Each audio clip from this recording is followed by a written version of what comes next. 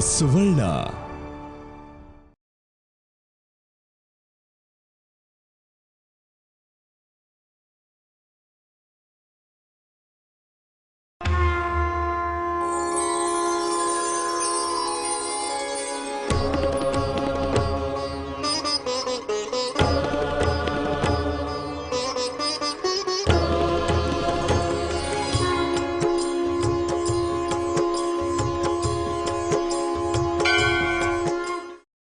ನಮಸ್ಕಾರ. ಸುವರ್ಣ ವಾಹಿನಿಯ ಎಲ್ಲ ವೀಕ್ಷಕ ಬಂಧುಗಳಿಗೆ ನಿಮ್ಮ ನೆಚ್ಚಿನ ಮಹರ್ಷಿ ದರ್ಪಣ ಕಾರ್ಯಕ್ರಮಕ್ಕೆ ಆತ್ಮೀಯ ಸ್ವಾಗತ.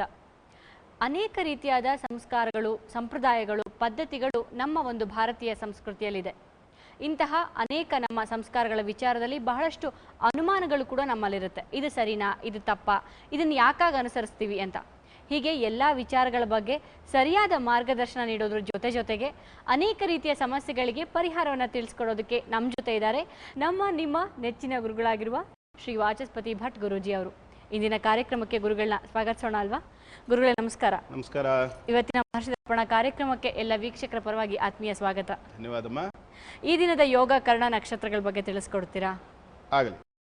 ಶುದ್ಧ ಸ್ಫಟಿಕ ಸಂಕಾಶಂ ಶುದ್ಧ ವಿದ್ಯಾ ಪ್ರದಾಯಕಂ ಶುದ್ಧಂ ಪೂರ್ಣಂ ಚಿದಾನಂದಂ ಸದಾಶಿವಮಹಂ ಭಜೆ.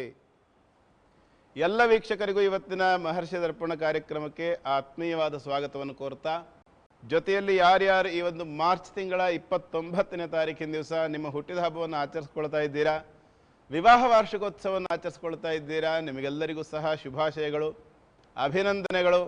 ನಿಮ್ಮ ಎಲ್ಲರ ಜೀವನ ಸುಖಮಯವಾಗಿರಲಿ, ಭಗವಂತ ನಿಮ್ಮನ್ನು ಸದಾಕಾಲ ಕಾಪಾಡಲಿ ಅಂತ ಅವನನ್ನು ಪ್ರಾರ್ಥನೆ ಮಾಡಿಕೊಳ್ತಾ ಇವತ್ತಿನ ಪಂಚಾಂಗವನ್ನು ನೋಡೋಣ. ಇವತ್ತು ಸ್ವಸ್ತಿ ಶ್ರೀ ವಿಜಯನಾಮ ಸಂವತ್ಸರದ ಫಾಲ್ಗುಣ ಮಾಸದ ಕೃಷ್ಣ ಪಕ್ಷದ ಚತುರ್ದಶಿಯ ದಿವಸ. ಚತುರ್ದಶಿ ಮಧ್ಯರಾತ್ರಿ 3 ಗಂಟೆವರೆಗೂ ವ್ಯಾಪನೆ ಇದೆ. ಪೂರ್ವಾಭಾದ ನಕ್ಷತ್ರ ಕೂಡ ರಾತ್ರಿ 2 ಗಂಟೆ 50 ನಿಮಿಷದವರೆಗೂ ಇದೆ. ಶುಭನಾಮಕ ಯೋಗ ಮತ್ತು ಶುಕ್ಲ ಅನ್ನುವಂಥದ್ದು 2 ಯೋಗಗಳಿದೆ ಇವತ್ತು. ಶುಭ ಅನ್ನುವಂಥ ಯೋಗ ಬೇಗ ಮುಗಿದು ಹೋಗುತ್ತೆ, ಆನಂತರ ಶುಕ್ಲ ಅನ್ನುವಂತಹ ಯೋಗ ಪ್ರಾರಂಭ ಆಗುತ್ತೆ. ಜೊತೆಯಲ್ಲಿ ಭದ್ರ ಅನ್ನುವಂತಹ ಕರ್ಣ ಶನಿವಾರ. ಇಷ್ಟೆಲ್ಲ ಇರತಕ್ಕಂಥ ಇವತ್ತು ಮಾಸ ಶಿವರಾತ್ರಿ ಅಂತ ಹೇಳ್ತಾರೆ. ವರ್ಷದ ಕೊನೆಯ ಚತುರ್ದಶಿ, ವರ್ಷದ ಕೊನೆಯ ಶನಿವಾರ, ವರ್ಷದ ಕೊನೆಯ ಪೂರ್ವಾಭಾದ ನಕ್ಷತ್ರ, ವರ್ಷದ ಕೊನೆಯ ಅನಧ್ಯಯನ ತ್ರಯ, ವರ್ಷದ ಕೊನೆಯ ಶುಭ ಶುಕ್ಲ ಯೋಗ. ಇಷ್ಟಿದೆ ಇವತ್ತು ಪಂಚಾಂಗದ ವಿಶೇಷ. ಸಾಮಾನ್ಯವಾದ್ದಲ್ಲ, ಬಹಳ ಅದ್ಭುತವಾದಂಥ ದಿನ. ಜೊತೆಯಲ್ಲಿ ಯೋಗಕರಣ ಸಂಯೋಗ ಪ್ರತಿನಿತ್ಯದಂತೆ ಹೇಳ್ತೀನಿ, ಇವತ್ತು ಸಹ ಇದ್ದೀನಿ. ಭದ್ರೆ ಅಂದರೆ ಮಂಗಳಕರವಾದ್ದು ಅಂತ ಅರ್ಥ, ಶಕ್ತಿಶಾಲಿಯಾದ್ದು ಅಂತ ಅರ್ಥ. ಯಾವುದು ಮಂಗಳಕರವೋ ಅದು ಯಾವತ್ತು ಬಹಳ ಶಕ್ತಿಯುಕ್ತ ಆಗಿರುತ್ತೆ, ನೆನಪಿರಲಿ. ಅಂತಹ ವ್ಯಕ್ತಿಗಳಿಗೆ ಅಥವಾ ಆ ಥರದ ಯೋಚನೆಗಳನ್ನು ಇಟ್ಟುಕೊಂಡು ಕೆಲಸ ಮಾಡುವಂಥ ವ್ಯಕ್ತಿಗಳಿಗೆ ಇವತ್ತು ಶುಭವಾಗತ್ತೆ. ಶುಕ್ಲ ಅಂತಂದರೆ ಶುದ್ಧವಾಗತಕ್ಕಂಥದ್ದು, ಪ್ಯೂರ್ ವೈಟ್ ಖಂಡಿತ ಆಗತ್ತೆ ಅಂತ ಅರ್ಥ. ಇದು ಇವತ್ತಿನ ಪಂಚಾಂಗದ ವಿಶೇಷ. ಈ ದಿನದ ವಿಶೇಷತೆ ತಿಳಿಸ್ಕೊಟ್ಟಿದ್ದಕ್ಕೆ ಧನ್ಯವಾದಗಳು ಗುರುಗಳೇ. ವೀಕ್ಷಕರೇ, ಇನ್ನು ನಿನ್ನೆ ದಿವಸ ನಾನು ಹೇಳಿದ್ದೆ ನಿಶ್ಚಿತಾರ್ಥದ ಬಗ್ಗೆ ಗುರುಗಳಿಂದ ಕೇಳಿ ತಿಳ್ಕೊಳ್ಳೋಣ ಅಂತ. ಗುರುಗಳೇ, ಈ ಒಂದು ಮದುವೆಗೆ ಮುಂಚೆ ನಿಶ್ಚಿತಾರ್ಥ ಅಂತ ಮಾಡ್ತಾರೆ. ಅದು 1 ತಿಂಗಳು, 1 ವಾರ ಅಥವಾ 6 ತಿಂಗಳು ಮುಂಚೆ ಮಾಡುವಂತಹ ಒಂದು ಕಾರ್ಯಕ್ರಮ. ಯಾಕೆ ಇದನ್ನ ಹಿರಿಯರು ಮಾಡಿದ್ದಾರೆ, ಇದ್ರ ಉದ್ದೇಶ ಏನು, ಹಾಗೂ ನಿಶ್ಚಿತಾರ್ಥ ಅನ್ನೋದು ಮಾಡೋದಾದ್ರೆ ಯಾವ ರೀತಿಯಾಗಿ ನಾವು ಅದನ್ನ ಅನುಸರಿಸಬೇಕಾಗತ್ತೆ? ಬಹಳ ಮುಖ್ಯವಾದ ಪ್ರಶ್ನೆ ಈ ಕಾಲಕ್ಕಿದು.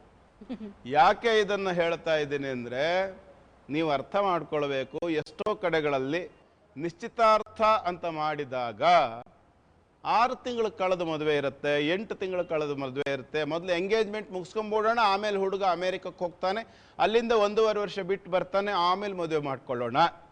ಈ ಥರದ ಎಡವಟ್ಟು ಸ್ಟೆಪ್ಗಳು ಕೂಡ ಇಡ್ತೀರಾ. ತಪ್ಪು, ಮಾಡಬಾರ್ದು ಆ ಥರ. ಎಂಗೇಜ್ಮೆಂಟ್ ಅನ್ನುವಂಥದ್ದು ಇವತ್ತಿನ ಒಂದು ಪದ, ಆದರೆ ವಾಗ್ದಾನ ಅಂತ ಅದಕ್ಕೆ ಒರಿಜಿನಲ್ ಶಾಸ್ತ್ರೀಯವಾದ ಅರ್ಥ ಇರೋದು. ವಾಂಗ್ ನಿಶ್ಚಯ ಅಂತ ಹೇಳ್ತಾರೆ, ಅಥವಾ ವಾಗ್ದಾನ ಅಂತ ಹೇಳ್ತಾರೆ. ವಾಚಾ ದತ್ತ ಮಯ ಕನ್ಯಾ ಪುತ್ರಾರ್ಥಂ ಸ್ವೀಕೃತ ತ್ವಯ ಕನ್ಯಾವಲೋಕನ ವಿಧೌ ನಿಶ್ಚಿತತ್ವಂ ಸುಖೀಭವ. ಎಷ್ಟು ಮಾರ್ಮಿಕವಾಗಿ ಹೇಳಿದ್ರು ನಮ್ಮ ಹಿಂದಿನವರು ಅಂದರೆ ಅಷ್ಟು ಮೀನಿಂಗ್ಫುಲ್, ಅರ್ಥವತ್ತಾಗಿತ್ತು. ಆ ಅರ್ಥ ಇರತಕ್ಕಂಥದ್ದನ್ನು ಇವತ್ತು ಕೆಲವರು ವ್ಯರ್ಥ ಮಾಡ್ತಾ ಇದ್ದಾರೆ. ವಿಶೇಷವಾದ ಅರ್ಥ ಮಾಡಿದರೆ ನಮಗೂ ಸಂತೋಷ, ಆವಾಗ ಅದು ವಿಶೇಷ ಅರ್ಥ ಆಗ್ತಿತ್ತು. ಯಾವಾಗ ಅರ್ಥ ಅನ್ನೋದು ವ್ಯರ್ಥವಾಗುತ್ತೋ ಅಪಾರ್ಥಕ್ಕೆ ಕಾರಣವಾಗಿ ನಾಳೆ ಅನರ್ಥವನ್ನು ಉಂಟು ಮಾಡುತ್ತೆ. ಅರ್ಥ ಅನ್ನೋದ್ರ ಹಿಂದೆ ಎರಡೆರಡು ಅಕ್ಷರ ವ್ಯತ್ಯಾಸ ಆದರೆ ಈ ಥರದ್ದೆಲ್ಲ ಪರಿಸ್ಥಿತಿ ಅನ್ನೋದು ಬರುತ್ತೆ. ಹಾಗಾಗಿ ಯಾವುದನ್ನು ಮಾಡಿದರೂ ಯೋಚನೆ ಮಾಡಿ ಮಾಡಬೇಕು. ಹೊಳೆಗೆ ಹೊಯ್ದರೂ ಅಳದು ಹೊಯ್ಬೇಕು ಅನ್ನುವಂತಹದ್ದು ಮಾತು. ನಮ್ಮ ಭಾರತ ವಿವೇಕರಿಗೆ, ವಿಮರ್ಶೆ ಮಾಡ್ತಕ್ಕಂಥವರಿಗೆ ಯೋಗ್ಯವಾದ ದೇಶ. ವಿಮರ್ಶೆ ಅನ್ನುವಂಥದ್ದು ಸಾಧಾರಣವಾಗಿ ಸರಿಯಾದ್ದಾಗಿದ್ದರೆ ಚಂದ. ಹಾಗೆ ಎಂಗೇಜ್ಮೆಂಟ್ ಅನ್ನುವಂಥದ್ದು, ಎಂಗೇಜ್ ಅಂದ್ರೇನು? ಎಂಗೇಜ್ ಅಂದ್ರೆ ಏನು? ಈಗಾಗಲೇ ನಾವು ಅಂದ್ರೆ ಒಪ್ಕೊಂಡಿರುವಂತದ್ದು ಅಥವಾ ಆಲ್ರೆಡಿ ಅಲ್ವಾ? ಹಾಗಲ್ಲ. ಎಂಗೇಜ್ ಅಂತಂದ್ರೆ ಆಲ್ರೆಡಿ ಫಿಕ್ಸ್ ಅಂತ. ಆಲ್ರೆಡಿ ಫಿಕ್ಸ್, ನಿರ್ಣಯ ಆಗಿದೆ, ನಿಶ್ಚಿತ ಆಗಿದೆ ಅಂತ ಅರ್ಥ. ಅಂದ ಮೇಲೆ ನಿಶ್ಚಿತವಾಗಿದೆ ಅಂತಂದ್ರ ಮೇಲೆ ಎಷ್ಟು ದಿವಸ ತನಕ ಆದ್ರೆ ವ್ಯಾಲಿಡಿಟಿ ಯೋಚನೆ ಮಾಡ್ಬೇಕು ತಾನೆ. ಯಾವಾಗ ನೀವು ಒಂದು ಮಾತು ಅಂತ ಕೊಡ್ತೀರಾ, ಆ ಮಾತಿಗೆ ಕಟ್ಟು ಬಿದ್ದು ನೀವು ನಡ್ಕೊಳ್ಬೇಕು ಅಂತಂದ್ರೆ ಮಧ್ಯದಲ್ಲಿ ಅಮಾವಾಸ್ಯೆ ಕಳಿಬಾರದು. ಹೌದು. ಒಂದು ಎಂಗೇಜ್ಮೆಂಟ್ ಅಂತ ನೀವು ಮಾಡಿದರೆ, ಶಾಸ್ತ್ರೀಯವಾಗಿ ಹೇಳ್ತಾ ಇದ್ದೀನಿ ನಾನು, ಇವತ್ತಿನ ವಿಚಾರಕ್ಕೆ ನಾನು ಏನೂ ಹೇಳಲ್ಲ. ಯಾಕೆ ಅಂತಂದ್ರೆ ಏನು ಹೇಳಿದ್ರು ಪಾಲನೆ ಮಾಡೋರಾದ್ರೆ ನಾನು ಇಷ್ಟು ಹೇಳಿದ್ರು ಸಾಕು, ಪಾಲನೆ ಮಾಡೇ ಮಾಡ್ತೀರಾ, ಹೇಗೂ ಪಾಲನೆ ಮಾಡ್ತೀರಾ, ಮತ್ತೆ ಯಾಕೆ ನಾನು ತಲೆ ಕೆಡಿಸ್ಕೋಬೇಕು? ನಾನೇನು ಯಾರಿಗೋ ಇಷ್ಟ ಆಗುವಂತ ಮತ್ತೆ ಯಾಕೆ ಆಡ್ಲಿ? ನಾನು ಯಾವ್ದು ಆಡಬೇಕೋ ಅದನ್ನೇ ಆಡ್ತೀನಿ. ನಿಮ್ಗೆ ಇಷ್ಟ ಆಗಲ್ವ ಬಿಟ್ಕೊಳ್ಳಿ. ಆದರೆ ಧರ್ಮ ಯಾವುದು, ಸತ್ಯ ಯಾವುದು, ಅದನ್ನೇ ಆಡಬೇಕು, ಆಡ್ತೀನಿ. ಹಾಗಾಗಿ ಒಂದು ಎಂಗೇಜ್ಮೆಂಟ್ ಅಂತ ಮಾಡಿದ್ರೆ ಅಲ್ಲಿ ಹುಡುಗ ಹುಡುಗಿನ ಕೂರಿಸ್ತಕ್ಕಂಥದ್ದು ತಪ್ಪು. ಶಾಸ್ತ್ರೀಯವಾಗಿ ಇದಕ್ಕೆ ಅವಕಾಶ ಇಲ್ಲ. ಒಂದು ಬೆರಳಿಗೆ ಉಂಗುರ ಹಾಕೋದಕ್ಕೋ ಅಥವಾ ಹುಡುಗ ಪರಸ್ಪರ ಮಾಲೆ ಹಾಕ್ಕೊಳ್ಳೋದಕ್ಕೋ ಅವಕಾಶಗಳಿಲ್ಲ. ಇದು ಅಪರಾಧ ಮಾಡ್ತೀರಾ. ನಾನು ಇವತ್ತಿನವರೆಗೆ ಎಲ್ಲೇ ಎಂಗೇಜ್ಮೆಂಟ್ ಮಾಡ್ಸೋಕೆ ಹೋದ್ರೂ ಹುಡುಗಿ ಕೈಯಿಂದ ಹುಡುಗನಿಗೆ, ಹುಡುಗನ ಕೈಯಿಂದ ಹುಡುಗಿಗೆ ಮಾಲೆ ಹಾಕ್ಸೋದಿಲ್ಲ ನಾನು. ಯಾಕೆ ಅಂತಂದ್ರೆ ಹುಡುಗಿಯ ಕಡೆಯವರು ಹುಡುಗನಿಗೂ, ಹುಡುಗನ ಕಡೆಯವರು ಹುಡುಗಿಗೂ ಮಾಲೆ ಹಾಕಿಸ್ತೀನಿ. ನಾನು ಹಾಗೆ ಹಾಕಿಸ್ತೀನಿ. ಆ ಹುಡುಗಿಗೆ ವರ ಒಂದೇ ಸಾರಿ ಮಾಲೆ ಹಾಕೋದು ಜನ್ಮದಲ್ಲಿ, ಜೀವನದಲ್ಲಿ ಅದು ಒಂದೇ ಸಾರಿ ಇದ್ರೆ ಲಕ್ಷಣ, ಅದಕ್ಕೆ ಒಂದೇ ಸಾರಿ ಹಾಕಿದ್ರೆ ಬೆಲೆ. ಇಬ್ಬರಿಗೂ ಸಹ ಇದು ಕೇವಲ ಹೆಣ್ಣಿಗೆ ಮಾತ್ರ ಅನ್ವಯಿಸುತ್ತೆ ಅನ್ಕೋಬೇಡಿ, ಗಂಡು ಮಕ್ಕಳಿಗೂ ಕೂಡ ಇದೇ ಅನ್ವಯಿಸುತ್ತೆ. ಹಾಗಾಗಿ ಎಂಗೇಜ್ಮೆಂಟ್ನಲ್ಲಿ ಹಾರ ಬದಲಾಯಿಸಿಕೊಳ್ತಕ್ಕಂಥದ್ದು ತಪ್ಪು. ಆ ಥರ ಮಾಡಿಕೂಡುದು. ಇನ್ನು ನೀವು ರಿಂಗ್ ಹಾಕ್ತೀರಾ, ಇನ್ನೇನೋ ಒಂದು ಹಾಕ್ತೀರಾ, ಅದು ಹಾಕ್ಕೊಳ್ಳಿ, ಅದೊಂದು ಉಡುಗೊರೆ ಅಂತ ನಾವೆಲ್ಲೋ ಅಕ್ಸೆಪ್ಟ್ ಮಾಡಿಬಿಡ್ತೀವಿ. ಒಟ್ಟಿಗೆ ಕೂರಿಸುವಂಥದ್ದು ಅಪರಾಧ. ತಪ್ಪು ಅಂತ ಹೇಳಿದೆ, ಯಾವುದು ಹಾರ ಹಾಕೋದು ತಪ್ಪು ಅಂತ ಹೇಳಿದೆ, ಆದರೆ ಅಕ್ಕಪಕ್ಕ ಕೂರಿಸೋದು ಅಪರಾಧ ಅಂತ ಹೇಳ್ತಾ ಇದ್ದೀನಿ. ಬಲಕ್ಕೋ ಎಡಕ್ಕೋ ಎಲ್ಲೋ ಒಂದು ಕಡೆಗೆ ಅಕ್ಕಪಕ್ಕ ಜೊತೆ ಕೂರಿಸಿ ಅವರಿಗೆ ಉಡುಗೊರೆಗಳನ್ನು ಕೊಡ್ತಕ್ಕಂಥದ್ದು ಅಪರಾಧ. ಧಾರ್ಮಿಕವಾಗಿ ಅದು ಅಪರಾಧ. ಆ ಥರ ಮಾಡಬಾರ್ದು, ತಪ್ಪದು. ಇಷ್ಟಲ್ಲದೆ ಲಕ್ಷಣಗಳನ್ನು ಸಹ ನೋಡಬೇಕು. ಒಂದು ಎಂಗೇಜ್ಮೆಂಟ್ ಅಂತ ಮಾಡಬೇಕಿದ್ರೆ ಯಾವ ಥರದ ವಸ್ತುಗಳನ್ನು ಕೊಡಬೇಕು, ಯಾವ ವಸ್ತುಗಳನ್ನು ಕೊಡಬೇಕು, ಎಷ್ಟು ಕೊಡಬೇಕು, ಯಾವತ್ತು ಮಾಡಬೇಕು, ಯಾವತ್ತು ಮಾಡಬಾರ್ದು, ಯಾರು ಇರಬೇಕು, ಯಾರು ಇರಬಾರ್ದು, ಅದರ ಲಿಮಿಟ್ಸ್ ಏನು, ಇಷ್ಟು ಸಹ ಬಹಳ ಮುಖ್ಯವಾದ ವಿಚಾರ ಆಗುತ್ತೆ. ನಿಶ್ಚಿತಾರ್ಥ ಅಂತ ಅಂದ್ಕೊಳ್ಳಿ ಏನೋ ಒಂದು ಕಾಟಾಚಾರದ ವ್ಯವಹಾರ ಅಲ್ಲ. ಹಾಗಾಗಿ ಅದ್ರ ಬಗ್ಗೆ ಕೂಡ ತಿಳಿಸ್ಕೊಡ್ತೀನಿ. ಸ್ವಲ್ಪ ಹೊತ್ತು ಕಾಯ್ತಾ ಇರಿ. ಖಂಡಿತ ಗುರುಗಳೇ. ವೀಕ್ಷಕರಿಗೊಂದು ವಿರಾಮ. ವಿರಾಮದ ನಂತರ ಮಹರ್ಷಿ ದರ್ಪಣ ಕಾರ್ಯಕ್ರಮ ಮುಂದುವರಿಯುತ್ತದೆ. ನೀವು ನೋಡ್ತಾ ಇದ್ದೀರಾ ಸುವರ್ಣ.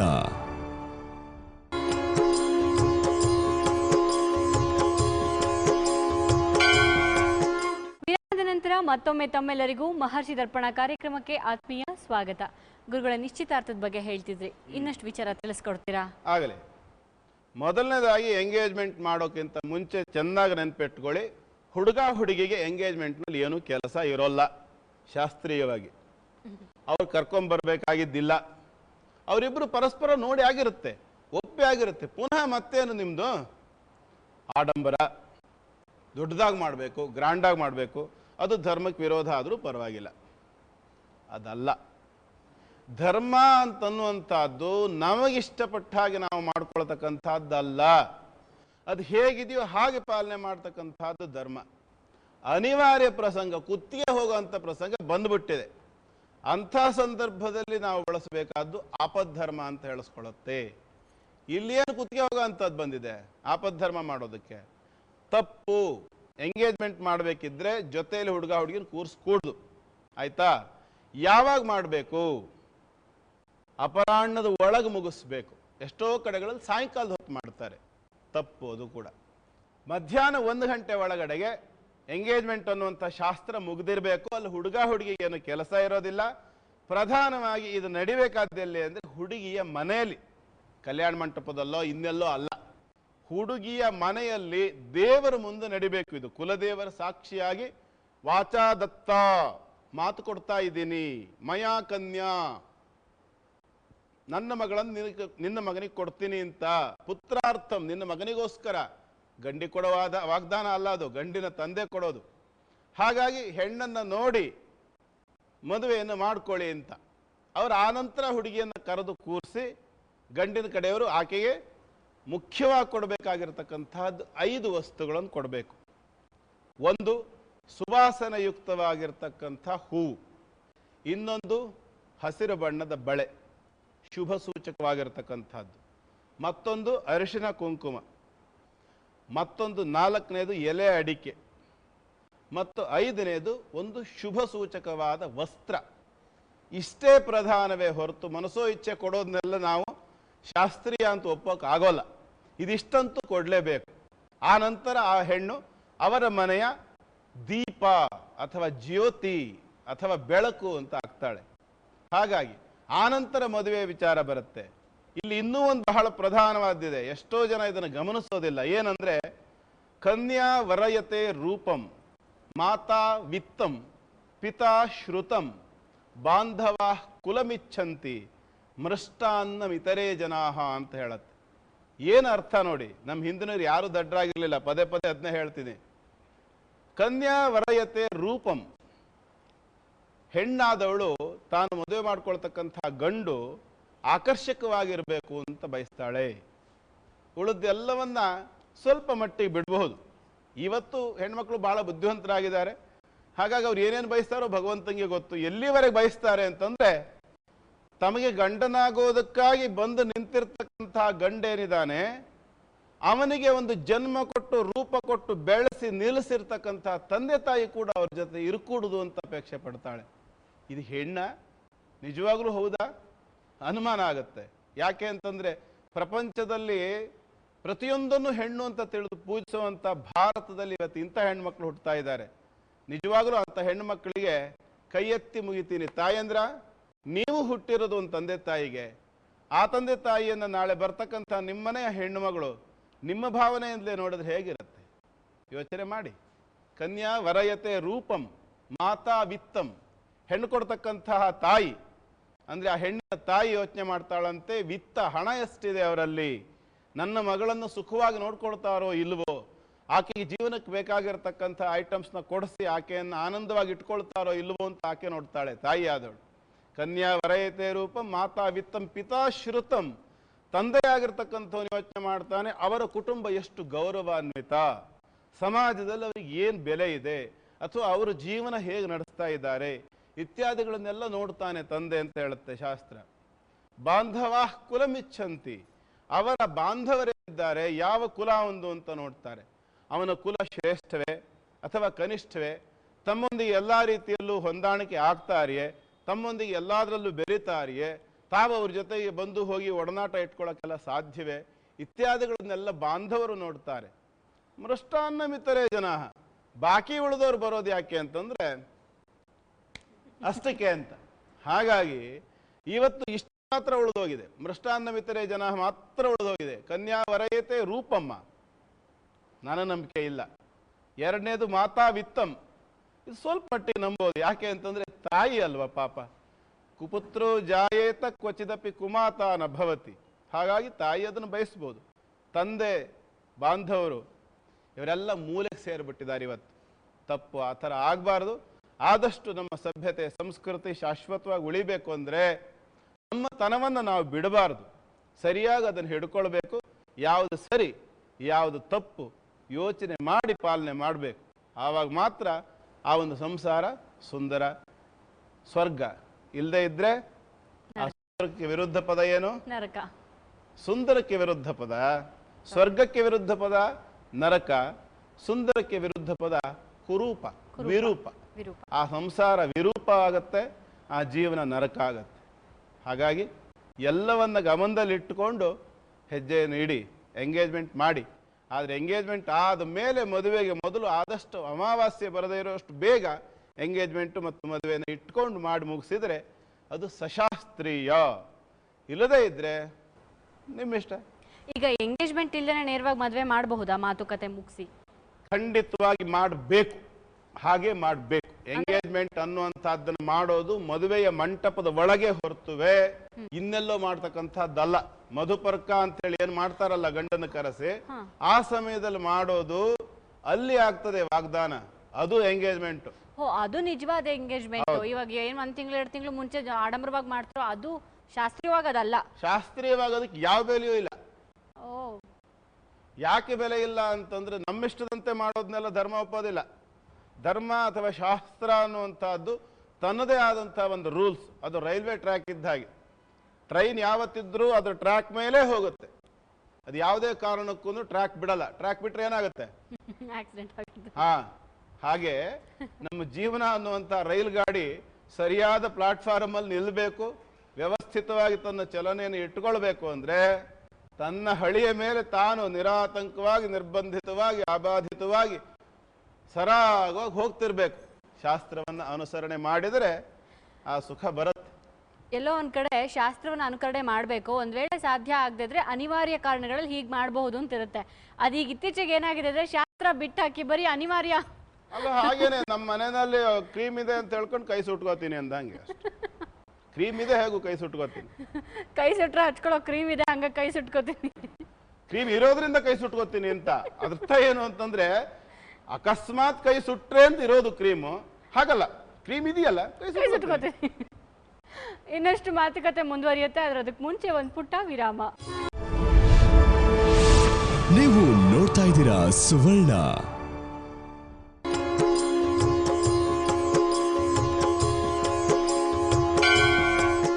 ವಿರಾಮದ ನಂತರ ಮತ್ತೊಮ್ಮೆ ತಮ್ಮೆಲ್ಲರಿಗೂ ಮಹರ್ಷಿ ದರ್ಪಣ ಕಾರ್ಯಕ್ರಮಕ್ಕೆ ಆತ್ಮೀಯ ಸ್ವಾಗತ. ಗುರುಗಳೇ, ದ್ವಾದಶ ರಾಶಿಗಳ ಯೋಗ ಫಲ ಇವತ್ತಿಗೆ ಹೇಗಿದೆ ತಿಳಿಸ್ಕೊಡ್ತೀರಾ? ಆಗಲಿ. ಮೊದಲು ಮೇಷರಾಶಿ. ಮೇಷರಾಶಿಯವರ ಇವತ್ತಿನ ಯೋಗ ಫಲದ ಪ್ರಕಾರ ಲಾಭಸ್ಥಾನದಲ್ಲಿರತಕ್ಕಂತಹ ಚಂದ್ರ ಅಂದ್ರೆ ಅರ್ಥಾತ್ ಚತುರ್ಥಾಧಿಪತಿ ಇವತ್ತಿನ ದಿನ ತುಂಬ ಚೆನ್ನಾಗಿದೆ. ಯೋಚನೆ ಮಾಡಬೇಡಿ, ಧೈರ್ಯವಾಗಿ ಇವತ್ತಿನ ಕೆಲಸ ಕಾರ್ಯಗಳನ್ನು ಮಾಡ್ಕೊಳ್ಳಿ. ಭೂಮಿ ಸಂಬಂಧ ವ್ಯವಹಾರ ಮಾಡ್ತಕ್ಕಂಥವ್ರು ಅಥವಾ ಸೈಟ್ ಅಂತ ಹೇಳ್ತಾರೆ ರಿಯಲ್ ಎಸ್ಟೇಟ್ನವರು, ಉತ್ತಮವಾಗಿರ್ತಕ್ಕಂಥ ದಿನ ನಿಮಗೆ ಚೆನ್ನಾಗಿ ನಡೆಯುತ್ತೆ. ಯೋಚನೆ ಮಾಡಬೇಡಿ, ಧೈರ್ಯವಾಗಿ ಕೆಲಸ ಕಾರ್ಯಗಳನ್ನು ಮಾಡಿ. ಇನ್ನು ವ್ಯಾಪಾರಸ್ಥರಿಗೆ ಕೂಡ ಇವತ್ತಿನ ದಿನ ಚೆನ್ನಾಗಿದೆ. ಖಂಡಿತವಾಗಲೂ ಒಳ್ಳೆಯ ಲಾಭ ಬರ್ತಕ್ಕಂಥ ದಿನ. ಏಕಾದಶದಲ್ಲಿದ್ದಾನೆ ಚಂದ್ರ, ಬುಧಚಂದ್ರ ಯೋಗ ಇದೆ. ಸ್ವಲ್ಪ ಟೆನ್ಷನ್ ಫುಲ್ ಆಗಿರ್ತಕ್ಕಂಥ ವ್ಯವಹಾರ ಆಗಿರುತ್ತೆ ಇವತ್ತು. ಯೋಚನೆ ಮಾಡಬೇಡಿ, ಧೈರ್ಯವಾಗಿ ಮಾಡಿ. ಬೆಳಿಗ್ಗೆನೆ ಸ್ವಲ್ಪ ಕನಿಷ್ಠ ಒಂದು ಅರ್ಧ ಗಂಟೆ ಕೂತ್ಕೊಂಡು ಮೆಡಿಟೇಷನ್ ಮಾಡಿ. ಆ ಧ್ಯಾನದ ಸಂದರ್ಭದಲ್ಲಿ ಶ್ರೀರಾಮನ ಧ್ಯಾನ ಮಾಡಿಕೊಂಡು ಮಾಡಿ. ಖಂಡಿತವಾಗಲೂ ಇವತ್ತಿನ ನಿಮ್ಮ ದಿನ ಅತ್ಯಂತ ಸುಂದರವಾಗಿ ಸುರಕ್ಷಿತವಾಗಿರುತ್ತೆ. ವೃಷಭ ರಾಶಿ ಯೋಗ ಫಲವನ್ನು ನೋಡೋಣ. ವೃಷಭ ರಾಶಿಯವರ ಯೋಗ ಫಲದ ಪ್ರಕಾರ ಕರ್ಮಭಾವದಲ್ಲಿ ಬುಧಚಂದ್ರ ಯೋಗ. ಅರ್ಥ ಏನು? ಮಾಡ್ತಕ್ಕಂಥ ಕೆಲಸ ಕಾರ್ಯಗಳನ್ನು ಪೂರ್ಣವಾದಂಥ ಒಂದು ಶ್ರದ್ಧೆಯಿಂದ ಮಾಡೋದಕ್ಕೆ ಆಗೋದಿಲ್ಲ, ಪೂರ್ಣ ಸಮಾಧಾನ ಇರೋದಿಲ್ಲ. ಯಾಕೆಂದರೆ ಆ ಕರ್ಮಭಾವದ ಬುಧಚಂದ್ರ ಯೋಗ ಅನ್ನುವಂಥದ್ದು ಚತುರ್ಥಕ್ಕೆ ದೃಷ್ಟಿ. ಮನೆಯಲ್ಲಿರ್ತಕ್ಕಂಥ ಯಾವುದೋ ಒಂದು ಸಮಸ್ಯೆಯನ್ನು, ಟೆನ್ಷನ್ನ ತಲೆಗೆ ತಗೊಂಡು ಆ ವಿಚಾರಕ್ಕೆ ಬೇಸರ ಮಾಡ್ಕೊಂಡು ಕೂರ್ತಕ್ಕಂಥದ್ದು. ಜೊತೆಯಲ್ಲಿ ಶಾರೀರಿಕವಾದ ಆರೋಗ್ಯ ಕೂಡ ಒಂದು 2-3 ದಿವಸಗಳಿಂದ ಸ್ವಲ್ಪ ವ್ಯತ್ಯಾಸ ಆಗಿರುತ್ತೆ. ಹಾಗಾಗಿ ಮತ್ತಷ್ಟು ತೊಂದರೆ ಅಥವಾ ನೋವು ಇತ್ಯಾದಿಗಳನ್ನು ಅನುಭವಿಸ್ತೀರಾ. ಹೇಳ್ತಾನೆ ಬಂದಿದ್ದೀನಿ 2 ದಿವಸದಿಂದ ಸುಬ್ರಹ್ಮಣ್ಯನ ಆರಾಧನೆ ಮಾಡಿ ಅಂತೇಳಿ, ಮಾಡಿರ್ತೀರಾ. ಹೇಗೂ ಖಂಡಿತವಾಗ್ಲೂ ಸ್ವಲ್ಪ ಮಟ್ಟಿಗೆ ಕಡಿಮೆ ಆಗುತ್ತೆ. ಇವತ್ತು ಕೂಡ ಅದನ್ನು ಮುಂದುವರಿಸಿ ಪೂರ್ಣವಾದಂಥ ಒಂದು ಆರೋಗ್ಯ ನಿಮಗೆ ಸಿಕ್ಕತ್ತೆ. ಕೆಲಸ ಕಾರ್ಯಗಳು ಕೂಡ ಚೆನ್ನಾಗಿ ನಡೆಯುತ್ತೆ. ಮುಂದಿನದು ಮಿಥುನ ರಾಶಿ. ಮಿಥುನ ರಾಶಿಯವರ ಯೋಗ ಫಲದ ಪ್ರಕಾರ ಭಾಗ್ಯದಲ್ಲಿರ್ತಕ್ಕಂಥ ಬುಧಚಂದ್ರ ಯೋಗ.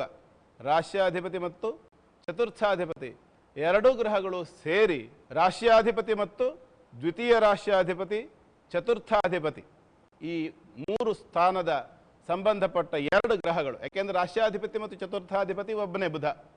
ಹಾಗಾಗಿ ಭಾಗ್ಯಸ್ಥಾನದಲ್ಲಿರೋದ್ರಿಂದ ಚೆನ್ನಾಗಿದೆ. ಯೋಚನೆ ಮಾಡಬೇಡಿ, ಗ್ರಹ ಇದೆ. ಜೊತೆಯಲ್ಲಿ ದೈವಾನುಗ್ರಹ ಕೂಡ ನಿಮ್ಮ ಜೊತೆಯಲ್ಲಿದೆ. ಇವತ್ತು ನೀವು ಇಷ್ಟಪಡ್ತಕ್ಕಂಥ ಯಾವುದೋ ಒಂದು ಗುರುವನ್ನು ದರ್ಶನ ಮಾಡಿ, ಆ ಗುರುವಿನಿಂದ ಸ್ವಲ್ಪ ಅನುಗ್ರಹ ತಗೊಂಡು ನಿಮ್ಮ ಶಕ್ತಿಯಾನುಸಾರ ಆ ಗುರುವಿಗೆ ಸೇವೆಯನ್ನು ಮಾಡಿ, ಆ ಗುರುವಿನ ಅನುಗ್ರಹವನ್ನು ಪಡ್ಕೊಂಡು ಬಂದು ಆನಂತರ ನಿಮ್ಮ ಕೆಲಸ ಕಾರ್ಯಗಳನ್ನು ಮಾಡಿ. ಖಂಡಿತವಾಗಲೂ ನಿಮಗೆ ಅನುಕೂಲ ಆಗುತ್ತೆ. ಅವಕಾಶ ಇಲ್ಲದೆ ಇರೋ ಪಕ್ಷದಲ್ಲಿ ಆ ಗುರುವಿನ ಹೆಸರು ಹೇಳಿ ನಿಮ್ಮ ಶಕ್ತಿಯಾನುಸಾರ ಕಾಣಿಕೆಯನ್ನು ಎತ್ತಿಟ್ಟು ಪುನಃ ನೀವು ಅಲ್ಲಿ ಹೋದಾಗ ಅದನ್ನು ಸಮರ್ಪಣೆ ಮಾಡಿ ಬರೋದಕ್ಕೋಸ್ಕರವಾಗಿ ತೆಗೆದಿಡಿ. ಖಂಡಿತವಾಗಲೂ ಆನಂತರ ಕೆಲಸ ಕಾರ್ಯಗಳಿಗೆ ಹೋಗಿ ಶುಭ ಉಂಟಾಗೇ ಆಗುತ್ತೆ. ಕರ್ಕಾಟಕ ರಾಶಿಯವರ ಯೋಗ ಫಲವನ್ನು ನೋಡೋಣ. ಕರ್ಕಾಟಕ ರಾಶಿಯವರ ಯೋಗಫಲದ ಪ್ರಕಾರ ರಾಶ್ಯಾಧಿಪತಿ ಅಷ್ಟಮ ಭಾವದಲ್ಲಿರ್ತಕ್ಕಂಥದ್ದು, ತೃತೀಯಾಧಿಪತಿಯೊಂದಿಗೆ ಯೋಗ, ವ್ಯಯಾಧಿಪತಿಯೊಂದಿಗೆ ಯೋಗ. ಅರ್ಥ ಏನು? ವಾಕ್ಸ್ಥಾನಕ್ಕೆ ದೃಷ್ಟಿ, ಕೆಟ್ಟ ಮಾತುಗಳನ್ನು ಕೇಳುವಂಥದ್ದು, ವೇದದಲ್ಲಿ ಇರ್ತಕ್ಕಂತಹ ಗುರುವಿನಿಂದಾಗಿ ಅವಮಾನಕರವಾಗ್ತಕ್ಕಂಥದ್ದು, ಸ್ವಲ್ಪ ಮಟ್ಟಿಗೆ ನಷ್ಟವಾಗ್ತಕ್ಕಂಥದ್ದು, ಈ ಥರದ ಎಲ್ಲ ಯೋಗಗಳು ಇವತ್ತು ಬಹಳ ವಿಪರೀತವಾಗಿದೆ. ಹಾಗಾಗಿ ಕರ್ಕಾಟಕ ರಾಶಿಯವರು ಆದಷ್ಟು ಇವತ್ತು ನಿಮ್ಮ ಮನಸ್ಸಿನ ಸಮಾಧಾನವನ್ನು ಮೇಂಟೈನ್ ಮಾಡಿಕೊಳ್ಳೇಬೇಕು. ದತ್ತಾತ್ರೇಯರ ಆರಾಧನೆ ಮಾಡೋದ್ರಿಂದ, ದತ್ತಾತ್ರೇಯರ ಧ್ಯಾನವನ್ನು ಮಾಡಿಕೊಳ್ಳೋದ್ರಿಂದ, ಅಥವಾ ದತ್ತಾತ್ರೇಯರ ಸಂಬಂಧಪಟ್ಟ ಯಾವುದೋ ಕ್ಷೇತ್ರ ಸಂದರ್ಶನದಿಂದ ಕೂಡ ಖಂಡಿತವಾಗಿ ಇವತ್ತು ನಿಮ್ಮ ದಿನ ಚೆನ್ನಾಗಿ ನಡೆಯುತ್ತೆ. ಯೋಚನೆ ಮಾಡಬೇಡಿ. ಯಾಕೆ ಅಂತಂದರೆ ಚಿಂತೆ ಮತ್ತು ಚಿತೆಗೆ ಕೇವಲ 0 ಮಾತ್ರ ವ್ಯತ್ಯಾಸ. ಚಿತೆ ಸತ್ತವನನ್ನು ಸುಟ್ಟರೆ ಚಿಂತೆ ಜೀವಂತ ಇರೋವನನ್ನು ಸುಡುತ್ತೆ ಅಂತ ಶಾಸ್ತ್ರ ಹೇಳುತ್ತೆ. ಚಿಂತಾಯಾಶ್ಚ ಚಿತಾಯಾಶ್ಚ ಬಿಂದು ಮಾತ್ರ ವಿಶೇಷತಃ ಚಿಂತಾ ದಹತಿ ಜೀವನಂ ಚಿತಾ ದಹ ಜೀವಂ ಅಂತ ಹೇಳುತ್ತೆ. ಹಾಗಾಗಿ ಚಿಂತೆಗೆ ಅವಕಾಶ ಕೊಡಬೇಡಿ. ದತ್ತಾತ್ರೇಯರ ಅನುಗ್ರಹ ತಗೊಳ್ಳಿ, ಸುರಕ್ಷಿತವಾಗಿ ಜೀವನ ಮಾಡಿ. ಮುಂದಿನದು ಸಿಂಹರಾಶಿ. ಸಿಂಹರಾಶಿಯವರ ಯೋಗಫಲದ ಪ್ರಕಾರ ವ್ಯಯಾಧಿಪತಿ ಸಪ್ತಮ ಭಾವದಲ್ಲಿರ್ತಕ್ಕಂಥದ್ದು ಮತ್ತು ಧನಸ್ಥಾನ ಅಥವಾ ರಕ್ಷಾಸ್ಥಾನ ಅಥವಾ ವಾಕ್ಸ್ಥಾನದಲ್ಲಿರ್ತಕ್ಕಂತಹ ಅಂಗಾರಕ ಸಪ್ತಮ ಭಾವಾಧಿಪತಿಯಿಂದ ಬಂದಿರತಕ್ಕಂಥದ್ದು. ಬಾಂಧವ್ಯಗಳಲ್ಲಿ ಕುಂಠಿತವಾಗ್ತಕ್ಕಂಥದ್ದು, ರಕ್ಷಾಸ್ಥಾನದಲ್ಲಿರ್ತಕ್ಕಂಥ ಅಂಗಾರಕನಿಂದಾಗಿ ಅದು ವಕ್ರನಾಗಿರ್ತಕ್ಕಂಥ ಅಂಗಾರಕನಾಗಿರೋದ್ರಿಂದ ಸ್ವಲ್ಪ ಅಭದ್ರತೆ ಕಾಡ್ತಕ್ಕಂಥದ್ದು, ಮಾನಸಿಕವಾಗಿರ್ತಕ್ಕಂಥ ಒಂದು ಸಮಾಧಾನ ಇರೋದಿಲ್ಲ. ಯಾಕೋ ನಾನಿವತ್ತು ಸ್ವಲ್ಪ ಅಸುರಕ್ಷಿತ ಅಂತ ಅನಿಸುವಂಥ ಒಂದು ಫೀಲಿಂಗ್ ಬರ್ತಕ್ಕಂಥ ದಿನ. ಹಾಗಾಗಿ ಸ್ವಲ್ಪ ಮನಸ್ಸು ಚಿಂತೆ ಕೂಡ ಒಳಗಾಗುತ್ತೆ. ರಾಶ್ಯಾಧಿಪತಿಯಾದ ರವಿ ಅಷ್ಟಮ ಭಾವದಲ್ಲಿದ್ದಾನೆ. ಹಾಗಾಗಿ ಸ್ವಲ್ಪ ಮನಸ್ಸು ಜಾಸ್ತಿ ಗೊಂದಲಕ್ಕೆ ಒಳಗಾಗುತ್ತೆ. ಚಂದ್ರ ಕೂಡ ಏನೂ ಬಲಿಷ್ಠ ಅಲ್ಲ, ಯಾಕೆಂದರೆ ಇನ್ನು ನಾಳೆ ಬೆಳಗಾದ್ರೆ ಅಮಾವಾಸ್ಯೆ. ಹಾಗಾಗಿ ಈ ಎಲ್ಲ ಕಾರಣದಿಂದ ಈ ಒಂದು ತೊಂದರೆ ಅಂತಕ್ಕಂಥದ್ದು ಕಾಣುತ್ತೆ. ಹಾಗಾಗಿ ಇಲ್ಲಿ ಪಂಚಮ ಭಾವಾಧಿಪತಿ ಆಗಿರ್ತಕ್ಕಂಥ ಗುರು ಏಕಾದಶಿಯಲ್ಲಿದ್ದಾನೆ. ಹಾಗಾಗಿ ನೀವು ಇಷ್ಟಪಡ್ತಕ್ಕಂಥ, ನೀವು ನಂಬತಕ್ಕಂಥ ಯಾವುದೋ ಒಂದು ಗುರು ಸ್ವರೂಪವನ್ನು ಧ್ಯಾನ ಮಾಡಿ ಅಲ್ಲಿ ಹೋಗಲೇಬೇಕು. ಇವತ್ತು ಸಾಯಂಕಾಲದ ಒಳಗೆ ಯಾವಾಗಲಾದರೂ ಸರಿ ಅಲ್ಲಿ ಹೋಗಿ ಗುರುವನ್ನು ದರ್ಶನ ಮಾಡಿ ಶಕ್ತಿಯಾನುಸಾರ ಅಲ್ಲಿ ಇದ್ದು, ಅಂದರೆ ಕನಿಷ್ಠ 16 ನಿಮಿಷ ಇದ್ದು 16 ಸುತ್ತು ಪ್ರದಕ್ಷಿಣೆ ಮಾಡಿ 16 ನಮಸ್ಕಾರ ಮಾಡಿ ಬರತಕ್ಕಂಥದ್ದು ನಿಮಗೆ ಖಂಡಿತವಾಗಲೂ ಇವತ್ತು ಶುಭವನ್ನು ತರುತ್ತೆ. ಯೋಚನೆ ಮಾಡಬೇಡಿ. ಮುಂದಿನದು ಕನ್ಯಾ ರಾಶಿ. ಕನ್ಯಾ ರಾಶಿಯವರ ಯೋಗಫಲದ ಪ್ರಕಾರ ಷಷ್ಠ ಭಾವದಲ್ಲಿ ಇರತಕ್ಕಂಥ ಚಂದ್ರ ಒಳ್ಳೆಯ ಒಂದು ಲಾಭವನ್ನು ಕೊಡ್ತಕ್ಕಂಥ ದಿನ ಅಂತ ಬರ್ತದೆ. ಆದರೆ ವ್ಯಯಕ್ಕೆ ದೃಷ್ಟಿಸ್ತಕ್ಕಂಥದ್ದು, ಅಂದರೆ ಆರೋಗ್ಯ ಹಾನಿ ಆಗ್ತಕ್ಕಂಥದ್ದು, ಮಾನಸಿಕ ಮತ್ತು ದೈಹಿಕ ಎರಡೂ ಥರದ ತೊಂದರೆ ಆಗ್ತಕ್ಕಂಥದ್ದು. ಕೆಲವರಿಗೆ ಮಾನಸಿಕ ಆಗಬಹುದು, ಕೆಲವರಿಗೆ ದೈಹಿಕ ಆಗಬಹುದು. ಅವರವರ ಚಿಕ್ಕ ಪುಟ್ಟ ಕರ್ಮಾನುಸಾರವಾಗಿ ಫಲ ಅಂತಕ್ಕಂಥದ್ದು ದೊರಕತ್ತೆ. ಯೋಚನೆ ಮಾಡೋದು ಬೇಡ. ಕನ್ಯಾ ರಾಶಿಯವರು ಈ ಸಂಬಂಧಿತವಾಗಿ ಪಂಚಮ ಭಾವದಲ್ಲಿ ಇರ್ತಕ್ಕಂತಹ ಶುಕ್ರ ಸಂಬಂಧಿ ಯೋಚನೆ ಮಾಡಬೇಕು. ಶುಕ್ರನಿಗೆ ಸಂಬಂಧಿತವಾಗಿರ್ತಕ್ಕಂಥದ್ದು ಪ್ಲಸ್ ನಿಮ್ಮ ರಾಶಿಗೆ ಸಂಬಂಧಿತವಾದ ಕರ್ಮ ಇತ್ಯಾದಿಗಳನ್ನು ಯೋಚನೆ ಮಾಡಿದಾಗ ನರಸಿಂಹನ ಆರಾಧನೆ ಮಾಡ್ತಕ್ಕಂಥದ್ದು ಬಹಳ ಶ್ರೇಷ್ಠ. ಕನ್ಯಾ ರಾಶಿಯವರು ನರಸಿಂಹನ ಆರಾಧನೆಯನ್ನು ಮಾಡಿದ ಪಕ್ಷದಲ್ಲಿ ಖಂಡಿತ ಅವರಿಗೆ ಬರ್ತಕ್ಕಂಥ ಈ ಸಮಸ್ಯೆಗಳು ಇವತ್ತು ದೂರವಾಗುತ್ತೆ. ಯೋಚನೆ ಮಾಡೋದು ಬೇಡ. ತುಲಾ ರಾಶಿಯಿಂದ ಇನ್ನುಳಿದ ರಾಶಿಗಳವರ ಯೋಗಫಲ ಏನಿದೆ ಮುಂದಿನ ಭಾಗದಲ್ಲಿ ನೋಡೋಣ. ಆಗಲಿ ಗುರುಗಳೇ, ಈಗೊಂದು ವಿರಾಮದ ನಂತರ ಕಾರ್ಯಕ್ರಮ ಮುಂದುವರಿಯುತ್ತೆ. ನೀವು ನೋಡ್ತಾ ಇದ್ದೀರಾ ಸುವರ್ಣ.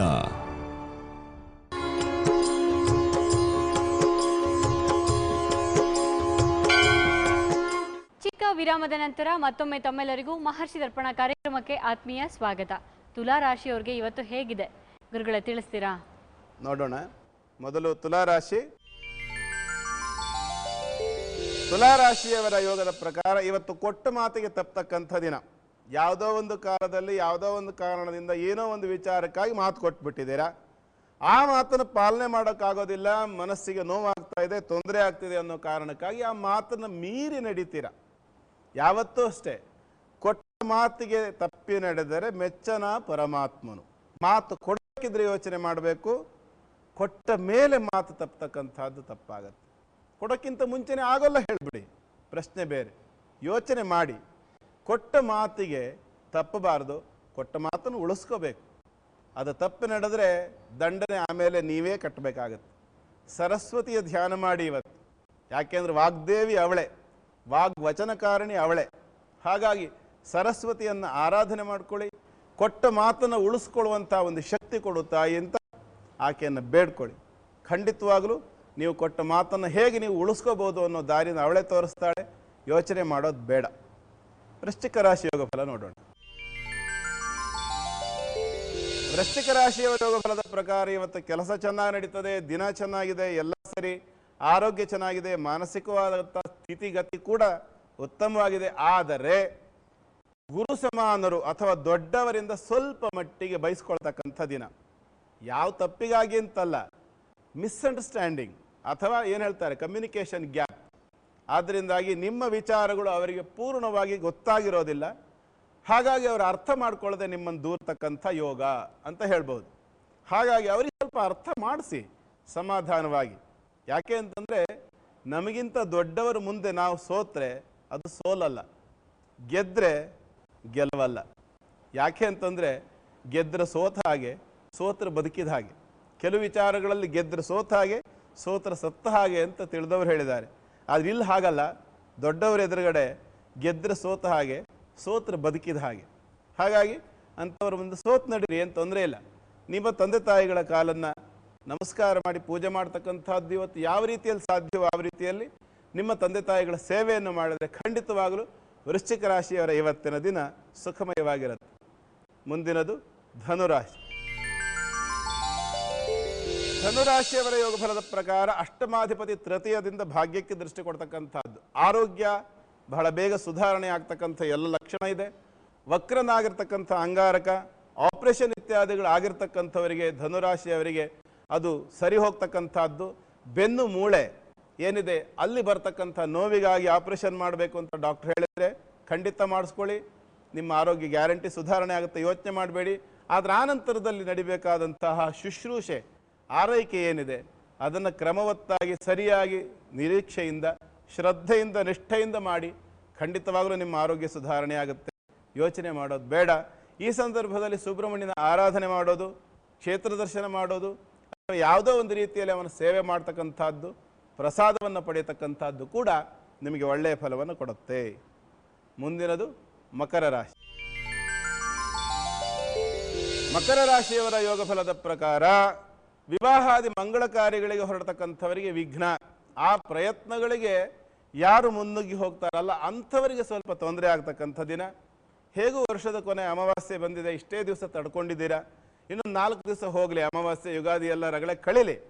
ಆನಂತರ ಆನಂದವಾಗಿ ಹುಡುಕಿ ಈ ಯುಗಾದಿ ಹಬ್ಬದ ಸಿಹಿಯನ್ನು ತಿಂದು ಸಂತೋಷವಾಗಿ ಅದೇ ಸಿಹಿ ಸುದ್ದಿಯನ್ನು ತರೋದಕ್ಕಾಗಿ ಆನಂತರದಲ್ಲಿ ಹೊರಡ್ತಕ್ಕಂತಹದ್ದು ಬಹಳ ಸೂಕ್ಷ್ಮವಾದಂಥ ಮತ್ತು ಅಷ್ಟೇ ಯೋಗ್ಯವಾದಂಥ ಕೆಲಸ ಮಾಡಿ. ಖಂಡಿತವಾಗ್ಲೂ ನಿಮಗೆ ಒಳ್ಳೆಯದಾಗಿ ಆಗುತ್ತೆ, ಯೋಚನೆ ಮಾಡೋದು ಬೇಡ. ಆರಾಧನೆ ವಿಚಾರ ನೋಡೋಣ. ಲಕ್ಷ್ಮೀನಾರಾಯಣರನ್ನು ಆರಾಧನೆ ಮಾಡಿ. ಲಕ್ಷ್ಮೀನಾರಾಯಣ ಆರಾಧನೆಯಿಂದ ವಿವಾಹ ಕೂಡ ಸಿದ್ಧಿಪ್ರದ ಆಗುತ್ತೆ. ಇವತ್ತಿನ ನಿಮ್ಮ ದಿನ ಕೂಡ ತುಂಬ ಚೆನ್ನಾಗಿ ನಡೆಯುತ್ತೆ, ಯೋಚನೆ ಮಾಡೋದು ಬೇಡ. ಮುಂದಿನದು ಕುಂಭರಾಶಿ. ಕುಂಭರಾಶಿಯವರ ಯೋಗ ಫಲದ ಪ್ರಕಾರ ತೃತೀಯಾಧಿಪತಿ ಅಷ್ಟಮ ಭಾವದಲ್ಲಿರ್ತಕ್ಕಂಥದ್ದು ಮತ್ತು ಷಷ್ಠಾಧಿಪತಿ ಇರುವುದು ರಾಶಿಯಲ್ಲಿ. ಅರ್ಥ ಏನು ಅಂದರೆ ಸ್ವಲ್ಪ ಸಹೋದರರೊಂದಿಗೆ ಕಚ್ಚಾಟವಾಡ್ತಕ್ಕಂಥ ದಿನ. ಭೂಮಿ ಸಂಬಂಧ ವ್ಯವಹಾರ, ವ್ಯಾಜ್ಯ ಇತ್ಯಾದಿಗಳಲ್ಲಿ ಸೋಲಾಗ್ತಕ್ಕಂಥ ದಿನ, ನೋವಾಗ್ತಕ್ಕಂಥ ದಿನ, ಸ್ವಲ್ಪ ಮಟ್ಟಿಗೆ ಹಣ ಕೂಡ ಲಾಸ್ ಆಗ್ತಕ್ಕಂಥ ದಿನವಾಗಿ ಕಂಡು ಬರ್ತಾ ಇದೆ. ದಯಮಾಡಿ ಆ ವಿಚಾರಗಳ ಬಗ್ಗೆ ಎಚ್ಚರಿಕೆ ಇಟ್ಕೊಂಡು ನಿಮ್ಮ ಎಚ್ಚರಿಕೆಯಲ್ಲಿ ನೀವಿರಿ. ಕುಂಭರಾಶಿಯವರು ನಿಮ್ಮ ಸಮಸ್ಯೆಗಳನ್ನು ಎಲ್ಲರ ಹತ್ರ ಹೇಳ್ಕೊಂಡು ತಿರುಗುವಂಥ ಒಂದು ಸ್ವಭಾವ ಏನಾದರೂ ಬೆಳೆಸ್ಕೊಂಡಿದ್ರೆ ದಯವಿಟ್ಟು ಅದನ್ನು ಕಡಿಮೆ ಮಾಡಿ. ಯಾಕೆಂದರೆ ಇದರಿಂದ ಮುಂದೆ ನಿಮಗೆ ಬಹಳ ತೊಂದರೆ ಆಗುತ್ತೆ ಮತ್ತು ನಿಮ್ಮಲ್ಲಿ ಇರತಕ್ಕಂಥ ವೀಕ್ನೆಸ್ ಬೇರೆಯವರಿಗೆ ಲಾಭವನ್ನು ತಂದುಕೊಡುತ್ತೆ. ಹಾಗಾಗಿ ನಿಮ್ಮ ವೀಕ್ನೆಸ್ನ ನೀವು ಬಿಟ್ಕೊಡ್ಬೇಡಿ. ನಿಮ್ಮಲ್ಲಿರ್ತಕ್ಕಂಥ ನ್ಯೂನತೆಗಳು ಅಂದರೆ ವೀಕ್ನೆಸ್ ಏನಿದೆ ಅದು ವೀಕ್ನೆಸ್ ಅಲ್ಲ, ನಿಮ್ಮ ಪವರ್ ಅಂತ ತಿಳ್ಕೊಬೇಕು, ನಿಮ್ಮ ಶಕ್ತಿ ಅಂತ ತಿಳ್ಕೊಬೇಕು. ಆವಾಗ ನೋಡಿ ಯಾವುದನ್ನು ಬೇಕಾದರೂ ಫೇಸ್ ಮಾಡ್ತೀರಾ ನೀವು. ಯಾವಾಗ ಅದು ನಿಮಗೆ ಬರ್ತದೆಯೋ ಆವಾಗ ಬೇರೆಯವರು ನಿಮಗೆ ಮೋಸ ಮಾಡೋಕ್ಕಾಗಲ್ಲ. ಇದು ಬರಬೇಕು ಅಂದರೆ ಏನು ಮಾಡಬೇಕು ನೀವು ಅಂತಂದರೆ, ಒಂದು ದಿನವೂ ತಪ್ಪದೆ ಕುಂಭರಾಶಿಯವರು ಶನೈಶ್ಚರನ ಆರಾಧನೆ ಮಾಡೋದು ಅಥವಾ ಗೋಪೂಜೆಯಿಂದ ಇವತ್ತಿನ ನಿಮ್ಮ ಕೆಲಸ ಕಾರ್ಯಗಳು ಚೆನ್ನಾಗಿ ಸಾಗುತ್ತೆ, ಭೂಮಿ ವ್ಯವಹಾರಗಳು ಕೂಡ ಉತ್ತಮವಾದಂಥ ಒಂದು ಫಲವನ್ನು ಕೊಡುತ್ತೆ, ಜೊತೆಯಲ್ಲಿ ನಿಮಗೆ ಆಗ್ತಕ್ಕಂಥ ನಷ್ಟವನ್ನು ಕೂಡ ಖಂಡಿತವಾಗಿ ಕಡಿಮೆ ಮಾಡುತ್ತೆ. ಕೊನೆಯದಾಗಿ ಮೀನರಾಶಿ. ಮೀನರಾಶಿಯವರ ಯೋಗ ಸ್ವಲ್ಪ ವಿಚಿತ್ರವಾಗಿದೆ. ಪಂಚಮಾಧಿಪತಿ ವ್ಯಯ, ವಾಕ್ಸ್ಥಾನಾಧಿಪತಿಯ ದೃಷ್ಟಿ, ಅಷ್ಟಮದಲ್ಲಿರ್ತಕ್ಕಂಥ ಲಾಭ ಮತ್ತು ವ್ಯಯಾಧಿಪತಿ, ಈ ಮೂರು ಭಾಗಗಳನ್ನು ನೋಡಿದಾಗ ಮೊದಲನೇ ವಿಚಾರ, ವಾಕ್ಸ್ಥಾನಾಧಿಪತಿಯ ದೃಷ್ಟಿ ವಕ್ರನಾಗಿ ಸಪ್ತಮದಿಂದ, ಅಂದರೆ ಗಂಡ ಹೆಂಡತಿ ಸ್ವಲ್ಪ ಬಿರುಸು ಮಾತುಗಳನ್ನು ಆಡ್ಕೊಳ್ತಕ್ಕಂಥ ದಿನ, ಸ್ವಲ್ಪ ಆ ಬಗ್ಗೆ ನೋವನ್ನು ಅನುಭವಿಸಬೇಕಾದಂಥ ದಿನ. ಜೊತೆಯಲ್ಲಿ ವ್ಯಯದಲ್ಲಿ ಬಂದಿರತಕ್ಕಂಥ ಚತುರ್ಥಾಧಿಪತಿ ಕ್ಷೇತ್ರ ಸಂಬಂಧವಾಗಿರ್ತಕ್ಕಂಥದ್ದು, ಅಂದರೆ ನಿಮ್ಮ ಜಾಗದ ಸಂಬಂಧ, ಸ್ಥಳ ಮನೆ ಇತ್ಯಾದಿಗಳ ಸಂಬಂಧವಾಗಿ ಸ್ವಲ್ಪ ನಷ್ಟವನ್ನು ನೋಡಬೇಕಾದಂಥ ದಿನ. ಇದಲ್ಲದೆ ಮತ್ತೆ ಇನ್ನೊಂದು ವಿಶೇಷ, ಸಪ್ತಮಾಧಿಪತಿ ಕೂಡ ವ್ಯಯಕ್ಕೆ ಬಂದಿದ್ದಾನೆ ಚಂದ್ರನ ಜೊತೆಯಲ್ಲಿ, ಅರ್ಥಾತ್ ಪಂಚಮಾಧಿಪತಿಯ ಜೊತೆಯಲ್ಲಿ ಇರತಕ್ಕಂಥದ್ದಾದ್ದರಿಂದ ಒಟ್ಟಾರೆ ಇವತ್ತಿನ ದಿನ ಮೀನರಾಶಿಯವರಿಗೆ ಅಷ್ಟು ಒಳ್ಳೆಯದಲ್ಲ. ಹಾಗಂತೇಳಿ ಒಳ್ಳೆಯದಲ್ಲ ಅಂದರೆ ಏನನ್ನು ಬಿಡೋಕ್ಕಾಗತ್ತೆ ಗುರುಜಿ ಅಂತ ಕೇಳ್ತೀರಲ್ವಾ? ಏನನ್ನು ಬಿಡಬೇಡಿ, ಎಲ್ಲವನ್ನೂ ಇಟ್ಕೊಳ್ಳಿ, ಜೊತೆಯಲ್ಲಿ ಭಗವಂತನನ್ನು ಜಾಸ್ತಿ ಇಟ್ಕೊಳ್ಳಿ. ಹೇಗೆ ಅಂತಂದರೆ, ಕೇಸರಿ ಬಾತಿಗೆ ನೀವು ಕೇಸರಿ ಹಾಕಿದರೆ ಮಾತ್ರ ಅದು ಕೇಸರಿ ಬಾತ್ ಆಗುತ್ತೆ. ಹಾಗಂತೇಳಿ ಅಕ್ಕಿ ಹಾಕಿದಷ್ಟೇ ಯಾರು ಕೇಸರಿ ಹಾಕೋದಿಲ್ಲ. ಕೇಸರಿ ಬಾತಿಗೆ ಕೇಸರಿ ಬಾತಿನ ಸೌಂದರ್ಯ ಬರಬೇಕು ಅಂದರೆ ಕೇಸರಿ ಹಾಕಬೇಕು, ಆವಾಗ ಕೇಸರಿ ಬಾತ್ ಆಗುತ್ತೆ. ಹಾಗಂತೇಳಿ 5 kg ಕೇಸರಿ ಬಾತಿಗೆ ಯಾರು 500 ಗ್ರಾಮ್ ಕೂಡ ಕೇಸರಿ ಹಾಕೋದಿಲ್ಲ, 5 ಗ್ರಾಮ್ ಹಾಕ್ಬೋದು ಅಷ್ಟು. ಹಾಗೆಯೇ ನಮ್ಮ ಜೀವನ ಅನ್ನುವಂಥದ್ದು ಭಗವಂತನಿಂದ ಒಂದು ಒಳ್ಳೆಯ ರೂಪಕ್ಕೆ ಬರಬೇಕು ಅಂದರೆ 5 kg ಕೇಸರಿ ಬಾತಿಗೆ 5 ಗ್ರಾಮ್ನಷ್ಟಾರು ಕೇಸರಿ ಹಾಕಿರ್ತಕ್ಕಂಥ ಒಂದು ಲಕ್ಷಣ, ಅಂದರೆ ಅಷ್ಟಾದರೂ ಭಗವಂತನ ಆರಾಧನೆಯ ಪುಣ್ಯ ಬೇಕು. ಮಾಡಿ ಖಂಡಿತವಾಗಲಿ ಇವತ್ತಿನ ದಿನ ಸುಖಕರವಾಗಿ ನಡೆಯುತ್ತೆ. ಮೀನರಾಶಿಯವರಿಗೆ ಎಲ್ಲರಿಗೂ ಸಹ ಕ್ಷೇಮ ಉಂಟಾಗಲಿ, ಭಗವಂತ ನಿಮ್ಮನ್ನೆಲ್ಲ ಕಾಪಾಡಿ. ಧನ್ಯವಾದಗಳು ಗುರುಗಳೇ. ಎಲ್ಲ ರಾಶಿಯವರಿಗೆ ಇವತ್ತು ಹೇಗಿದೆ, ಜೊತೆಗೆ ತೊಂದರೆ ಇರುವಂತಹ ರಾಶಿಯವರು ಯಾವ್ಯಾವ ದೇವರ ಆರಾಧನೆ ಮಾಡಬೇಕು ಅಂತ ಕೂಡ ತಿಳಿಸ್ಕೊಟ್ಟಿದ್ದೀರಾ. ವೀಕ್ಷಕರಿಗೊಂದು ವಿರಾಮ, ವಿರಾಮದ ನಂತರ ಮಹರ್ಷಿ ದರ್ಪಣ ಕಾರ್ಯಕ್ರಮ ಮುಂದುವರಿಯುತ್ತೆ. ನೀವು ನೋಡ್ತಾ ಇದ್ದೀರಾ ಸುವರ್ಣ.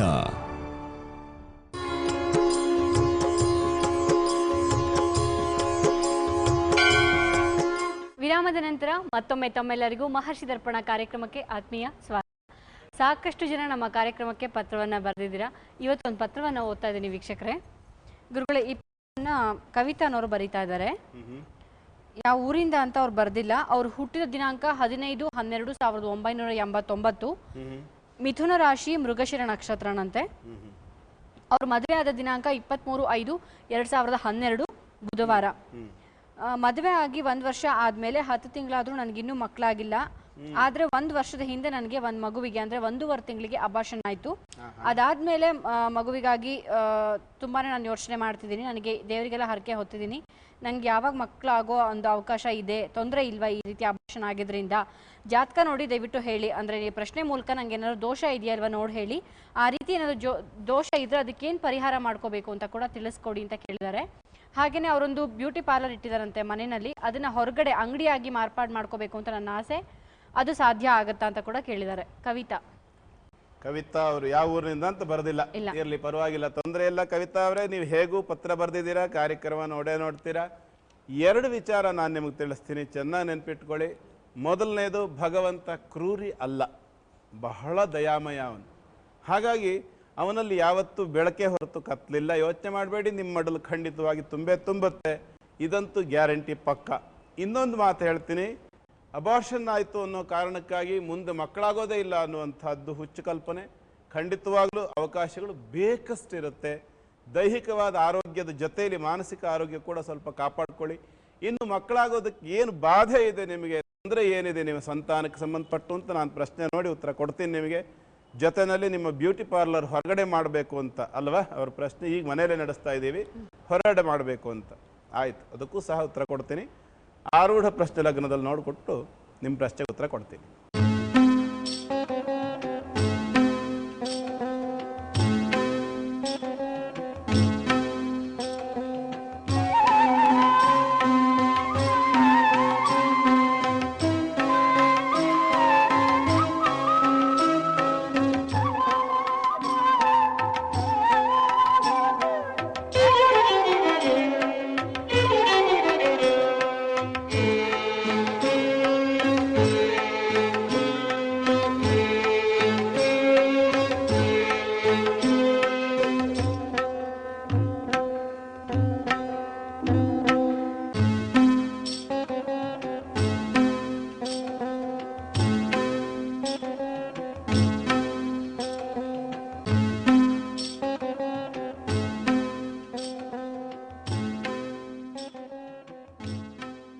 ಕವಿತಾ ಅಲ್ವಾ?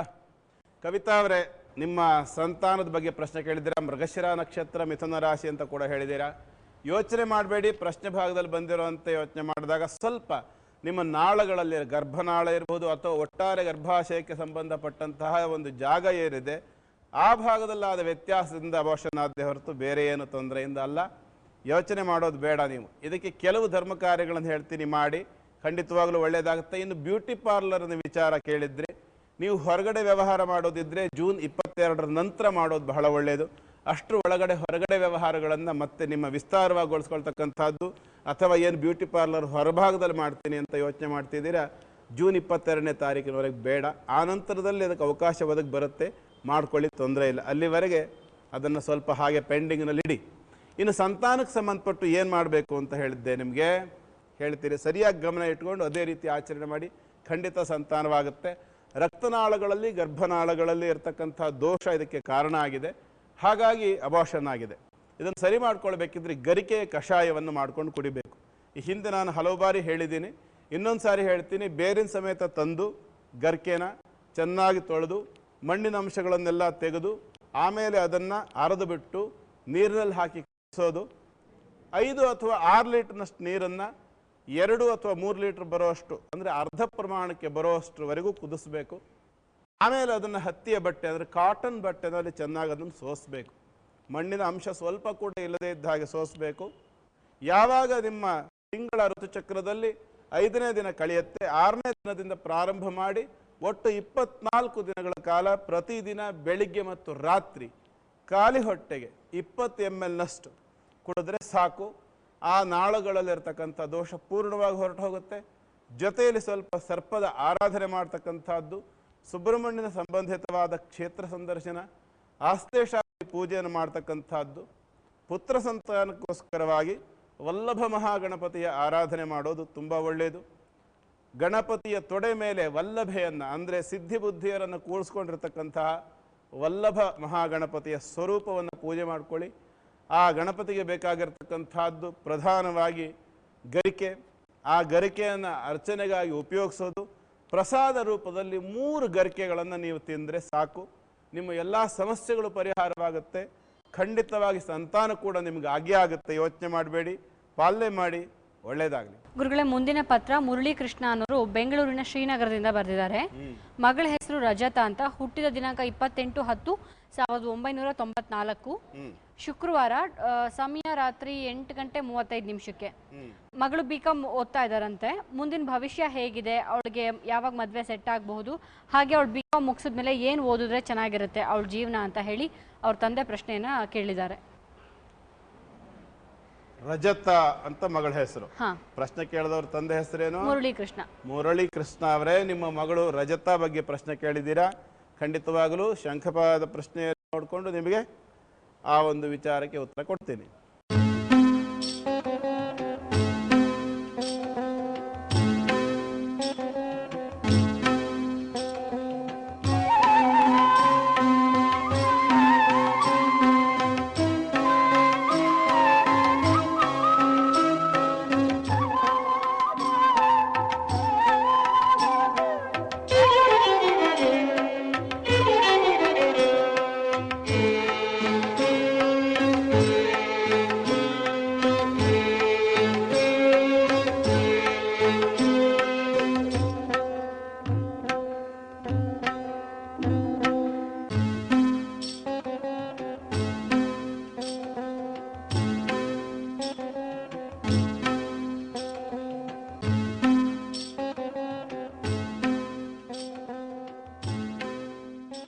ಮುರಳೀಕೃಷ್ಣ ಅವರೇ, ಏನಿದು ನಿಮ್ಮ ಮಗಳ ಶಕ್ತಿ ಸಾಮರ್ಥ್ಯ ನಿಮಗೆ ಚೆನ್ನಾಗಿ ಗೊತ್ತಿದೆ. ಪುನಃ ಪ್ರಶ್ನೆನ ಬೇಕಾಗಿದೆಯಾ ಇದು? ಯಾಕೆ ಯೋಚನೆ ಮಾಡ್ತೀರಾ? IAS ಮಾಡಿಸ್ಬೇಕು ಅಥವಾ ಯಾವುದೋ ಒಂದು ದೊಡ್ಡ ಮಟ್ಟದ ಓದನ್ನು ಕಲಿಸ್ಬೇಕು ಅಂತ ನಿಮ್ಮ ಮಗಳಿಗೆ ಭಾಳ ಆಸೆ ಇಟ್ಕೊಂಡಿದ್ದೀರಾ. ಒಳ್ಳೆ ಮಾತುಗಾರ್ತಿ, ಚೆನ್ನಾಗಿ ಪಾಯಿಂಟ್ಸ್ ಇಟ್ಕೊಂಡು ಮಾತಾಡ್ತಾಳೆ, ಎಲ್ಲ ಯೋಗ್ಯತೆಗಳನ್ನು ಹೊಂದಿದ್ದಾಳೆ, ತುಂಬ ಚೆನ್ನಾಗಿದೆ ಜಾತಕ ಕೂಡ. ಹಾಗಿದ್ದು ಯಾಕೆ ಸಂಶಯ? ಓದಿಸಿ, ಅಗತ್ಯವಾಗಿ ಓದಿಸಿ. ನಿಮ್ಮ ಮಗಳು ನಾಳೆ ಯಾವುದೋ ಒಂದು ಒಳ್ಳೆ ಪೋಸ್ಟ್ನಲ್ಲಿದ್ದಾಗ ಆಕೆ ಜೊತೆಯಲ್ಲಿ ನೀವು ಓಡಾಡ್ತಾ ಇದ್ದರೆ ಎಷ್ಟು ಆನಂದ ಆಗುತ್ತೆ ಅಲ್ವಾ? 20 ವರ್ಷ ಇನ್ನು 4 ವರ್ಷ ವಿದ್ಯಾಭ್ಯಾಸ ತುಂಬ ಚೆನ್ನಾಗಿದೆ, ಖಂಡಿತವಾಗ್ಲೂ ಓದಿಸಿ, ಯೋಚನೆ ಮಾಡಬೇಡಿ. ಒಳ್ಳೆಯ ರೀತಿಯಾದಂಥ ಉದ್ಯೋಗ ಅಲ್ಲಿ ಸಿಕ್ಕತ್ತೆ, ಒಳ್ಳೆ ವಿದ್ಯಾಭ್ಯಾಸ ಕೂಡ ಆಗತ್ತೆ. ಸ್ವಲ್ಪ ತಾಯಿಯ ಸಪೋರ್ಟ್ ಕಡಿಮೆ ಇದೆ ಅಂತ ಕಾಣಿಸ್ತಾ ಇದೆ. ತಾಯಿ ಆಕೆಯ ಓದಿಗೆ ಪೂರ್ಣ ಸಮಾಧಾನ ಕೊಡ್ತಾ ಇಲ್ಲ ಅಥವಾ ಪೂರ್ಣ ಸಹಕಾರ ಕೊಡ್ತಾ ಇಲ್ಲ ಅಂತ ಪ್ರಶ್ನೆಯಲ್ಲಿ ಬರ್ತಾ ಇದೆ. ಹಾಗಾಗಿ ತಾಯಿ ಹತ್ರ ಸ್ವಲ್ಪ ಸಮಾಧಾನವಾಗಿ ವರ್ತನೆ ಮಾಡಿ ತಾಯಿಯ ಅನುಗ್ರಹ ತಗೊಂಡು ಆಕೆ ಮುಂದುವರೆದ್ಲು ಅಂದರೆ ಖಂಡಿತವಾಗಲೂ ಆಕೆ ಭವಿಷ್ಯ ಅತ್ಯುತ್ತಮವಾಗಿರುತ್ತೆ.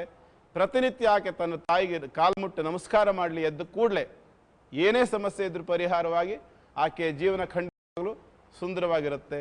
ಶುಭವಾಗಲಿ. ಪತ್ರವನ್ನು ಬರೆದಂತಹ ಎಲ್ಲ ವೀಕ್ಷಕರಿಗೆ ಧನ್ಯವಾದಗಳು. ಗುರುಗಳೇ, ಈ ದಿವಸ ಕೂಡ ಸಾಕಷ್ಟು ವಿಚಾರಗಳ ಬಗ್ಗೆ ಮಾಹಿತಿನ ನೀಡಿದ್ದೀರಾ. ಎಲ್ಲ ವೀಕ್ಷಕರ ಪರವಾಗಿ ಧನ್ಯವಾದಗಳು. ಸರ್ವೇ ಜನಾ ಸುಖಿನೋ ಭವಂತು ಮಾ ಕಶ್ಚಿತ್ ದುಃಖ ಭಾಗ್ ಭವೇತ್. ಪ್ರಪಂಚದಲ್ಲಿರ್ತಕ್ಕಂಥ ಪ್ರತಿಯೊಬ್ಬ ಮನುಷ್ಯನಿಗೂ ಸಹ ಭಗವಂತ ಕೇವಲ ಒಳ್ಳೆಯದನ್ನೇ ಮಾಡಲಿ. ನಾಳಿನ ಸಂಚಿಕೆಯಲ್ಲಿ ಗುರುಗಳಿಂದ ಸೀಮಂತದ ವಿಚಾರವಾಗಿ ತಿಳ್ಕೊಳ್ಳೋಣ. ಯಾಕೆ ಆ ಒಂದು ಸಂಸ್ಕಾರವನ್ನು ನಾವು ಮಾಡ್ತೀವಿ, ಅದರ ಉದ್ದೇಶ ಏನು ಅಂತ. ಇನ್ನು ನಮ್ಮ ಕಾರ್ಯಕ್ರಮಕ್ಕೆ ಪತ್ರವನ್ನು ಬರೆಯುವಂತಹ ವೀಕ್ಷಕರು ಯಾರ ಬಗ್ಗೆ ಪ್ರಶ್ನೆಯನ್ನು ಕೇಳ್ತಾ ಇದ್ದಾರೋ ದಯವಿಟ್ಟು ಅವರ ಹುಟ್ಟಿದ ದಿನಾಂಕ ಹಾಗೂ ಸಮಯವನ್ನು ಬರೆದು ಕಳಿಸಿ. ಸಾಧ್ಯವಾದಷ್ಟು ನಿಮ್ಮ ಪತ್ರ ಸರಳವಾಗಿರಲಿ.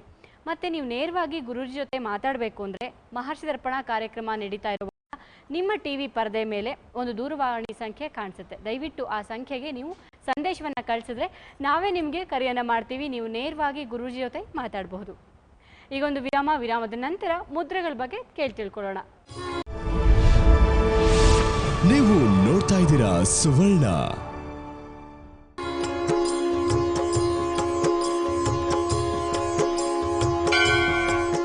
ವಿರಾಮದ ನಂತರ ಮತ್ತೊಮ್ಮೆ ತಮ್ಮೆಲ್ಲರಿಗೂ ಮಹರ್ಷಿ ದರ್ಪಣ ಕಾರ್ಯಕ್ರಮಕ್ಕೆ ಆತ್ಮೀಯ ಸ್ವಾಗತ. ವೀಕ್ಷಕರೇ, ಇಂದಿನ ಜೀವನದ ಒಂದು ರೀತಿಯಲ್ಲಿ ಆರೋಗ್ಯ ಅನ್ನೋದು ಯಾರಿಗೂ ಚೆನ್ನಾಗಿರೋದಿಲ್ಲ. ಯಾವುದೋ ಟೈಮಿಗೆ ಊಟ, ಯಾವುದೋ ಟೈಮಿಗೆ ತಿಂಡಿ, ಯಾವುದೋ ಟೈಮಲ್ಲಿ ನಿದ್ದೆ. ಹಾಗಾಗಿ ಆ ಆರೋಗ್ಯದಲ್ಲಿ ಬಹಳಷ್ಟು ಜನಕ್ಕೆ ತೊಂದರೆ ಆಗೋದು ಸಹಜ. ಆದರೆ ಅಂತಹ ಆರೋಗ್ಯದ ಅನೇಕ ಸಮಸ್ಯೆಗಳಿಗೆ ಮುದ್ರೆಗಳಿಂದ ಪರಿಹಾರ ಇದೆ. ಪುಟ್ ಮುದ್ರೆಗಳನ್ನ ತೋರಿಸೋದ್ರ ಮುಖಾಂತರ ಅವುಗಳ ಮಹತ್ವವನ್ನು, ಬಹಳಷ್ಟು ಇರುವಂತಹ ಮಹತ್ವವನ್ನು ನಮಗೆ ತಿಳಿಸ್ಕೊಡೋದಕ್ಕೆ ನಮ್ಮ ಜೊತೆ ಇದ್ದಾರೆ ನಿಮ್ಮ ಪ್ರೀತಿಯ ಮಾತಾಮಯಿ ಲಲಿತಾ ನಾರಾಯಣ ಸ್ವಾಮಿಯವರು. ಅಮ್ಮನ ಈ ದಿವಸ ಕಾರ್ಯಕ್ರಮಕ್ಕೆ ಸ್ವಾಗತಿಸೋಣ. ಇವತ್ತಮ್ಮ ಯಾವ ಮುದ್ರೆ ಬಗ್ಗೆ ತಿಳಿಸ್ಕೊಡ್ತಾರೆ ಅಂತ ಕೇಳೋಣ. ನಮಸ್ತೆ. ನಮಸ್ಕಾರ. ಇಂದಿನ ನಮ್ಮ ಮಹರ್ಷಿ ದರ್ಪಣ ಕಾರ್ಯಕ್ರಮಕ್ಕೆ ಎಲ್ಲ ವೀಕ್ಷಕರ ಪರವಾಗಿ ಆತ್ಮೀಯ ಸ್ವಾಗತ ಅಮ್ಮ. ಧನ್ಯವಾದ. ಈ ದಿವಸ ಯಾವ ಮುದ್ರೆ ತಿಳಿಸ್ಕೊಡ್ತೀರಾ ಅಂತ ವೀಕ್ಷಕರು ಕೂಡ ಕಾಯ್ತಿದ್ದಾರೆ, ನಾನು ಕೂಡ ಕಾಯ್ತಾ ಇದ್ದೀನಿ. ಯಾವ ಮುದ್ರೆ ಅಮ್ಮ ಇವತ್ತು? ಖಂಡಿತ. ನಮಃ ಸೂರ್ಯಾಯ ಚಂದ್ರಾಯ ಮಂಗಳಾಯ ಬುಧಾಯ ಚ ಗುರು ಶುಕ್ರ ಶನಿಭ್ಯಶ್ಚ ರಾಹವೇ ಕೇತವೇ ನಮಃ. ಇಂದಿನ ದಿವಸ ಶನಿ ಮಹಾನುಭಾವನ ದಿವನ. ಶನಿ ಮಹಾನುಭಾವನನ್ನು ಮೋಕ್ಷಕಾರಕ ಅಂತಲೂ ಕರಿತೀವಿ. ಸಾಮಾನ್ಯವಾಗಿ ಶನಿ ಮಹಾನುಭಾವನ ಹೆಸರನ್ನು ಹೇಳುವುದಕ್ಕೆ ಜನ ಹೆದರ್ತಾರೆ. ಯಾತಕ್ಕೆಂದರೆ ಭಯ, ಎಲ್ಲಿ ಶನಿ ಹಿಡ್ಕೊಂಡು ಬಿಡುತ್ತೋ, ಎಲ್ಲಿ ಏನಾಗುತ್ತೋ, ಎಲ್ಲಿ ಏಳರಾಟ ಶನಿಯೋ, ಎಲ್ಲಿನ ಪಂಚಮ ಶನಿಯೋ, ಎಲ್ಲಿನ ಅಷ್ಟಮ ಶನಿಯೋ, ಯಾವ ತೊಂದರೆಗಳು ಬಂದು ಸಂಭವಿಸಿ ಬಿಡುತ್ತೋ. ಆ ಶನಿ ಮಹಾನುಭಾವನನ್ನು ನೋಡಿದರೆ ಅಥವಾ ಆ ಒಂದು ದೇವಸ್ಥಾನದ ಮುಂದೆ ಹೋದಾಗ ನಾವು ಮರೆತು ನಮಸ್ಕಾರ ಮಾಡದೆ ಹೊರಟು ಹೋಗ್ಬಿಟ್ರೆ ಅಥವಾ ಶನಿ ದೇವರಿಗೆ ಪೂಜೆ ಮಾಡಿಸದೆ ಹೋದರೆ ಈ ತರಹದ್ದು ಅನೇಕವು ನಮ್ಮಲ್ಲಿ ತುಂಬಿಕೊಂಡು ಬಿಟ್ಟಿದೆ. ಅದರಲ್ಲೂ ಇದು ಪ್ರಜ್ಞಾವಂತರಲ್ಲಿ ಸಹ ಶನಿ ಮಹಾನುಭಾವನ ಬಗ್ಗೆ ಅನೇಕ ಊಹಾಪೋಹಗಳು ತುಂಬಿಕೊಂಡು ಬಿಟ್ಟಿದೆ. ವೀಕ್ಷಕ ಬಾಂಧವರೇ, ಇಂತಹ ಎಲ್ಲ ತೊಂದರೆಗಳಿಂದಲೂ ನಿವಾರಣೆ ಹೊಂದಬೇಕು ಅಂತಂತಂದರೆ ಮುಖ್ಯವಾಗಿ ಪ್ರಜ್ಞೆ ಬೇಕು. ಆ ಪ್ರಜ್ಞೆಯಿಂದ ಎಲ್ಲ ಕೆಲಸಗಳನ್ನು ನಾವು ಮಾಡೋದಕ್ಕೆ ಸಾಧ್ಯ. ಅಂತಹ ಮುದ್ರೆಯೇ ಇಂದಿನ ಅನಂತ ಪ್ರಜ್ಞಾ ಮುದ್ರೆ. ಇದು ಅತ್ಯಂತ ವಿಶೇಷವಾದ ಮುದ್ರೆ ಅಂತ ಹೇಳಬಹುದು. ಅನಂತ ಅನ್ನತಕ್ಕಂತಹ ಒಂದು ಹೆಸರೇ ಇಡೀ ಪ್ರಪಂಚವನ್ನು ಅನ್ನತಕ್ಕಂತಹ ಒಂದು ಅರ್ಥವನ್ನು ಹೇಳುತ್ತೆ. ಎಲ್ಲವನ್ನೂ ವ್ಯಾಪಿಸಿದೆ ಅನ್ನತಕ್ಕಂಥ ಅರ್ಥವನ್ನು ಹೇಳುತ್ತೆ. ಹಾಗಾಗಿ ಎಲ್ಲವನ್ನೂ ತುಂಬಿಕೊಂಡಿದೆ ಅನ್ನೋದು ಒಂದು ಅರ್ಥವಾದರೆ, ಇನ್ನೊಂದು ಅರ್ಥ ಸರ್ಪಕ್ಕೆ ಸೇರಿದಂತಹ ಒಂದು ಅರ್ಥ. ಮೇಷರಾಶಿಯಲ್ಲಿ ಅಥವಾ ಮೇಷಲಗ್ನದಲ್ಲಿ ಯಾರಿಗಾದರೂ ಕಾಳಸರ್ಪ ದೋಷ ಪ್ರಾರಂಭವಾದರೆ ಅದನ್ನು ನಾವು ಅನಂತ ಕಾಳಸರ್ಪ ದೋಷ ಅಂತಲೇ ಹೇಳ್ತೀವಿ. ಹೀಗಾಗಿ ಅನಂತ ಶಯನ, ಅನಂತ ಅಂತಂದರೆ ಶೇಷನಿಗೆ ಹೇಳತಕ್ಕಂತಹ ಒಂದು ಪದವೂ ಹೌದು. ಹಾಗಾಗಿ ಇದು ಕುಂಡಲಿನಿಗೆ ಸಂಬಂಧಪಟ್ಟಿದ್ದೂ ಹೌದು, ಮೂಲಾಧಾರ ಚಕ್ರದಿಂದ ಪ್ರಾರಂಭವಾಗತಕ್ಕಂತಹದ್ದು ಹೌದು. ಇಂತಹ ಒಂದು ವಿಶೇಷವಾದಂತಹ ಮುದ್ರೆ ಇಂದಿನ ಅನಂತ ಪ್ರಜ್ಞಾ ಮುದ್ರೆ. ಮನುಷ್ಯನಿಗೆ ಕುಂಡಲಿನಿ ಅಂದರೆ ಮೂಲಾಧಾರ ಸರಿ ಇಲ್ಲದೆ ಹೋದರೆ ಅವನು ಕುಳಿತುಕೊಳ್ಳೋದಿಕ್ಕೂ ಆಗೋದಿಲ್ಲ, ಏನು ಕೆಲಸಗಳನ್ನು ಮಾಡೋದಿಕ್ಕೂ ಆಗೋದಿಲ್ಲ, ಯಾವ ಕೆಲಸಗಳು ನಡೆಯೋದಿಲ್ಲ. ಹಾಗಾಗಿ ಮೂಲಾಧಾರ ಅಂದರೆ ಬೇಸ್ಮೆಂಟ್ ಅನ್ನೋದು ನಮಗೆ ಅತ್ಯಂತ ಮುಖ್ಯವಾದಂತಹದ್ದು. ತಳಹದಿ ಅನ್ನತಕ್ಕಂತಹದ್ದು ಅತ್ಯಂತ ಮುಖ್ಯವಾದದ್ದು. ಅಂತಹ ಮುದ್ರೆ ಇಂದಿನ ಒಂದು ಮುದ್ರೆ ಅನಂತ ಪ್ರಜ್ಞಾ ಮುದ್ರೆ. ಮತ್ತು ಇದರ ವಿಶೇಷಗಳನ್ನು ಸಾಕಷ್ಟು ವಿಶೇಷಗಳಿದೆ, ಅದರ ಬಗ್ಗೆ ಎಲ್ಲವನ್ನೂ ಮಾಹಿತಿ ತಿಳಿಸ್ಕೊಡ್ತೀನಿ. ಮೊಟ್ಟ ಮೊದಲನೆಯದಾಗಿ ಇದು ಆಕಾಶ ತತ್ವದ ಬೆರಳು ಅಂತ ನಾನು ಎಲ್ರಿಗೂ ಹೇಳಿದ್ದೀನಿ ಈಗಾಗಲೇ. ಮತ್ತು ಇದನ್ನು ಅಗ್ನಿ ತತ್ವದ ಬೆರಳು ಅಂತ ಹೇಳಿದ್ದೀನಿ. ಈ ಎರಡು ಬೆರಳುಗಳನ್ನು ಕುಂಡಲಿನಿಯ ಆಕಾರದಲ್ಲಿ ಅಂದರೆ ರಿಂಗ್ಸ್ ಆ ಆಕಾರದಲ್ಲಿ ತೆಗೆದುಕೊಂಡು ಜೋಡಿಸ್ಕೊಳ್ಳಿ. ಇದು ಅತ್ಯಂತ ಸುಲಭವಾಗಿ ಜೋಡಿಸತಕ್ಕಂತಹದ್ದು, ಏನೂ ಕಷ್ಟವಿಲ್ಲ. ಇಲ್ಲಿಂದ ಆಚೆಗೆ ತೊಂದರೆ ಶುರುವಾಗೋದು. ಮತ್ತು ಇದಾದ ನಂತರ ಈ ವಾಯುತತ್ವದ ಎರಡು ಬೆರಳುಗಳನ್ನು ಜೊತೆಯನ್ನಾಗಿ ಮಾಡಿ ನಂತರ ಬಲಗೈನ ಕಿರುಬೆರಳನ್ನು ನಾನು ಈ ಕಡೆಯಿಂದ ತೋರಿಸ್ತಾ ಇದ್ದೀನಿ, ಎಡಗೈನ ಕಿರುಬೆರಳಿನ ಈ ಬುಡಕ್ಕೆ ಸೇರಿಸಬೇಕು. ಇದು ಅತ್ಯಂತ ಮುಖ್ಯವಾದದ್ದು. ಕುಂಡಲಿನಿ ಎಚ್ಚರ ಆಗಬೇಕಾದರೆ ಈ ಬಲಗೈನ ಕಿರುಬೆರಳನ್ನು ಎಡಗೈನ ಕಿರುಬೆರಳಿನ ಅಗ್ರಭಾಗಕ್ಕೆ ಜೋಡಿಸಿ ಈ ರೀತಿಯಾಗಿ ತೆಗೆದುಕೊಳ್ಳಬೇಕು. ಇದು ಒಂದು. ಇನ್ನು ಎರಡನೆಯದು, ಬಲಗೈನ ವಾಯುತತ್ವದ ಬೆರಳನ್ನು ಎಡಗೈನ ಬಲಗೈನ ಪೃಥ್ವಿ ತತ್ವದ ಬೆರಳನ್ನು ಎಡಗೈನ ಪೃಥ್ವಿ ತತ್ವದ ಬೆರಳಿಗೂ ಅದೇ ರೀತಿಯಲ್ಲಿ ಸೇರಿಸಬೇಕು. ನೀವು ಎರಡನ್ನು ಅಬ್ಸರ್ವ್ ಮಾಡಿದ್ದೀರಾ ಅಂತ ಅನ್ಸುತ್ತೆ. ಈ ರೀತಿಯಾಗಿ ನಾನು ಮಾಡಿ ತೋರಿಸಿದಾಗ ಮತ್ತು ಈ ಬೆರಳು ಇಲ್ಲಿ ಬರಬೇಕು. ಇದೆಷ್ಟು ಅನಂತ ಪ್ರಜ್ಞಾ ಮುದ್ರೆ.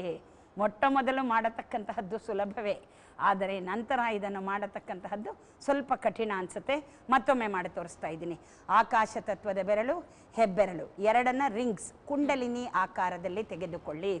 ವಾಯು ತತ್ವದ ಎರಡು ಬೆರಳುಗಳನ್ನು ಜೋಡಿಸಿ ಮತ್ತೆ ಬಲಗೈನ ಕಿರುಬೆರಳನ್ನು ಎಡಗೈನ ಕಿರುಬೆರಳಿನ ಅಗ್ರಭಾಗಕ್ಕೆ ಸೇರಿಸಿ. ಹಾಗೆ ಬಲಗೈನ ಪೃಥ್ವಿ ತತ್ವದ ಬೆರಳನ್ನು ಎಡಗೈನ ಪೃಥ್ವಿ ತತ್ವದ ಬೆರಳಿನ ಅಗ್ರಭಾಗಕ್ಕೆ ಸೇರಿಸಿದರೆ ಇದು ನೋಡಿ ಆಲ್ಮೋಸ್ಟ್ ನಿಮಗೆ ಒಂದು ಅನಂತನ ಥರ ಕುಂಡಲಿನಿಯ ಥರ ಕುಳಿತುಕೊಳ್ಳುತ್ತೆ. ಮೂಲಾಧಾರ ಚಕ್ರವಿರುವುದು ಇದೇ ಆಕಾರದಲ್ಲಿಯೇ. ಇದೇ ಅನಂತ ಪ್ರಜ್ಞಾ ಮುದ್ರೆ. ಈ ಮುದ್ರೆಯನ್ನು ಯಾರು ಮಾಡ್ತಾ ಹೋಗ್ತಾರೋ ಇವರಿಗೆ ಅತೀವದಾದಂತಹ ಪ್ರಜ್ಞೆಗಳು ಬೆಳೆಯುತ್ತೆ ಅಂತ ಹೇಳ್ತೀವಿ. ಅದರಲ್ಲೂ ಕೆಲವರು ಇಂಡ್ಯೂಷನ್ ನಾಳೆ ಆಗೋದನ್ನು ಇವತ್ತೇ ಹೇಳ್ತಾರೆ. ಅದರಲ್ಲೂ ಮುಖ್ಯವಾಗಿ ಸನ್ಯಾಸಿಗಳು, ಮಠಾಧೀಶರು, ಮಂತ್ರದ್ರಷ್ಟಾರರು, ಮಂತ್ರವನ್ನು ಸಂಪೂರ್ಣವಾಗಿ ಅವಲಂಬಿಸಿದಂತಹವರು ಮುಂದೆ ಆಗತಕ್ಕಂತಹದ್ದನ್ನು ಹಿಂದೆ ಹೇಳತಕ್ಕಂತಹ ಶಕ್ತಿ ಕೇವಲ ಒಂದು ಮನಃಶಕ್ತಿಯಿಂದನೇ ಹೇಳತಕ್ಕಂತಹದಕ್ಕೆ ಸಾಧ್ಯ. ಇನ್ನು ಕೆಲವರು ಅದೆಲ್ಲ ಬೇಡಲೇ ಬೇಡ, ನಾವೇ ಅಂದ್ಕೊಳ್ತೀವಿ, ಓ ಇವತ್ತು ನೀನು ನಮ್ಮ ಮನೆಗೆ ಬರ್ತೀಯ ಅಂತ ನಾನು ಅಂದ್ಕೊಂಡಿದ್ದೆ, ನಾನು ಯಾಕೋ ನಿನ್ನನ್ನು ಜ್ಞಾಪಿಸ್ಕೊಳ್ತಾ ಇದ್ದೆ, ನೀನು ಖಂಡಿತ ಬಂದೇ ಬಿಟ್ಟೆ, ಎಷ್ಟೊಂದು ಆಶ್ಚರ್ಯ ಅಲ್ವಾ ಅಂತ ಅಕ್ಕ ತಂಗಿಯರಿಗೋ ಸ್ನೇಹಿತರಿಗೋ ಯಾರಿಗೋ ಒಬ್ರಿಗೆ ಹೇಳ್ತೀವಿ. ಆಮೇಲೆ ಇಲ್ಲದೆ ಹೋದರೆ ಫೋನ್ ಮಾಡಿ ಹೇಳ್ತಾರೆ, ಇಷ್ಟೊತ್ತು ನಿನ್ನ ವಿಷಯನೇ ಮಾತಾಡ್ತಿದ್ದೆ, ನಿನ್ನ ಫೋನ್ ಬಂತು. ಇದನ್ನು ನಾವೇನಂತ ಕರಿತೀವಿ? ಟೆಲಿಪತಿ. ಇದನ್ನು ಇಂಗ್ಲೀಷ್ನಲ್ಲಿ ನಾವು ಬಳಸತಕ್ಕಂತಹ ಒಂದು ಪದ ಟೆಲಿಪತಿ. ಇದನ್ನು ಅನಂತ ಪ್ರಜ್ಞಾ ಅಂತ ಕರಿತೀವಿ. ಈ ಅನಂತ ಪ್ರಜ್ಞೆಯನ್ನು ಸರಿಯಾಗಿ ಉಳ್ಳವರು ಜ್ಯೋತಿಷಿಗಳಾದರೆ ಮುಂದಿನ ಜೀವನದಲ್ಲಿ ಏನನ್ನ ನಡೆಯುತ್ತೆ ಅನ್ನೋದನ್ನು ಸಂಪೂರ್ಣ ರೂಪದಲ್ಲಿ ಹೇಳೋದಕ್ಕೆ ಸಾಧ್ಯ. ಈ ಅನಂತ ಪ್ರಜ್ಞಾ ಮುದ್ರೆಯನ್ನು ಸಂಪೂರ್ಣವಾಗಿ ಪ್ರಾಕ್ಟೀಸ್ ಮಾಡ್ಕೊಂಡು ಬಂದರೆ ಇದರಿಂದ ಸಿಗತಕ್ಕಂತಹ ಲಾಭ ಕೋಟ್ಯಾನಿ ಕೋಟಿ ಅಂತ ಹೇಳ್ಬೋದು. ಇಂತಹ ಅನಂತ ಪ್ರಜ್ಞಾ ಮುದ್ರೆಯನ್ನು ಉಪನ್ಯಾಸಕರುಗಳು ಬಳಸ್ತಾರೆ, ಮಠಾಧೀಶರುಗಳು ಈ ಮುದ್ರೆಯನ್ನು ಮಾಡ್ತಾರೆ. ಎಲ್ಲ ಸನ್ಯಾಸಿಗಳಿಗೂ ಈ ಮುದ್ರೆಯನ್ನು ಮಾಡತಕ್ಕಂತಹ ಶಕ್ತಿ ಇರುತ್ತೆ.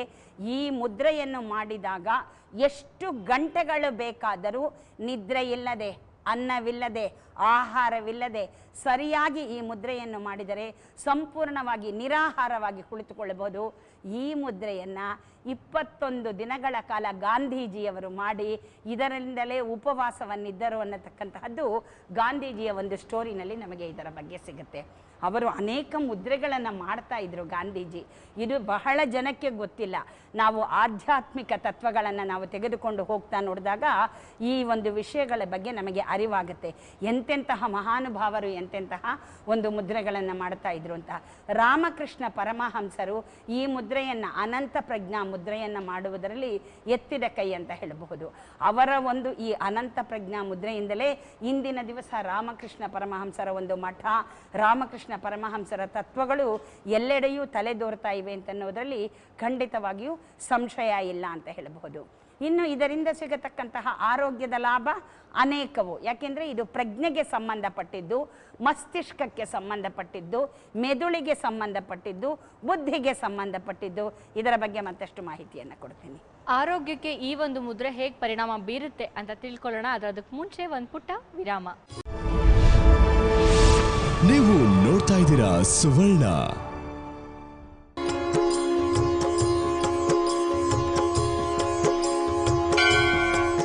ಚಿಕ್ಕ ವಿರಾಮದ ನಂತರ ಮರಳಿ ಸ್ವಾಗತ ನಿಮ್ಮ ನೆಚ್ಚಿನ ಮಹರ್ಷಿ ದರ್ಪಣ ಕಾರ್ಯಕ್ರಮಕ್ಕೆ. ಅನಂತ ಪ್ರಜ್ಞಾ ಮುದ್ರೆ ಬಗ್ಗೆ ಇವತ್ತಮ್ಮ ತಿಳಿಸ್ಕೊಡ್ತಿದ್ದಾರೆ. ಅದ್ರ ಬಗ್ಗೆ ಇನ್ನಷ್ಟು ತಿಳ್ಕೊಳ್ಳೋಕ್ಕೂ ಮುಂಚೆ ಕಾರ್ಯಕ್ರಮಕ್ಕೆ ಸಾಕಷ್ಟು ಪತ್ರಗಳು ಬಂದಿದೆ. ಒಂದು ಪತ್ರವನ್ನು ಓದ್ತಾ ಇದ್ದೀನಿ. ಈ ಪತ್ರವನ್ನು ಹೇಮಾ ಅನ್ನೋರು ಬರೆದಿದ್ದಾರೆ. ನನಗೆ ಯಾವಾಗಲೂ ಮೀನಖಂಡದ ನೋವು ಬರ್ತಾ ಇರುತ್ತೆ. ಇದರಿಂದ ನಂಗೆ ಕೆಲಸ ಮಾಡೋದಕ್ಕಾಗಲ್ಲ, ತುಂಬ ಸುಸ್ತಾಗುತ್ತೆ, ಯಾವ ಕೆಲಸ ಮಾಡೋದಕ್ಕೂ ಮನಸ್ಸಿರಲ್ಲ. ಹಾಗಾಗಿ ಈ ಒಂದು ಮೀನಖಂಡದ ನೋವು ಹೋಗ್ಲಾಡ್ಸೋದಕ್ಕೆ ಯಾವುದಾದ್ರೂ ಮುದ್ರೆ ಇದ್ದರೆ ತಿಳಿಸ್ಕೊಡ್ತೀರಾ ಅಂತ ಹೇಳಿ ಪತ್ರವನ್ನು ಬರೆದಿದ್ದಾರೆ. ಖಂಡಿತ ಇದು ಅವರೊಬ್ಬರದೇ ಅಲ್ಲ, ಅನೇಕರದ್ದಾಗಿರಬಹುದು. ಮೀನಖಂಡ ಅಂತಂದರೆ ಮಂಡಿಯಿಂದ ಕೆಳಭಾಗದಲ್ಲಿ ಪಾದದ ಕಡೆಗೆ ಹಿಂಭಾಗದಲ್ಲಿ ಇರತಕ್ಕಂತಹದನ್ನು ಮೀನಖಂಡ ಅಂತ ಕರಿತೀವಿ. ಅದು ಮೀನಿನ ಆಕಾರದಲ್ಲೇ ಇರುವುದರಿಂದ ಆ ಮಾಂಸಖಂಡವನ್ನು ಮೀನಖಂಡ ಅಂತ ಕರಿತೀವಿ. ಅವರು ಪಾಪ ತುಂಬ ಕೆಲಸ ಮಾಡ್ತಾರೆ, ಓಡಾಡ್ತಾರೆ ಅಂತ ಅನಿಸುತ್ತೆ. ಇದಕ್ಕೆ ಅತ್ಯಂತ ಮುಖ್ಯವಾದಂತಹ ಮುದ್ರೆ ಅಂದರೆ, ಆಮೇಲೆ ಶರೀರ ಸಹ ಸ್ವಲ್ಪ ಸ್ಥೂಲವಾಗಿದ್ದರೆ ಈ ತರಹ ಸಂದರ್ಭಗಳು ಬಂದುಬಿಡುತ್ತೆ. ಸೂರ್ಯ ಮುದ್ರೆ, ಈ ಮುದ್ರೆಯನ್ನು ನೀವು ಮಾಡ್ತಾ ಹೋಗಿ ಖಂಡಿತವಾಗಿಯೂ ಈ ಸೂರ್ಯ ಮುದ್ರೆಯಿಂದ ಮೀನಖಂಡದ ಎಲ್ಲ ತೊಂದರೆಗಳಿಂದಲೂ ಹೊರಗಡೆಗೆ ಬರೋದಕ್ಕೆ ಸಾಧ್ಯ. ಆ ನೋವುಗಳಿಂದ ನೀವು ಹೊರಗಡೆಗೆ ಬರಬಹುದು. ಆದರೆ ಇದು ಈ ಒಂದು ಪೃಥ್ವಿ ತತ್ವದ ಬೆರಳನ್ನು ಹೆಬ್ಬೆರಳಿನ ಅಗ್ರಭಾಗಕ್ಕೆ ತೆಗೆದುಕೊಂಡು ಬರಬೇಕು. ಗೆಣ್ಣನ್ನು ಮೊದಲನೆಯ ಗೆಣ್ಣಿನ ಮೇಲೆ ಈ ಹೆಬ್ಬೆಟ್ಟಿನ ಒಂದು ಮೊದಲನೆಯ ಗೆಣ್ಣು ಬರಬೇಕು. ಮತ್ತು ಈ ಕಿರುಬೆರಳಿಗೂ ಇದಕ್ಕೂ ಕೇವಲ ಅರ್ಧ ಇಂಚಿನಷ್ಟೇ ಅಂತರವಿರಬೇಕು. ನೀವು ಜಾಸ್ತಿ ಈ ಥರ ಮಾಡಿದ್ರೆ ಇದು ಸರಿ ಹೋಗೋದಿಲ್ಲ. ಯಾಕೆಂದರೆ ಇದೆಲ್ಲ ವೈಬ್ರೇಷನ್ಸ್ ಇರುತ್ತೆ ತಾಯಿ. ಹಾಗಾಗಿ ಇದನ್ನು ಇದೇ ರೀತಿಯಲ್ಲಿ ಮಾಡಬೇಕು. ಮತ್ತೊಮ್ಮೆ ತೋರಿಸ್ತಾ ಇದ್ದೀನಿ. ಈ ಮುದ್ರೆಯನ್ನು ಪ್ರತಿನಿತ್ಯ ಮಾಡಿ. ಈ ಕಾರ್ಯಕ್ರಮದಲ್ಲಿ ನಾನು ಪ್ರಾಣ ಮುದ್ರೆಗಳನ್ನು ತೋರಿಸೇ ಇದ್ದೀನಿ, ತಾವೂ ನೋಡಿರ್ತೀರ. ಆ ಪ್ರಾಣ ಮುದ್ರೆಯನ್ನು 10 ರಿಂದ 15 ನಿಮಿಷ ಮಾಡಿ. ಖಂಡಿತವಾಗಿಯೂ ಒಂದು 15 ದಿನ ನೀವು ಮಾಡೋಷ್ಟರೊಳಗಡೆ ಇದರ ಫಲಿತಾಂಶವನ್ನು ನೀವೇ ನಮಗೆ ಉತ್ತರದ ಮೂಲಕ ತಿಳಿಸ್ತೀರಿ. ಅಂತಹ ಒಂದು ವಿಶೇಷ ಮುದ್ರೆ ಇದು. ಮತ್ತು ನಾವಿವಾಗ ಅನಂತ ಪ್ರಜ್ಞಾ ಮುದ್ರೆಯ ಬಗ್ಗೆ ಮಾತಾಡ್ತಾ ಇದ್ವಿ. ಪ್ರಜ್ಞಾ ಅಂತಂದರೆ ಬುದ್ಧಿ ಅನ್ನತಕ್ಕಂತಹದ್ದು. ಇದು ಬುದ್ಧಿಗೆ ಸಂಬಂಧಪಟ್ಟಿದ್ದು. ಇದು ಮುಖ್ಯವಾಗಿ ಅದರಲ್ಲೂ ಈ ಅನಂತ ಪ್ರಜ್ಞಾ ಮುದ್ರೆ ಎಲ್ಲಿ ಹೆಚ್ಚಿಗೆ ವರ್ಕ್ ಮಾಡುತ್ತೆ ಅಂದರೆ, ನಾನು ಹೇಳಿದೆ ನಿಮಗೆ ಸನ್ಯಾಸಿಗಳಲ್ಲಿ, ಮಠಗಳಲ್ಲಿ, ಆಶ್ರಮಗಳಲ್ಲಿ ಅಂತ. ಅಷ್ಟೇ ಅಲ್ಲ, ಸಾಮಾನ್ಯ ಮಾನವನ ಜೀವನದಲ್ಲಿ ವ್ಯಾಪಾರಸ್ಥರು, ವರ್ತಕರು ಇರ್ತಾರಲ್ಲ, ಇವರುಗಳಿಗೆ ಈ ಅನಂತ ಪ್ರಜ್ಞಾ ಮುದ್ರೆ ಅತ್ಯಂತ ಶ್ರೇಷ್ಠವಾದಂತಹ ಮುದ್ರೆ. ಯಾಕೆಂದರೆ ವ್ಯಾಪಾರದಲ್ಲಿ ಅನೇಕ ಆಗುಹೋಗುಗಳು ನಡೆದು ಹೋಗುತ್ತೆ. ಆ ಆಗುಹೋಗುಗಳು ನಡೆದು ಹೋಗದೇ ಇರಬೇಕಾದ್ರೆ ಈ ಪ್ರಜ್ಞೆಯನ್ನು ಮಾಡಿದಾಗ ಯಾವುದೇ ಒಂದು ವಿಧವಾದ ನಿಷ್ಠೂರಗಳು ಇಲ್ಲದೆ ವ್ಯಾಪಾರವನ್ನು ನಡೆಸೋದಕ್ಕೆ ಸಾಧ್ಯವಾದಂತಹದ್ದು. ಆಯಾಸವಾಗಿದೆ ಎಂದಾಗ ಈ ಮುದ್ರೆಯನ್ನು ಮಾಡಿದರೆ 10 ರಿಂದ 15 ನಿಮಿಷ ಸಾಕು. ನಾನು ಯಾಕೆಂದರೆ ನಿಮಗೆ ಸಾಮಾನ್ಯವಾಗಿ ಚಿಕಿತ್ಸಾ ಮುದ್ರೆಗಳನ್ನು 50 ನಿಮಿಷ ಪ್ಲಸ್ 15 ನಿಮಿಷ ಪ್ರಾಣ ಮುದ್ರೆ ಅಂತ ಹೇಳಿದ್ದೀನಿ. ಇಂತಹ ಮುದ್ರೆಯನ್ನು ನೀವು ಅಷ್ಟೊಂದು ಸಮಯ ಅವಶ್ಯಕತೆ ಇಲ್ಲ. 15 ರಿಂದ 20 ನಿಮಿಷಗಳ ಕಾಲ ಮಾಡಿದರೆ ಸಾಕು. ಈ ತೊಂದರೆಯಿಂದ ಹೊರಗಡೆಗೆ ಬರೋದಕ್ಕೆ ಸಾಧ್ಯ. ಮತ್ತು ನರಗಳೆಲ್ಲ ಸೆಳೆತ, ನರಗಳೆಲ್ಲ ಹಿಡ್ಕೊಂಡು ಹಾಗಾಗ್ಬಿಟ್ಟಿದೆ. ಒಂದು ಹೆಜ್ಜೆನೂ ನನಗೆ ಮುಂದೆ ಇಡೋದಕ್ಕಾಗ್ತಾ ಇಲ್ಲ. ಕಾಲಿನಲ್ಲಿ ಸೂಜಿನಲ್ಲಿ ಚುಚ್ಚಿದ ಹಾಗಾಗ್ತಾ ಇದೆ. ಕಾಲೆಲ್ಲ ಜೋವು ಹಿಡ್ಕೊಂಡ್ಬಿಟ್ಟಿದೆ. ಕಾಲನ್ನು ಮುಂದೆ ಇಡೋದಕ್ಕಾಗ್ತಾ ಇಲ್ಲ. ನನ್ನ ಕಾಲನ್ನು ಯಾರಾದರೂ ಎತ್ತಿಡ್ರಪ್ಪ, ಅಥವಾ 2 ಹೆಜ್ಜೆನ ನಾನು ಇಡೋವರೆಗೂ ನನಗೆ ನಡೆಯೋದಕ್ಕೆ ಆಗೋದೇ ಇಲ್ಲ. ನಾನು ಕುಳಿತದ ಕಡೆನೇ 2 ಹೆಜ್ಜೆ ಇಟ್ಟು ಎದ್ದು ಬರ್ತೀನಿ. ಈ ತರಹದ್ದು ನಮ್ಮಲ್ಲಿ ಅನೇಕ ಜನಗಳು ಹೇಳ್ತಾರೆ ಈ ತೊಂದರೆಗಳನ್ನು. ಇದು ನರಗಳಿಗೆ ಸಂಬಂಧಪಟ್ಟಂತಹದ್ದು, ಮುಖ್ಯವಾದಂತಹದ್ದು.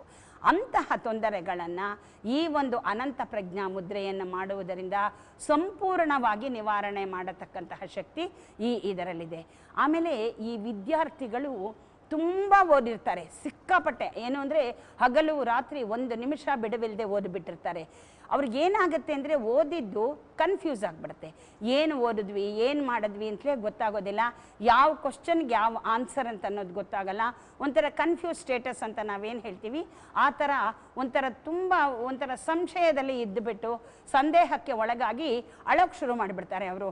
ಅಯ್ಯೋ, ನಾನು ಇಷ್ಟು ಚೆನ್ನಾಗಿ ಓದಿದ್ದೆ, ನಾನು ಇಷ್ಟೆಲ್ಲ ಮಾಡಿದ್ದೆ, ನನಗಿವಾಗ ಎಲ್ಲ ಮರೆತು ಹೋದಾಗ ಆಗಿಬಿಟ್ಟಿದೆ, ಏನು ಮಾಡಿದ್ರೂ ಗೊತ್ತಾಗ್ತಿಲ್ಲ ಅಂದಾಗ ಈ ಚಿನ್ಮಯ ಮುದ್ರೆಯ ಜೊತೆಗೆ ಈ ಅನಂತ ಪ್ರಜ್ಞಾ ಮುದ್ರೆಯನ್ನು ಮಾಡಿದರೆ ಎಲ್ಲವೂ ಪ್ರಜ್ಞೆಗೆ ಬಂದು ಮತ್ತೆ ಎಲ್ಲವೂ ಜ್ಞಾಪಕಕ್ಕೆ ಬರೋದಕ್ಕೆ ಸಾಧ್ಯ.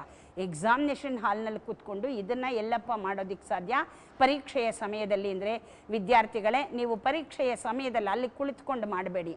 ಮನೆಯಿಂದ ಹೋಗುವ ಮೊದಲು ಓದ್ತಾ ಇರ್ತೀರಲ್ಲ, ಆ ಓದತಕ್ಕಂತಹ ಸಂದರ್ಭದಲ್ಲೇ ಈ ಒಂದು ಮುದ್ರೆಯನ್ನು ಮಾಡ್ತಾ ಹೋದರೆ ನೀವು ಹಿಂದೆ ಏನು ಓದಿದ್ದೀರಿ, ಏನು ಮಾಡಿದ್ದೀರಿ ಅನ್ನೋದಷ್ಟು ಜ್ಞಾಪಕಕ್ಕೆ ಬರೋದಕ್ಕೆ ಸಾಧ್ಯ.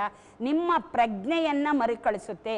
ಅಂದರೆ ಯಾವುದನ್ನು ನೀವು ಮರೆತಿರ್ತೀರೋ ಆ ಪ್ರಜ್ಞೆಯನ್ನು ಮರುಕಳಿಸುತ್ತೆ, ಆ ಪ್ರಜ್ಞೆಗೆ ಚಾಲನೆಯನ್ನು ಕೊಡುತ್ತೆ. ಯಾಕೆಂದರೆ ಇದು ಬರೀ ವಿದ್ಯಾರ್ಥಿಗಳಿಗೆ ಮಾತ್ರವಲ್ಲ, ಹೆಂಗಸರಿಗಾಗಲಿ ಮತ್ತು ಕೆಲಸಕ್ಕೆ ಹೋಗತಕ್ಕಂತಹ ಪುರುಷರಿಗಾಗಲಿ, ಯಾವುದೋ ಒಂದು ಫೈಲ್ಗಳನ್ನ ಅಟೆಂಡ್ ಮಾಡ್ತಾ ಇರೋರು ಎಷ್ಟೊಂದು ಸರ್ತಿ ನಾನು ಈ ಫೈಲ್ನೆಲ್ಲೋ ಇಟ್ಬಿಟ್ಟಿದ್ದೆ, ಎಲ್ಲಿಟ್ಟಿದ್ದೀನಿ ಅಂತ ಗೊತ್ತಾಗ್ತಿಲ್ಲ. ಹುಡುಕ್ತಾರೆ. ಆ ಫೈಲ್ ಅವರೇ ಇಟ್ಟಿರ್ತಾರೆ ಪಾಪ, ಅವ್ರಿಗೆ ಎಲ್ಲಿಟ್ಟಿರ್ತೀನಿ ಅಂತ ಜ್ಞಾಪಕ ಇರೋದಿಲ್ಲ. ಅಂತಹ ಸಮಯದಲ್ಲಿ ಈ ಮುದ್ರೆಯನ್ನು ಮಾಡಿದರೆ ತಾನು ಎಲ್ಲಿಟ್ಟಿದ್ದೀನಿ ಆ ಫೈಲು ಅಂತ ಜ್ಞಾಪಕ ಬರುತ್ತೆ. ತಕ್ಷಣ ಅದನ್ನು ತೆಗೆದುಕೊಂಡು ಕೆಲಸಗಳನ್ನು ಮಾಡೋದಕ್ಕೆ ಅನುಕೂಲ ಮಾಡಿಬಿಡುತ್ತೆ. ಅಂತಹ ಒಂದು ವಿಶೇಷವಾದಂತಹದ್ದು ಈ ಅನಂತ ಪ್ರಜ್ಞಾ ಮುದ್ರೆ. ಇದರ ಜೊತೆಗೆ ಸ್ವರದ ಗೊರಗುತನ ಇರುತ್ತೆ, ಸ್ವರಪೀಠಿಕೆಯಲ್ಲಿ ತೊಂದರೆಗಳಿರುತ್ತೆ. ಅಂತಹ ಸಂದರ್ಭಗಳಲ್ಲಿ ಅದರಲ್ಲೂ ಮುಖ್ಯವಾಗಿ ಸಂಗೀತಗಾರರು ಹಾಡ್ತಾ ಇರಬೇಕಾದ್ರೆ ತಕ್ಷಣ ಸ್ವರ ನಿಂತು ಹೋಗುತ್ತೆ. ಅವರಿಗೆ ಶಾರೀರದಲ್ಲಿ ತೊಂದರೆ ಇದೆ ಅನ್ನತಕ್ಕಂತಹ ಅರ್ಥವಲ್ಲ ಇದರ ಅರ್ಥ. ಅವರಿಗೆ ಏನೋ ಒಂದು ನಿಮಿಷ ಗಂಟ್ಲು ಹಿಡಿದಾಗ ಆಗೋಗ್ಬಿಡುತ್ತೆ, ಗಂಟ್ಲು ಬಿಗುತ್ತಾ ಬಂದುಬಿಡುತ್ತೆ, ಈ ತೊಂದರೆಗಳು ಉತ್ಪತ್ತಿ ಆಗುತ್ತೆ. ಅಂತಹ ಸಂದರ್ಭದಲ್ಲಿ ಕೇವಲ 5 ನಿಮಿಷಗಳ ಕಾಲ ಸಾಕು. ನೀವು 15 ನಿಮಿಷವೂ ಮಾಡಬೇಕಾಗಿಲ್ಲ. ಕುಳಿತು 1 ಲೋಟ ನೀರನ್ನು ಕುಡಿದು ಈ ಒಂದು ಅನಂತ ಪ್ರಜ್ಞಾ ಮುದ್ರೆಯನ್ನು ಹಾಕಿದರೆ ಮತ್ತೆ ಸಾಮಾನ್ಯವಾಗಿ ಯಾವ ರೀತಿ ನೀವು ಇದು ಹಾಡೋಕ್ಕೆ ಶುರು ಮಾಡ್ತೀರೋ ಅದೇ ರೀತಿಯಾಗಿ ಹಾಡೋದಕ್ಕೆ ಮಾರ್ಗವಾಗುತ್ತೆ. ಅಂದರೆ ಹಾಡುಗಾರರಿಗೆ ಹೆಲ್ಪ್ ಆಗುತ್ತೆ, ಜ್ಯೋತಿಷಿಗಳಿಗೆ ಹೆಲ್ಪ್ ಆಗುತ್ತೆ, ಮತ್ತು ಸಂಗೀತಗಾರರಿಗೆ ಹೆಲ್ಪ್ ಆಗುತ್ತೆ, ಮತ್ತು ಆಫೀಸ್ ಕಚೇರಿಗಳಲ್ಲಿ ಕೆಲಸ ಮಾಡತಕ್ಕಂತಹವರಿಗೆ ವರದಾನ ಮುದ್ರೆ, ವಿದ್ಯಾರ್ಥಿಗಳಿಗೆ ಮೇರು ಮುದ್ರೆ, ಪಂಡಿತರುಗಳಿಗೆ ಅತ್ಯಂತ ಮುಖ್ಯವಾದಂತಹ ಮುದ್ರೆ. ಮತ್ತು ಅಷ್ಟೇ ಅಲ್ಲ, ಈ ಮಠಾಧೀಶರು ಮತ್ತು ಸನ್ಯಾಸಿಗಳಿಗೆ ಹೇಳಿ ಮಾಡಿಸಿದಂತಹ ಮುದ್ರೆ ಅಂತಂದೆ. ಕೆಲವು ಸಂದರ್ಭಗಳಲ್ಲಿ ನಮಗೇನಾಗುತ್ತೆ ಅಂದರೆ ದೇವರ ಪೂಜೆಯನ್ನು ಮಾಡ್ತಾ ಇರ್ತೀವಿ. ದೇವರ ಪೂಜೆಯನ್ನು ಮಾಡ್ತಾ ಇರಬೇಕಾದ್ರೆ ಮಂತ್ರಗಳೇ ಮರೆತು ಹೋಗುತ್ತೆ, ಶ್ಲೋಕಗಳೇ ಮರೆತು ಹೋಗುತ್ತೆ, ಏನು ಹೇಳೋದು ಅಂತ ಪುಸ್ತಕನ ಹುಡ್ಕೊಂಡು ಓಡ್ತೀವಿ. ಆ ಪುಸ್ತಕ ಎಲ್ಲಿಟ್ಟಿದ್ದೀವಿ ಅನ್ನೋದು ಮರೆತು ಹೋಗ್ಬಿಡುತ್ತೆ. ಯಾಕೆಂದರೆ ಪುಸ್ತಕನೇ ಸಿಗೋದಿಲ್ಲ, ನಾವು ಅದೇ ಮೊದಲು ಮರೆತು ಬಿಡ್ತೀವಿ. ಆ ಪುಸ್ತಕ ಎಲ್ಲಿಟ್ಟಿದ್ದೀವಿ ಅಂತ ಹುಡ್ಕೋದೊಂದು ಕಷ್ಟ, ಶ್ಲೋಕಗಳು ಮರೆತಿರೋದೊಂದು ಕಷ್ಟ. ಅಂತಹ ಸಮಯದಲ್ಲಿ ಏನಾಗುತ್ತೆ, ಮನುಷ್ಯನಿಗೆ ಆತಂಕ ಸೃಷ್ಟಿಯಾಗತ್ತೆ. ಯಾಕೆಂದರೆ ನಾನು ಮಾಡ್ತಾ ಇರೋ ಪೂಜೆ ಸರಿ ಇಲ್ವೇನೋ, ನಾನು ಮಾಡ್ತಾ ಇರೋ ಕೆಲಸ ಸರಿ ಇಲ್ವೇನೋ, ಭಗವಂತ ನನಗೆ ಅನುಗ್ರಹಿಸೋದಿಲ್ವೇನೋ ಯೋಚನೆ ಬಂದುಬಿಟ್ಟು ಭಯಾನಕತೆ ಹುಟ್ಟುಕೊಂಡು ಬಿಡುತ್ತೆ. ಅಂತಹ ಭಯವನ್ನು ಹೋಗಲಾಡಿಸಿ ಆ ಪೂಜೆಯ ಕೆಲಸಗಳನ್ನು, ಅವರ ಎಲ್ಲ ಕೆಲಸಗಳನ್ನು ಸಕ್ರಿಯವಾಗಿ ಮಾಡೋದಕ್ಕೆ ಅನುಕೂಲವಾಗತಕ್ಕಂತಹದ್ದು ಅಂತಂದರೆ ಖಂಡಿತವಾಗಿಯೂ ಈ ಅನಂತ ಪ್ರಜ್ಞಾ ಮುದ್ರೆ. ಆದರೆ ವೀಕ್ಷಕ ಬಾಂಧವರೇ, ನಾನು ಮತ್ತೊಮ್ಮೆ ಹೇಳ್ತಾ ಇದ್ದೀನಿ, ನೀವು ಖಂಡಿತವಾಗಿಯೂ ಮುದ್ರೆಗಳನ್ನು ಗೊತ್ತಿರುವವರ ಬಳಿ ಬಿಟ್ಟು, ಮತ್ತು ಯಾರಿಗೆ ಈ ಮುದ್ರೆಗಳು ಗೊತ್ತಿದೆಯೋ ಸರಿಯಾಗಿ ಅಂತಹವರ ಬಳಿ ರಾಶಿ ನಕ್ಷತ್ರಗಳನ್ನು ಅನುಸರಿಸಿ, ನಕ್ಷತ್ರಗಳಷ್ಟೇ ಅಲ್ಲ, ನಕ್ಷತ್ರ ಪಾದಗಳನ್ನು ಅನುಸರಿಸಿ, ಭಾವಗಳಿದೆ ಭಾವಗಳನ್ನು ಅನುಸರಿಸಿ ಇದಿಷ್ಟನ್ನು ನೋಡಿ ಈ ಒಂದು ಮುದ್ರೆಯನ್ನು ಮಾಡಬೇಕೇ ಹೊರತು ಅದಿಲ್ಲದೆ ನೀವು ಮಾಡಿದ್ರೆ ಖಂಡಿತವಾಗಿಯೂ ಏನಾದರೂ ಅವಘಡಗಳಾದರೆ ಕಷ್ಟವಾಗುತ್ತೆ. ಹಾಗಾಗಿ ಸರಿಯಾಗಿ ಅವರ ಒಂದು ಸಜೆಷನ್ ತಗೊಂಡು ನೀವು ಮಾಡಿದಾಗ ಒಳ್ಳೆಯದು. ಅವರನ್ನು ಸಂಪರ್ಕಿಸದೆ ಖಂಡಿತ ಮಾಡೋದಕ್ಕೆ ಹೋಗಬೇಡಿ. ಸ್ವಯಂ ವೈದ್ಯ ಯಾವತ್ತೂ ಒಳ್ಳೇದಲ್ಲ, ಒಬ್ರು ಮಾರ್ಗದರ್ಶನ ಇದ್ರೆ ಒಳ್ಳೇದಾಗತ್ತೆ ಅಂತ. ವೀಕ್ಷಕರೇ, ವಿದ್ಯಾರ್ಥಿಗಳಿಗೆ ಹಾಗೂ ಅಮ್ಮ ಹೇಳಿದ್ರು ನೆನಪಿನ ಶಕ್ತಿ ಕಡಿಮೆ ಇರುವಂಥವ್ರು ಈ ಮುದ್ರೆನ ಹಾಕಿದ್ರೆ ತುಂಬ ಒಳ್ಳೇದಾಗತ್ತೆ ಅಂತ. ಇನ್ನು ಇವತ್ತಮ್ಮ ಯಾವ ವಿಚಾರದ ಬಗ್ಗೆ ಮಾತಾಡ್ತಾರೆ ಹೇಳ್ತೀನಿ, ಆದರೆ ಅದಕ್ಕೆ ಮುಂಚೆ ಒಂದು ಪುಟ್ಟ ವಿರಾಮ. ನೀವು ನೋಡ್ತಾ ಇದ್ದೀರಾ ಸುವರ್ಣ.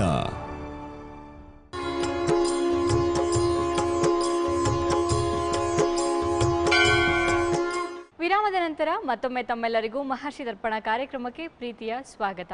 ಇವತ್ತು ಶನಿವಾರ, ಹಾಗಾಗಿ ಅಮ್ಮ ಲೋಹಗಳ ಬಗ್ಗೆ ಮಾತಾಡ್ತಾರೆ. ಅಮ್ಮ, ಇವತ್ತು ಯಾವ ಲೋಹದ ಬಗ್ಗೆ ಹೇಳ್ತಿದ್ದೀರಾ? ನಾವೀಗಾಗಲೇ ತಾಮ್ರ ಮುಗಿಸಿದ್ದೀವಿ, ಬೆಳ್ಳಿ ಆಗಿದೆ, ಆಯಿತು, ಚಿನ್ನ ಆಯಿತು. ಇವತ್ತು ಕಂಚು ತಗೊಳ್ಳೋಣ. It is a wonderful bronze. ಇದು ಅತ್ಯಂತ ಮುಖ್ಯವಾದಂತಹ ಲೋಹ. ಈಗಿನ ಕಾಲದವರೆಗೆ ಈ ಕಂಚಿನ ಬಗ್ಗೆ ಎಷ್ಟು ಗೊತ್ತಿದೆಯೋ ಇಲ್ಲೋ ಗೊತ್ತಿಲ್ಲ. ಇಲ್ಲೊಂದು ದೀಪ ಉರಿತಾ ಇದೆಯಲ್ಲ, ಅದು ಕಂಚಿನ ದೀಪವೇ ಆಗಿರುತ್ತೆ. ಕಂಚು ಅನ್ನತಕ್ಕಂತಹದ್ದನ್ನು ನಾವು ವಿಗ್ರಹಗಳನ್ನು ಮಾಡುವಾಗ ಕಂಚಿನ ವಿಗ್ರಹಗಳನ್ನು ವಿಶೇಷವಾಗಿ ಮಾಡ್ತೀವಿ, ದೀಪಸ್ತಂಭಗಳನ್ನು ವಿಶೇಷವಾಗಿ ಮಾಡ್ತೀವಿ. ಹಿಂದಿನ ಕಾಲದಲ್ಲಿ ಈ ಕಂಚಿನಲ್ಲಿ ಅನ್ನ ಮಾಡ್ತಿದ್ರು. ಇವತ್ತು ನಾವು ಪ್ರೆಷರ್ ಕುಕ್ಕರ್ನಲ್ಲಿ ಅನ್ನ ಮಾಡ್ತೀವಲ್ವಾ, ಅನ್ನ ಮಾಡಿಬಿಟ್ಟು 1-2 ಅವರ್ಸ್ 3 ಅವರ್ಸ್ ಅದು ಬಿಸಿಯಾಗಿಡುತ್ತೆ ಅಂತ ಹೇಳ್ತೀವಿ. ಆ ಕಂಚಿನ ಪದಾರ್ಥದಲ್ಲಿ ನೀವು ಅನ್ನವನ್ನು ಮಾಡಿದರೆ 5 to 6 ಅವರ್ಸ್ ನೀವು ಯಾವ ರೀತಿ ಮಾಡ್ತಿದ್ರೋ ಅದೇ ರೀತಿ ಬಿಸಿಯಾಗಿ ಅನ್ನ ಇರ್ತಾ ಇತ್ತು. ಇದು ಅತ್ಯಂತ ಶ್ರೇಷ್ಠವಾದಂತಹದ್ದು. ಈಗಲೂ ಹಳ್ಳಿ ಕಡೆ ನೋಡ್ಬೋದು ಕಂಚಿನ ದೊಡ್ಡ ದೊಡ್ಡ ಪಾತ್ರೆಗಳಲ್ಲೇ ಅವರು ವಿಶೇಷ ಸಂದರ್ಭದಲ್ಲಿ ಅಡುಗೆ ಮಾಡ್ತಾರೆ. ಯಾಕೆಂದ್ರೆ ಎಷ್ಟೆಷ್ಟು ಹೊತ್ತು ಅಷ್ಟು ಜನಕ್ಕೆ ಬಡಿಸ್ಬೇಕಲ್ಲ, ಬಿಸಿ ಬಿಸಿಯಾಗಿ ಖಂಡಿತವಾಗ್ಲೂ ಮಾಡ್ತಾರೆ. ಅಂತಹದ್ದು ವಿಶೇಷವಾದಂತಹ ಲೋಹ ಕಂಚಿನ ಲೋಹ. ಕಂಚಿನಿಂದ ಮಾಡತಕ್ಕಂತಹದ್ದು ಪಾತ್ರೆಗಳು, ಕಂಚಿನಿಂದ ಮಾಡತಕ್ಕಂತಹದ್ದು ವಿಗ್ರಹಗಳು, ಕಂಚಿನಿಂದ ಮಾಡತಕ್ಕಂತಹದ್ದು ದೇವರ ದೀಪಗಳು, ಕಂಚಿನಿಂದ ಮಾಡತಕ್ಕಂತಹದ್ದು ತಪಲೆಗಳು ಮುಂತಾದನ್ನು ಮಾಡ್ತೀವಿ. ಇದರಿಂದ ಲಾಭ ಇದು ಮುಖ್ಯವಾದಂತಹದ್ದು. ಈ ಕಂಚನ್ನು ರಾಹುಕೇತುಗಳಿಗೂ ಸಹ ತೆಗೆದುಕೊಳ್ತೀವಿ. ಈ ಕಂಚು ವಿಶೇಷವಾದದ್ದೇನಪ್ಪ ಅಂತಂದರೆ, ನಾವು ಮಾಡಲ್ಲ ಬಿಡಿ, ನಾವು ತುಂಬ ಎಲ್ಲದರಲ್ಲೂ ನಾಗರಿಕರು, ನಮಗೆ ಸ್ಟೀಲ್ ತಟ್ಟೆನೇ ಬೇಕು. ಇವತ್ತಿನ ದಿವಸ ಸಹ ನೀವು ಕಂಚನ್ನ ತಟ್ಟೆಯಲ್ಲಿ ಊಟ ಮಾಡೋಂಥವರನ್ನು ನೋಡಬೇಕು ಅಂದರೆ ಗ್ರಾಮೀಣ ಪ್ರದೇಶಕ್ಕೆ ಹೋಗಬೇಕು. ಇವತ್ತು ಅವರು ಕಂಚಿನ ತಟ್ಟೆಯಲ್ಲೇ ಊಟವನ್ನು ಮಾಡ್ತಾರೆ. ಇದಕ್ಕೆ ಕಾರಣ ಏನಪ್ಪ ಅಂದರೆ, ಇದು ಪುರುಷತ್ವವನ್ನು ವೃದ್ಧಿಸತಕ್ಕಂತಹ ಒಂದು ವಿಶೇಷ ಲೋಹ, ಚಿನ್ನಕ್ಕಿಂತಲೂ ಮಿಗಿಲಾದಂತಹ ಲೋಹ. ಸ್ತ್ರೀಯರ ಗರ್ಭಸ್ಥ ತೊಂದರೆಗಳು ಏನಿದೆಯೋ ಅದೆಲ್ಲವನ್ನೂ ಒಂದೇ ರೀತಿಯಲ್ಲಿ ಇದಕ್ಕೆ ಆ ಸಮಸ್ಯೆಯನ್ನು ದೂರೀಕರಿಸತಕ್ಕಂತಹ ಲೋಹ ವಿಶೇಷವಾದ ಈ ಕಂಚಿನ ಲೋಹ. ಅಷ್ಟೇ ಅಲ್ಲ, ತುಂಬ ಸುಸ್ತಾಗಿಬಿಟ್ಟಿರುತ್ತೆ, ತುಂಬ ಆಯಾಸವಾಗಿರುತ್ತೆ, ತುಂಬ ದಣಿವಾಗಿಬಿಡ್ತಿರುತ್ತೆ. ಅಂತಹವರು ಕಂಚಿನ ಪಾತ್ರೆಗಳಲ್ಲಿ ಒಂದು ತುತ್ತು ಮಜ್ಜಿಗೆ ಅನ್ನವನ್ನು ತಿಂದು ಅದಕ್ಕೊಂದು ಸ್ವಲ್ಪ ನೀರು ಹಾಕ್ಕೊಂಡು ಕುಡೀರಿ, ಅದರ ಅನುಭವ ನಿಮಗೆ ಗೊತ್ತಾಗುತ್ತೆ. ಇವತ್ತಿನ ದಿವಸನೂ ಎಷ್ಟೋ ಮನೆಗಳಲ್ಲಿ ಕಂಚಿನ ಅರ್ಘ್ಯ ಪಾತ್ರೆಗಳಿದೆ. ಸಂಧ್ಯಾ ವಂದನೆಗೆ ಕಂಚಿನ ಲೋಟ, ಕಂಚಿನ ಅರ್ಘ್ಯ ಪಾತ್ರೆಗಳನ್ನು ಖಂಡಿತವಾಗಿಯೂ ಬಳಸ್ತಾರೆ. ಇದು ಯಾತಕ್ಕೆ ಈ ಕಂಚಿನ ಅರ್ಘ್ಯ ಪಾತ್ರೆಗಳನ್ನು, ಕಂಚಿನ ಪಂಚಪಾತ್ರೆಗಳನ್ನು ಬಳಸ್ತಾರೆ ಅಂದರೆ, ಆ ಸಂಧ್ಯಾ ವಂದನೆಯನ್ನು ಮಾಡುವಾಗ ಅದರಲ್ಲಿರತಕ್ಕಂತಹ ನೀರನ್ನು ತೆಗೆದುಕೊಂಡು ಸಂಧ್ಯಾ ವಂದನೆಗೆ ಉಪಯೋಗಿಸ್ತಾರಲ್ವ, ಅದು ಶರೀರಕ್ಕೆ ಸೇರುತ್ತೆ. ಅದು ಶರೀರಕ್ಕೆ ಸೇರಿದ ತಕ್ಷಣ ಶರೀರದಲ್ಲಿರುವ ಆಯಾಸವನ್ನು ಅದು ಖಂಡಿತವಾಗಿಯೂ ಉಪಶಮನ ಮಾಡತಕ್ಕಂತಹ ಶಕ್ತಿ ಅದರಲ್ಲಿದೆ. ಅಂತಹ ಒಂದು ವಿಶೇಷವಾದದ್ದು. ಇವತ್ತಿನ ದಿವಸ ಯಾವುದೇ ವಿಧವಾದಂತಹ ಯಾವ ಕಾಂಪ್ಲೆಕ್ಸ್ ಮಾತ್ರೆಗಳು ಬೇಡ. ನಿಜವಾಗ್ಲೂ ನೀವು ಖಂಡಿತವಾಗಿಯೂ ಹೋಗಿ ಗ್ರಾಮೀಣ ಪ್ರದೇಶದ ಜನಗಳನ್ನು ನೋಡಿದರೆ ಅವರು 80-90 ವರ್ಷವಾದವರು ಸಹ ಎಷ್ಟು ಗಟ್ಟಿಯಾಗಿರ್ತಾರೆ ಅಂದರೆ, ಹಲ್ಲು ಬಿದ್ದಿರೋದಿಲ್ಲ, ಕೋಲೂರ್ಕೊಂಡು ನಡೆಯೋದಿಲ್ಲ, ಆರಾಮವಾಗಿರ್ತಾರೆ. ಅದಕ್ಕೆ ಕಾರಣ ಇವತ್ತು ಎಷ್ಟೋ ಕಡೆ ಕಂಚನ್ನು ಬಳಸ್ತಾ ಇರತಕ್ಕಂತಹದ್ದು ಅತ್ಯಂತ ಮುಖ್ಯವಾದಂತಹ ಕಾರಣ. ಇನ್ನೊಂದು, ನಾವು ದೇವಸ್ಥಾನಗಳಲ್ಲಿ ಕಂಚಿನ ವಿಗ್ರಹಗಳ ಮೇಲೆ ಅಭಿಷೇಕಗಳನ್ನು ಮಾಡ್ತಾರೆ. ಕಂಚಿನ ವಿಗ್ರಹಗಳ ಮೇಲೆ ಅಭಿಷೇಕವನ್ನು ಮಾಡಿ ಆ ನೀರನ್ನು ತೀರ್ಥದ ರೂಪವಾಗಿ ತೆಗೆದುಕೊಂಡರೆ ಅದು ಆರೋಗ್ಯವನ್ನು ಸುಧಾರಿಸುತ್ತೆ. ಮುಖ್ಯವಾಗಿ ರಕ್ತದ ತೊಂದರೆಯನ್ನು ನಿವಾರಣೆ ಮಾಡತಕ್ಕಂತಹ ಶಕ್ತಿ ಅದಕ್ಕೆ ಇದೆ. ಈಗ ಯಾರೋ ಒಬ್ಬರು ಪ್ರಶ್ನೆ ಕೇಳಿದರು, ಮೀನಖಂಡದ ಬಗ್ಗೆ ತೊಂದರೆ ಏನು ಅಂತ. ಅಂತಹವರು ಕಂಚಿನ ಲೋಟದಲ್ಲಿ ಒಂದು ಸ್ವಲ್ಪ ದಿನಗಳ ಕಾಲ ನೀರನ್ನು ಕುಡಿತಾ ಬರಲಿ, ಆ ಮೀನಖಂಡದ ತೊಂದರೆಗಳೆಲ್ಲ ಹೊರಟೋಗುತ್ತೆ. ಅಂತಹ ವಿಶೇಷವಾದದ್ದು ಕಂಚಿನ ಲೋಹ. ಇವತ್ತೂ ಸಹ ಎಷ್ಟೋ ಮಠಾಧೀಶರುಗಳು ಸನ್ಯಾಸಾಶ್ರಮವನ್ನು ಸ್ವೀಕರಿಸತಕ್ಕಂಥವರು. ಎಲ್ಲ ಕಡೆಯೂ ನಮಗೆ ಬೆಳ್ಳಿನೇ ಸಿಗತ್ತೆ ಅಂತ ಹೇಳೋದಕ್ಕಾಗಲ್ಲ. ಬೆಳ್ಳಿ ಶ್ರೇಷ್ಠವೇ, ನಾನು ಒಪ್ಕೋತೀನಿ. ಇನ್ನು ಚಿನ್ನದಲ್ಲಿ ಮಾಡಿಕೊಂಡು ಕುಡಿಯೋದಕ್ಕೆ ಯಾರಿಗೂ ಸಾಧ್ಯವಿಲ್ಲ, ಆ ಬೆಳ್ಳಿನೂ ಮಾಡಿಕೊಳ್ಳೋದಕ್ಕಾಗೋದಿಲ್ಲ. ಅಂತಹವರು ಕಂಚನ್ನು ಉಪಯೋಗಿಸಿದರೆ ಇದು ಬೆಳ್ಳಿಗಿಂತಲೂ ಶ್ರೇಷ್ಠವಾದದ್ದು ಮತ್ತು ಬೆಳ್ಳಿಗಿಂತಲೂ ಚೀಪಾಗಿ ಸಿಗತಕ್ಕಂತಹ ಒಂದು ವಿಶೇಷ ಅಂತ ಹೇಳ್ಬೋದು. ಇನ್ನು ಕಂಚಿನ ಲೋಟದಲ್ಲಿ 1 ಲೋಟ ಹಾಲನ್ನು ಹಾಕಿಟ್ಬಿಡಿ. ಅಂದರೆ ಒಂದೇನು ಅಂದರೆ, ಈಗ ನಮಗೆ ಕಷ್ಟವಾಗಿರತಕ್ಕಂತಹದ್ದು ಈ ಕಂಚನ್ನು ತೊಳೆಯುವುದು. ಸ್ಟೀಲನ್ನು ತೊಳೆದಷ್ಟು ಸುಲಭವಾಗಿ ಕಂಚನ್ನು ತೊಳೆಯೋದಕ್ಕಾಗೋದಿಲ್ಲ. ಯಾಕೆಂದರೆ ಅದರಲ್ಲಿ ಬೇಗ ಕೊಳೆ ಕಟ್ಟುತ್ತೆ, ಬೇಗ ಕಿಲುಬು ಕಟ್ಟೋದಕ್ಕೆ ಸಾಧ್ಯ.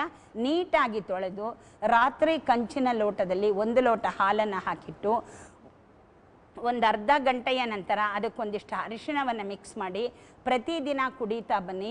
ಎಷ್ಟೋ ಜನ ಸೊಂಟ ನೋವು ಇರತಕ್ಕಂತಹವರು, ಕಾಲುಗಳ ನೋವುಗಳು ಇರತಕ್ಕಂತಹವರು, ಪಾದಗಳ ನೋವನ್ನು ಇರತಕ್ಕಂತಹವರು, ಇವರಿಗೆ ತಾನಾಗಿ ಈ ನೋವುಗಳು ಹೊರಟು ಹೋಗ್ಬಿಡುತ್ತೆ.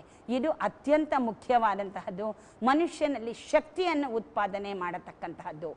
ಮಿಗಿಲಾಗಿ ಮನುಷ್ಯನಿಗೆ ಜ್ಞಾಪಕ ಶಕ್ತಿಯನ್ನು ಉತ್ಪಾದನೆ ಮಾಡತಕ್ಕಂತಹ ಶಕ್ತಿ ಇರತಕ್ಕಂತಹದ್ದು ಈ ಒಂದು ಕಂಚಿನ ತಟ್ಟೆಯಲ್ಲಿ. ಈ ಹಳ್ಳಿ ಕಡೆ ಜನಗಳು ಹಾಲು ಮಾರೋದಕ್ಕೆ ಬರ್ತಾರೆ. ಅವ್ರು ನಿಜವಾಗ್ಲೂ ಅನಕ್ಷರಸ್ಥರು, ಅವ್ರಿಗೆ ಅಕ್ಷರಾಭ್ಯಾಸ ಅನ್ನೋದೇ ಗೊತ್ತಿಲ್ಲ. ಅವ್ರು ಏನು ಮಾಡ್ತಾ ಇದ್ದಾರೆ ಅಂದರೆ ಬಾಗಿಲು ಮನೆಗಳ ಮೇಲೆಲ್ಲನೂ ಒಂದೊಂದು ಗೆರೆ ಹಾಕಿ ಹೋಗ್ತಾ ಇದ್ರು.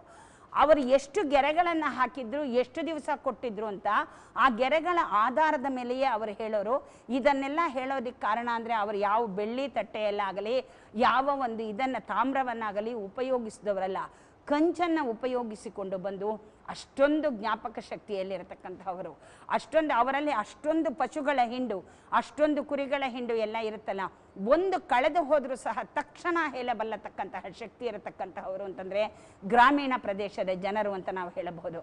ಅಂದರೆ ಕಂಚು ಯಾವ ರೀತಿ ಉಪಯೋಗವಾಗುತ್ತೆ, ಮನುಷ್ಯನಿಗೆ ಜ್ಞಾಪಕ ಶಕ್ತಿಯನ್ನು ಉತ್ಪತ್ತಿ ಮಾಡುತ್ತೆ, ಸ್ಮರಣ ಶಕ್ತಿಯನ್ನು ಉತ್ಪತ್ತಿ ಮಾಡುತ್ತೆ, ನೆನಪಿನ ಶಕ್ತಿಯನ್ನು ತಂದುಕೊಡುತ್ತೆ, ಶಕ್ತಿಯನ್ನು ತಂದುಕೊಡುತ್ತೆ.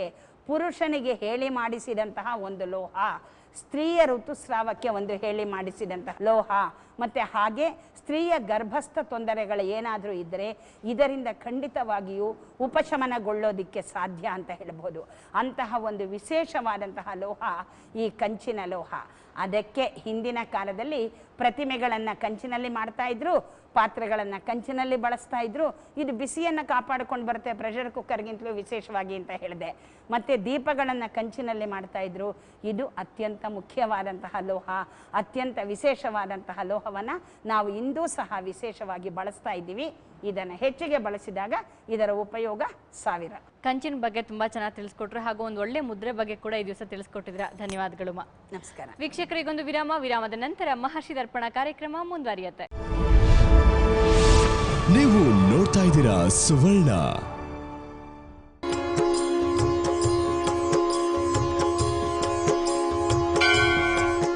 ಚಿಕ್ಕ ವಿರಾಮದ ನಂತರ ಮತ್ತೊಮ್ಮೆ ತಮ್ಮೆಲ್ಲರಿಗೂ ಮಹರ್ಷಿ ದರ್ಪಣ ಕಾರ್ಯಕ್ರಮಕ್ಕೆ ಆತ್ಮೀಯ ಸ್ವಾಗತ. ಜ್ಞಾನ ಭಂಡಾರ ವಿಭಾಗದ ಮೂಲಕ ನಮ್ಮೆಲ್ಲರಿಗೂ ಅನೇಕ ವಿಚಾರಗಳ ಬಗ್ಗೆ ತಿಳಿಸ್ಕೊಡೋದಕ್ಕೆ ನಮ್ಮ ಜೊತೆ ಇದ್ದಾರೆ ನಿಮ್ಮ ಪ್ರೀತಿಯ ನೆಚ್ಚಿನ ಮಾಸ್ಟರ್ ಹಿರಣ್ಣಯ್ಯ ಅವರು. ಇವತ್ತು ಶನಿವಾರ. ಸಾಮಾನ್ಯವಾಗಿ ಶನಿಗ್ರಹ ಅಂದ ತಕ್ಷಣ ಎಲ್ಲರಿಗೂ ಭಯ ಆಗುತ್ತೆ. ಸ್ವಲ್ಪ ಹಿಂದೇಟು ಹಾಕ್ತಾರೆ ಶನಿ ದೇವಸ್ಥಾನಕ್ಕೆ ಹೋಗೋದಕ್ಕೆ, ಹಾಗೂ ಶನಿ ಬೆನ್ನು ಹತ್ತಿದ್ರೆ ಅನೇಕ ತೊಂದರೆಗಳಾಗತ್ತೆ ಅಂತ ಕೂಡ ಹೇಳ್ತಾರೆ. ಹಿರಣ್ಣಯ್ಯ ಅವರ ಜೀವನದಲ್ಲಿ ಈ ರೀತಿ ಶನಿಯ ಪ್ರವೇಶ ಆಗಿತ್ತಾ ಕೇಳ್ತೀನಿ. ಅವರು ಅದಕ್ಕೆ ಮುಂಚೆ ಅವ್ರನ್ನ ಕಾರ್ಯಕ್ರಮಕ್ಕೆ ಸ್ವಾಗತಿಸೋಣ.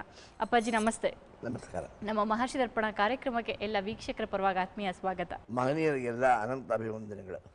ನಿಮ್ಮ ಜೀವನದಲ್ಲಿ ಯಾವತ್ತಾದ್ರೂ ಹಾಗಾಗಿತ್ತಾ, ಶನಿ ಪ್ರವೇಶ ಅಥವಾ ಒಂದು ಶನಿ ಕಾಟದಿಂದ ತೊಂದರೆ ಆಗಿದ್ದು, ಅಥವಾ ಅಯ್ಯೋ ಈ ಪರ್ಸನ್ ನನ್ನ ಜೀವನದಲ್ಲಿ ಶನಿನಪ್ಪ ಅಂತ ಅನ್ಸಿದ್ದು ಯಾವತ್ತಾದ್ರೂ ಇದೆಯಾ? ರೂಢಿ ಮಾತಿನಲ್ಲಿ ಕಷ್ಟಕ್ಕೆ ಶನಿವಾರನ ನಾವು ಗುರಿ ಮಾಡ್ತೀವಿ. ಇವಾಗ 7 ರಾಟೆ ಶನಿ ಕಾಟ ಅಂತಾರೆ, ಪಂಚಮ ಶನಿ ಅಂತಾರೆ, ದ್ವಾದಶ ಶನಿ ಅಂತಾರೆ.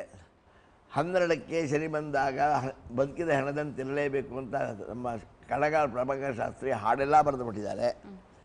ಆದರೆ ಶನಿ ಮಹಾರಾಯನ ಬಗ್ಗೆ ಅಭಿಪ್ರಾಯ ಬರೋದಕ್ಕೆ ಕಾರಣ ಅಪಪ್ರಚಾರ ಅಷ್ಟೇ. ವಾಸ್ತವವಾಗಿ ಹೇಳಬೇಕೆಂದರೆ ಅವನು ಗ್ರಹರಾಜ. ಸೂರ್ಯನ ನಾವು ಸಾಮಾನ್ಯವಾಗಿ ಆಗಂತೀವಿ, ಆದರೆ ಈ 9 ಗ್ರಹಗಳಲ್ಲಿ ನಮಗೆ ಪ್ರತ್ಯಕ್ಷ ಗುರುವಾಗಿ ನಮಗೆ ಜೀವನದ ಪಾಠವನ್ನು ಕಲಿಸ್ತಕ್ಕಂಥ ಮಹಾನುಭಾವ ಶನಿ ಮಹಾರಾಯ. ಅದಕ್ಕೆ ಒಂದು ಸೊಗಸಾದ ಕಥೆ ಇದೆ, ಅದು ನಮ್ಮ ನಳಮಹಾರಾಜನ ಕಥೆ. ಸಾಮಾನ್ಯವಾಗಿ ಈ ಶನಿ ಮಹಾತ್ಮೆ ತೆಗೆದರೆ, ಅಂದರೆ ಈ ಶನಿದೇವ್ರದ್ದು ಯಾವ್ದಾದ್ರು ಒಂದು ಕಥೆ ತೆಗೆದರೆ ಆ ದೋಷ ಪರಿಹಾರಾರ್ಥವಾಗಿ ನಳಮಹಾರಾಜನ ಕಥೆ ತೆಗಿಬೇಕು ಅಥವಾ ಕೇಳಬೇಕು ಅಥವಾ ಓದಬೇಕು ಅಂತೆಲ್ಲ ಹೇಳ್ತಾರೆ. ಯಾತಕ್ಕಾಗಿ ಅಂದರೆ ಶನಿ ಮಹಾರಾಜ ಎಂಥ ಪುಣ್ಯಾತ್ಮ ಅನ್ನೋದಕ್ಕೆ ಇದಕ್ಕಿಂತ ಉತ್ತಮವಾದ ಕಥೆ ನನಗೆ ಸಿಗಲಿಲ್ಲ. ನಳಮಹಾರಾಜ ಆಳ್ತಾ ಇರ್ತಾರಮ್ಮ, ಸೊಗಸಾಗಿ ಸುಂದರವಾಗಿ ಆಳ್ತಾ ಇರ್ತಾರೆ. ಧರ್ಮಪ್ರಭು ಅವನು. ಯಾವುದೇ ಕಾರಣಕ್ಕೂ ರಾಕ್ಷಸಿ ತತ್ವಗಳು ಅವರಲ್ಲಿ ಯಾವುದೂ ಇರೋದಿಲ್ಲ. ಧರ್ಮಪ್ರಭು ಅಂದರೆ 100ಕ್ಕೆ 100 ಧರ್ಮಪ್ರಭು. ಈ ಶನಿಗೆ ಅವನ ಪೀರಿಯಡ್ ಸ್ಟಾರ್ಟ್ ಆಗುತ್ತೆ. ಅಂದರೆ ಇನ್ನೊಂದು ವಾರಕ್ಕೆ ಅವನು ಶನಿ ಮಹಾರಾಯ ನಳಮಹಾರಾಜನ ಹೆಗಲೇರಬೇಕು, ನಮ್ಮ ಭಾಷೆಯಲ್ಲಿ ಹೇಳೋಣ, ಪ್ರವೇಶ ಮಾಡಬೇಕು ಮಾಡಿ ಅವನು ಯಾರನ್ನೂ ಬಿಟ್ಟಿಲ್ಲ. ಗುರುವಿಗೆ ಹೋಗಿ ಹೇಳ್ತಾರಂತೆ, ಗುರುಗ್ರಹಕ್ಕೆ, ತಂದೆ ನಿನ್ನನ್ನು ನಾನು ಮುಟ್ಲಾರೆ, ಆದರೆ ಏನು ಮಾಡಲಿ, ನಿನ್ನನ್ನು ನಾನು ಒಂದು ನಿಮಿಷವಾದರೂ ಕಾಡಬೇಕು, ಇಲ್ಲದೆ ಹೋದರೆ ನನಗೆ ಶಾಪ ಇದೆ, ನಾನು ಕಾಡಬೇಕು. ಆವಾಗ ಸರಿ, ನಾಳೆ ಬೆಳಗ್ಗೆ 10ರಿಂದ ಒಂದು ಸ್ವಲ್ಪ ಹೊತ್ತು ಅಂದರೆ ಒಂದು ಎರಡೂವರೆ ಗಂಟೆ ನಮ್ಮ ಮನುಷ್ಯರ ಮಾನದ ಪ್ರಕಾರ. ಸರಿ, ನಾಳೆ ಬೆಳಗ್ಗೆ ಬಾ, ಸಂಧ್ಯಾವನ್ನೇ ಎಲ್ಲ ಮುಗಿಸಿರ್ತೀನಿ ಬಾ ಅಂತ ಹೇಳ್ತಾನೆ. ಸರಿ, ಅಪ್ಪಳೆ ಗುರುಗ್ರಹ ಅಪ್ಪಳೆ ತಗೊಂಡು ಹೋಗ್ತಾನೆ. ಬರ್ತಾನೆ ಮಹಾರಾಯ ಬಂದು ಯಾವಾಗ ಬಂದ ಅಂತ ಗೊತ್ತಿಲ್ಲ, ಟೈಮಿಗೆ ಸರಿಯಾಗಿ ಬಂದು ಆಕ್ಯುಪೈ ಮಾಡ್ಕೊತಾನೆ. ಈ ಗುರುಗ್ರಹಕ್ಕೆ ಅವನು ಬಂದಿದ್ದು ಗೊತ್ತಿಲ್ಲ, ಇದ್ದಕ್ಕಿದ್ದಾಗೆ ಏನೋ ಒಂದು ದುರ್ಬುದ್ಧಿ, ಏನೋ ಒಂದು ಅಹಂಕಾರ, ನಾನು ಸರ್ವವನ್ನು ಬಲ್ಲವನು, ಇದು ಮೈ ಎತ್ತತ್ತೆ. ಅದೇನು ಅಂತ ಅರ್ಥ ಮಾಡಿಕೊಂಡು ಓಹೋ ನನಗೀಗ ಶುರುವಾಗಿದೆ ಅಂತ ಹೇಳಿ ಅವರು ತಪಸ್ಸಿಗೆ ಕೂತ್ಬಿಡ್ತಾರೆ ಗುರುಗಳು. ಆ ತಪಸ್ಸಿಗೆ ಕೂತಾಗ ಆ ಗಳಿಗೆಯನ್ನು ದಾಟಿದ ಮೇಲೆ ಮಹಾರಾಯ ಅವ್ರ ಹಗಲಿಂದ ಹಿಡಿದು ಅವ್ರಿಗೆ ನಮಸ್ಕಾರ ಮಾಡಿ ನಿಮ್ಮ ಆಶೀರ್ವಾದ ಇರಬೇಕು ನನಗೆ ಅಂತ ಹೇಳಿ ಹೊರಟೋಗ್ತಾನೆ. ಏನು ಮಾಡೋಕ್ಕಾಗಲ್ಲ. ಇದು ಒಂದು ಕಡೆ ಈ ಥರ ಹೇಳ್ತಾರೆ. ಇನ್ನೊಂದು ಕಡೆ ಅವನ ಮಹಾರಾಯ ಬಂದಾಗ ಅವರ ಜೋಳಿಗೆಯಲ್ಲಿ ಒಂದು ರಾಜನ ಮಗನ ತಲೆ ಇರುತ್ತೆ. ತಕ್ಷಣ ಅವ್ರನ್ನ ಬಂಧಿಸ್ತಾರೆ. ಹೀಗೆಲ್ಲ ಒಂದು ಕಥೆ ಇದೆ. ಅಂದರೆ ಇವೆಲ್ಲ ಏನಪ್ಪ ಹೇಳಿದ ಯಾತಕ್ಕೆ ಹೇಳಿದೆ ಅಂದರೆ, ಶನಿ ಮಹಾರಾಜ ಒಬ್ಬ ಕಷ್ಟ ಕೊಡ್ತಕ್ಕಂಥ ಏಜೆಂಟು ಅಂತ ನಾವು ಮಾಡಿದ್ದೀವಿ, ಸುಳ್ಳು. ನಳ ಮಹಾರಾಜ ಹೀಗೆ ಆಡ್ತಾ ಇದ್ದಾಗ ಅವನಿಗೆ ಈ ಶನಿ ಕಾಟ ಶುರುವಾಗುತ್ತೆ. 5, 7 ಹೀಗೆಲ್ಲ 7.5 ಅಂತ ಕರೀತಾರೆ, 7 ವರ್ಷ. ಇವನೇನು ಮಾಡ್ತಾನೆ, ಎದುರುಗಡೆ ಒಂದು ಮರ ಇರುತ್ತೆ, ಮರದ ಮೇಲೆ ಕೂತ್ಕೊಂಡು ಏನಾದರೂ ಸಣ್ಣ ತಪ್ಪು ಮನುಷ್ಯರಿಂದ ಆದರೆ ಆವಾಗ ಅವನೆಲ್ಲ ಮಿಟ್ಕೋಬೋದು ಅಂತ ಅವನಿಗೆ ಅಪ್ಪಣೆ ಇರುತ್ತೆ. ಯಾರು ಪರಿಪೂರ್ಣವಾಗಿ ನೈತಿಕತೆಯನ್ನು ಕಾಪಾಡ್ಕೊಂಡು ಬರ್ತಾ ಇರ್ತಾರೆ ಅವರನ್ನೇನು ಮುಟ್ಟುವ ಹಾಗಿಲ್ಲ ಅಂತ ಈಶ್ವರ ಹೇಳಿರ್ತಾರೆ. ಈಶ್ವರನ ಒಂದು ಸಲ ಕಾಡಿರ್ತಾನೆ ಇವನು. ನಾನು ನಾಳೆ ದಿನ ಬೆಳಗ್ಗೆ 10 ಗಂಟೆಯಿಂದ 11 ಗಂಟೆವರೆಗೆ ನೀನು ಕಾಡ್ತೀನಿ ಅಂತ ಹೇಳ್ತಾನೆ ಪರಮೇಶ್ವರನ. ತಂದೆ ನಮಸ್ಕಾರ ಮಾಡಿ ನೀನು ಕೊಟ್ಟರು ಖಾತೆ ನನಗಿದು, ನಾನು ನಿನಗೆ ಇವಾಗ ಬರಬೇಕು, ಏನು ಮಾಡಲಿ ಅಂತ ಕೇಳಿದಾಗ ಆಯಿತು ನಾಳೆ ಬೆಳಗ್ಗೆ 10 ಗಂಟೆಗೆ ಬಾ ಅಂದ್ಬಿಡ್ತಾರೆ. 10 ಗಂಟೆಗೆ ಬಾ ಅಂದ್ಬಿಡ್ತಾರೆ ಪರಮೇಶ್ವರರು. 10 ಗಂಟೆಗೆ ಸರಿಯಾಗಿ ಬರ್ತಾರೆ ಕೈಲಾಸಕ್ಕೆ, ಶನಿವಾರ ಅಂತ ಎಲ್ಲ ಕಾಯ್ತಿರ್ತಾರೆ. ಬರ್ತಾನೆ, ನೋಡ್ತಾನೆ, 1 ತಾಸು ಆದಮೇಲೆ ಈಶ್ವರ ಆಚೆಗೆ ಬರ್ತಾರೆ. ಅವನ ಹೆಂಡತಿ ಸೆರಗಲ್ಲಿ ಹೋಗಿ ಸೇರ್ಕೊಂಡ್ಬಿಟ್ಟಿರ್ತಾರೆ. ಆವಾಗ ಏನಯ್ಯ ಕಾಡದೆ ಅಂತ ಕೇಳ್ತಾನೆ ಪರಮೇಶ್ವರ. ಅಪ್ಪ ಪ್ರಭು, ನಿನ್ನಂಥ ಮಹಾನ್ ಭಾವ, ಜಗತ್ತಿಗೆ ಮೋಕ್ಷ ಕೊಡ್ತಕ್ಕಂಥವನು ನೀನು, ನಮ್ಮ ಎಲ್ಲ ಕಷ್ಟ ನಷ್ಟಗಳಿಗೆ ಮೋಕ್ಷ ಕೊಡೋ ಪುಣ್ಯಾತ್ಮ ನೀನು. ನಿನ್ನಂಥವನು ಹೆಂಡತಿ ಸೆರಗಲ್ಲಿ ಹೋಗಿ ಸೇರ್ಕೊಂಡು ನಾನು ಶನಿಕಾಟ ಅಲ್ಲದೆ ಇನ್ನೇನಪ್ಪ ಬರ್ತೀನಿ ನಾನು. ಅದೇ ನಾನು ನಿನಗೆ ಕೊಟ್ಟಿದ್ದ ಕಾಟ. 1 ತಾಸು ಅಲ್ಲಿದ್ಯಾ? ನಿನ್ನಂಥ ಪ್ರಭು ಆ ಗೌರಮ್ಮನ ಸೆರಗಲ್ಲಿ ಕಾಪಾಡ್ಕೊಳ್ಳೋದು ನೀನು ಅಂದರೆ ಇದಕ್ಕಿಂತ ಇನ್ನೇನು ಕಾಟ ಬೇಕು. ಆವಾಗ ಅಯ್ಯೋ ಪಾಪಿ ಅಂತ ನೀವೆಲ್ಲ ಒಂದು ನಮ್ಮ ಕಲ್ಪನೆಯ ಸಂಭಾಷಣೆ ಹೀಗಾಗತ್ತೆ. ಆವಾಗ ನಳ ಮಹಾರಾಜನ ಕಾಯ್ತಾ ಕೂತಿರ್ತಾನೆ. ಏನಾದ್ರು ಒಂದು ಸಣ್ಣ ತಪ್ಪು ಮಾಡಲಿ ಅಂತ. ಏನೂ ತಪ್ಪು ಮಾಡೋದಿಲ್ಲಮ್ಮ ಇವರು. ಒಂದು ಕಡೆ ಯಾವುದೋ ಪುರಾಣದಲ್ಲಿ ಒಂದು ಕತೆ ನಾನು ಓದಿದ್ದು ಜ್ಞಾಪಕ ಇದೆ ನನಗೆ. ಅವನು ಬಹಿರ್ದೇಶಕ್ಕೆ ಹೋಗಿ ಬಂದು ಕಾಲು ತೊಳಿತಾನಂತೆ, ಹಿಮ್ಮಡಿ ನೆಂದಿರೋಲ್ವಂತೆ. ಆ ತಪ್ಪಿಗಾಗಿ ಶನಿ ಬಂದು ಹೇರ್ಕೋತಾನೆ ಅಂತ ಓದಿದ್ದೆ. ನನಗೆ ಆ ಕತೆ ನಂಬಕ್ಕೆ ಇಷ್ಟ ಇಲ್ಲ. ಯಾಕೆಂದರೆ ಇದು ನನಗೆ ಪರಿಕಲ್ಪನೆ ಹೀಗೆ ಮಾಡಿದ್ದೀನಿ ನಾನು. ಯಾಕೆಂದರೆ ನನಗೆ ಈ ಪರಿಕಲ್ಪನೆಯಲ್ಲಿ ಹೆಚ್ಚು ಅರ್ಥಗಳಿದೆ. ಒಂದು ಹಿಮ್ಮಡಿ ನೆನೆದೇ ಇದ್ದಕ್ಕೆ ಅವನು ಶನಿ ಬರ್ತಾನೆ ಅಂದರೆ ಎಷ್ಟು ಇವ ನಾವು ಕಮೋಡುಗಳು ಬಂದಿದೆಯಪ್ಪ, ನಾವ್ಯಾರು ಕಾಲು ತೊಳೆಯೋದೇ ಇಲ್ಲ, ಅಲ್ಲಿಗೆ ದಿನಾ ಶನಿ ಬರ್ತಾನೆ ಇರ್ಬೇಕು ನಮ್ಮ ಹತ್ರ, ಹಾಗಾಗತ್ತೆ. ಅವೆಲ್ಲ ಅಲ್ಲ, ನನ್ನ ಕಲ್ಪನೆ ಹೀಗೆ. ಸರಿ, ಯಾಕೆಂದರೆ ಈ ಪುರಾಣಗಳಿಗೆ ಕಲ್ಪನೆ ಮಾಡಲಿಕ್ಕೆ ನಮಗೆ ಈ ಚೌಕಟ್ಟಿನ ಒಳಗೆ ಸ್ವತಂತ್ರ ಇದೆ. ಸರಿ, ಟೈಮ್ ನೋಡ್ತಾನೆ ಟೈಮ್ ಬಂದ್ಬಿಡ್ತೀವ್ರಿಗೆ. ಏನು ಮಾಡಲಿ, ಈ ನಳಮಾರಾಯ ಏನು ಮಾಡಿದ್ರು ತಪ್ಪು ಮಾಡ್ತಾ ಇಲ್ವಲ್ಲಪ್ಪ. ಸರಿ, ಅವನ ಅಪ್ಪಳೆ ತೊಗೊಂಬೋಣ. ಹೇಗೆ ಪರಮೇಶ್ವರನ ಅಪ್ಪಳೆ ತೊಗೊಂಡೆ, ಹೇಗೆ ಗುರುವಿನ ಅಪ್ಪಳೆ ತೊಗೊಂಡೆ, ಹಾಗೆ ಮನುಷ್ಯನಾದ್ರೇನು ಇವನು ಹೆಚ್ಚು ಕಮ್ಮಿ ದೇವರ ಸಮಾನನೇ. ತಪ್ಪು ಮಾಡದೇ ಇರತಕ್ಕಂಥ ಮನುಷ್ಯ ದೈವಾಂಶ ಸಂಭೂತ ಅಂತಾನೆ ನಾವು ಕರೆಯೋದವನ್ನ. ಬಂದ್ಬಿಟ್ಟು ಬಾಗಿಲು ತಡ್ತಾನೆ. ಮಹಾರಾಯ ಬಂದು ಬಾಗಿಲು ತೆಗಿತಾನೆ. ನಳ ಮಹಾರಾಜ, ಸ್ವಾಮಿ ಪ್ರಭು ದಯಾನಂದೇ ಛಾಯಾಪುತ್ರ, ನಿನಗೆ ಅನಂತ ನಮಸ್ಕಾರಗಳು ಅಂತ ಹೇಳಿ ಹೊಸರಿಂದ ಹೊರಕ್ಕೆ ಸಿಂಹಾಸನ ತರಿಸಿ ಶನಿ ಮಹಾರಾಯನಿಗೆ ಹಾಕಿ ಅಲ್ಲಿ ಕೂರಿಸಿ ಅರ್ಘ್ಯಪಾದಾದಿಗಳನ್ನೆಲ್ಲ ಮಾಡಿ, ಪ್ರಭು ನಾನು ನಿಮ್ಮ ಪಾದ ಸೇವೆ ಮಾಡಿ ಕೃತಾರ್ಥನಾದೆ ಅಂತ ಅದನ್ನು ತಾನು ತನ್ನ ಹೆಂಡತಿ ಎಲ್ರಿಗೂ ಪ್ರೋಕ್ಷಣೆ ಮಾಡ್ತಾನೆ. ಆವಾಗ ಶನಿ ಮಹಾರಾಯ ಹೇಳ್ತಾನೆ, ಅಲ್ಲಯ್ಯ ನೀನು ಇಷ್ಟೆಲ್ಲ ಮಾಡಿದ್ರು ಇದನ್ನು ತಗೊಳ್ಳೋಕ್ಕಾಗಲ್ವಲ್ಲಯ್ಯ ಅಂತ ಹೇಳ್ತಾನೆ. ಯಾಕೆ ಸ್ವಾಮಿ ಅಂತಾನೆ. ಹೊಸಲಿಂದ ಆಚೆಗೆ ಮಾಡಿದ್ದು ನಿಂದಲ್ಲಪ್ಪ, ನನಗೆ ಹೊಸರಿಂದ ಒಳಗೆ ಮಾಡಬೇಕಾಗಿತ್ತು ನೀನು ಅಂತಾನೆ. ಆವಾಗ ನಳ ಹೇಳ್ತಾನೆ, ಸ್ವಾಮಿ ನಿನ್ನನ್ನು ಹೊಸರೊಳಗೆ ಕರೆಯುವಷ್ಟು ದಾಷ್ಟಿಕತೆ ನನಗಿಲ್ಲ, ಧೈರ್ಯ ನನಗಿಲ್ಲ. ಯಾಕೆಂದರೆ ನೀನು ಏನೇನು ಮಾಡಬಲ್ಲೆ ಅನ್ನೋದೆಲ್ಲ ನನಗೆ ಗೊತ್ತಿದೆಯಪ್ಪ.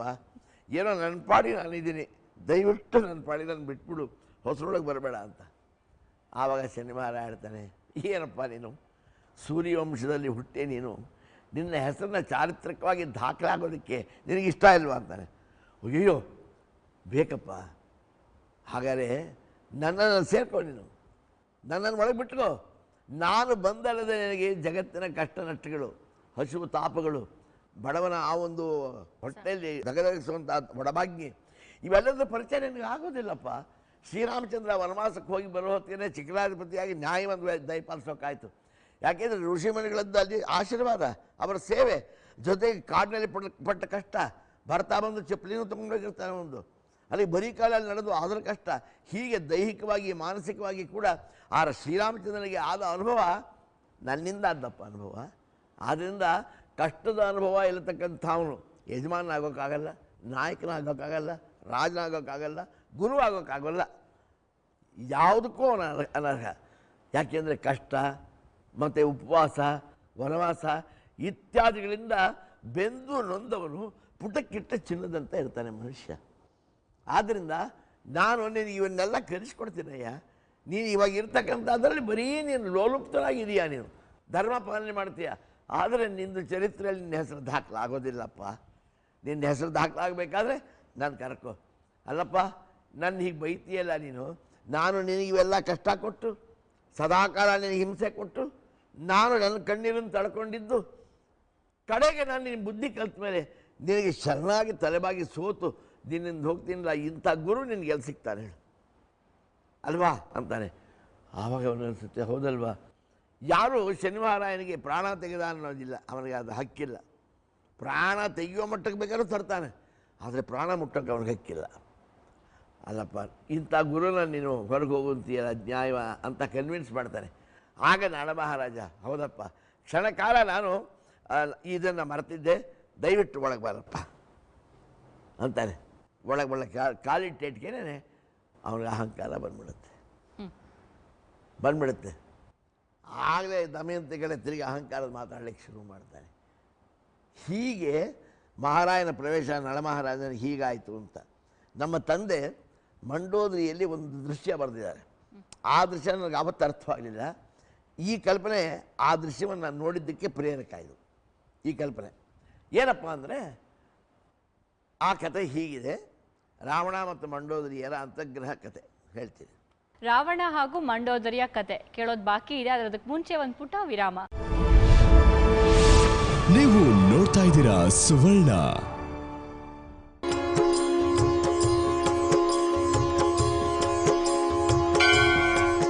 ವಿರಾಮದ ನಂತರ ಮರಳಿ ಸ್ವಾಗತ ನಿಮ್ಮ ನೆಚ್ಚಿನ ಮಹರ್ಷಿ ದರ್ಪಣ ಕಾರ್ಯಕ್ರಮಕ್ಕೆ. ಅಪ್ಪಾಜಿ ಇವತ್ತು ಕತೆ ಹೇಳ್ತಿದ್ರು ಶನಿ ಮಹಾರಾಜನ ಬಗ್ಗೆ. ಶನಿ ಬಹಳಷ್ಟು ಜನರ ಜೀವನಕ್ಕೆ ಬಂದರೆ ಒಳ್ಳೇದು ಮಾಡ್ತಾನೆ, ಕೆಟ್ಟದ್ದು ಮಾಡ್ತಾನೆ. ಬರೀ ಕೆಟ್ಟದ್ದು ಮಾತ್ರ ಅಲ್ಲ, ಶನಿ ಪ್ರವೇಶ ಆದಮೇಲೆ ಎಷ್ಟೋ ಜನ ಅವ್ರ ಜೀವನದಲ್ಲಿ ಚೆನ್ನಾಗಿರುವಂತಹ ಉದಾಹರಣೆಗಳು ಇದೆ. ಏನಾಯಿತು ರಾವಣ ಹಾಗೂ ಮಂಡೋದರಿ ಕತೆ? ನಾವು ಕಷ್ಟವನ್ನು ಯಾವತ್ತೂ ಬೈಬಾರ್ದಮ್ಮ. ನಾನು ಸುಗೌಲುಪ್ತನಾಗಿದ್ದಾಗ ನನಗೆ ಈ ಜಗತ್ತಿನ ಪರಿವೇ, ಆ ಜಗತ್ತಿನ ದರ್ಶನ ಬೇರೆ ರೀತಿಯೇ ಆಗಿತ್ತು. ನಮ್ಮಪ್ಪ ಸತ್ತು ನಡುಬೀದಿಲಿ ಬಿದ್ದನ. ನಾನು ನಡುಬೀದಿಯಿಂದ ಎದ್ದು ನಾನು 0 to ಹೀರೋಶಿಪ್, 0ಯಿಂದ ನೆನ್ನೆಯವರೆಗೆ ನಡೆದು ಬಂದಿದ್ದಿಲ್ಲ. ಆವಾಗ ನಾನು ಪಟ್ಟ ಕಷ್ಟ, ಉಪವಾಸ ಮತ್ತು ಆ ಜೀವನದಲ್ಲಿ ನಾನು ಎಡವಿದ ಎಡವುಗಳು, ಬಂದಂಥ ಹರ್ಡಲ್ಸು, ಅಡ್ಡಿಗಳು, ಆತಂಕಗಳು, ಅವೆಲ್ಲ ಗೆಲ್ಲಕ್ಕೆ ಸಾಧ್ಯವಾದ್ದು ಕಷ್ಟಗಳು. ಅದರಿಂದ ನನಗೆ ಇವತ್ತು ಈ ನಾನು ವಿನಯ, ವಿಧೇಯತೆ, ದೊಡ್ಡವರನ್ನು ಕಂಡ್ರೆ, ಜ್ಞಾನಿಗಳನ್ನು ಕಂಡ್ರೆ ನನಗಿರ್ತಕ್ಕಂಥ ಒಂದು ಗೌರವದ ಸ್ವಭಾವಕ್ಕೆಲ್ಲ ಕಾರಣ ನನಗೆ ಕಷ್ಟ ಕಲಿಸಿದ ಪಾಠ. ಆದ್ದರಿಂದ ಅದೇನಾಗುತ್ತೆ, ನಾರದ ಮಹರ್ಷಿಗಳು ಬರ್ತಾರೆ. ರಾವಣ ತಪಸ್ಸಿಗೆ ಕೂತಿರ್ತಾನೆ. ಅವನು ಕೂತಾಗ ಯಾರೂ ಅವನು ನೆನಪಿಸೋದಿಲ್ಲ. ಯಾವತ್ತು ಅವನು ತಪೋಭಂಗವಾಗುತ್ತೆ ಅವನಿಗೆ ಮರಣ ಅಂತ ಅವನಿಗೆ ವರ ಇರುತ್ತೆ. ಕೂತಿರ್ತಾನೆ. ಶನಿ ಮಹಾರಾಯನ ಹೀಗೆ ಹಾಕಿ ಅವನ ಬೆನ್ನ ಮೇಲೆ ಕೂತಿರ್ತಾನೆ ರಾವಣ. ನವಗ್ರಹಗಳನ್ನು ಗೆದ್ದಿರ್ತಾನೆ ರಾವಣ. ಗೆದ್ದು ತಗೊಂಬಂದು 8 ಗ್ರಹಗಳನ್ನು ತನ್ನ ಸಿಂಹಾಸನಕ್ಕೆ ಮೆಟ್ಟಲು ಮಾಡ್ಕೊಂಡಿರ್ತಾನಂತೆ. ಈ ಶನಿವಾರಾಯನ ನೀನು ಸಾಮಾನ್ಯವಾದವನಲ್ಲ, ಬಾ ಅಂತ ದೇವ್ರ ಮನೆಗೆ ಕರ್ಕೊಂಬಂದು ಮಕ್ಕಳೇ ಮಲಗಿಸಿ ಅವನ ಮೇಲೆ ಪೀಠ ಇಟ್ಕೊಂಡು ಕೂತಿರ್ತಾರೆ ತಪಸ್ಸಿಗೆ. ಸರಿ, ನಾರದರು ಬರ್ತಾರೆ. ರಾಮಾಯಣ ನಡಿಬೇಕಲ್ಲಪ್ಪ ಮುಂದಕ್ಕೆ. ಅದಕ್ಕೆ ಬಂದು ಆ ರಾಮಾಯಣ ನಡಿಬೇಕಾದ್ರೆ ಈ ತಪಸ್ವಿ ಪೌಲಸ್ತ್ಯ ಮೊಮ್ಮಗ ಇವನು, ಜೊತೆಗೆ ಮಹತ್ತರವಾದ ಸದ್ಗುಣ ಸಂಪನ್ನ ಯಾರು ರಾವಣ. ಇವನಲ್ಲಿ ಒಂದು ಅಹಂಕಾರ, ಒಂದು ಅಹಮ್ಮು, ಒಂದು ದುರ್ಭಾವನೆ, ಒಂದು ದುರ್ವರ್ತನೆ ಇವೆಲ್ಲ ಬರದೇ ಹೋದರೆ ರಾಮಾಯಣ ನಡೆಯೋದು ಹಾಗೆ. ಅದಕ್ಕೆ ಯಾರು ಬರಬೇಕು? ಮಹಾರಾಯನೇ ಬರಬೇಕು.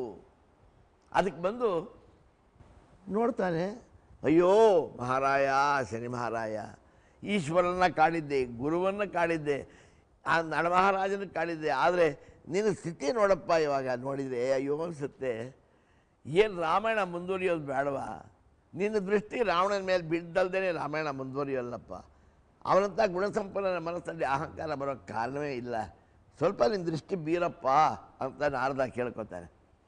ಆಗ ಮಹಾರಾಯ ಹೇಳ್ತಾನೆ, ಅಯ್ಯೋ ನಾರದರೇ, ನನ್ನ ಬೆನ್ನ ಮೇಲೆ ರಾವಣ ಕೂತಿದ್ದಾನೆ, ನಾನು ಮುಖಾನೇ ಮಲಗಿದ್ದೀನಿ, ನನ್ನ ದೃಷ್ಟಿ ಎತ್ತಿ ರಾವಣನ ಮುಖ ನೋಡೋದು ಯಾವಾಗ?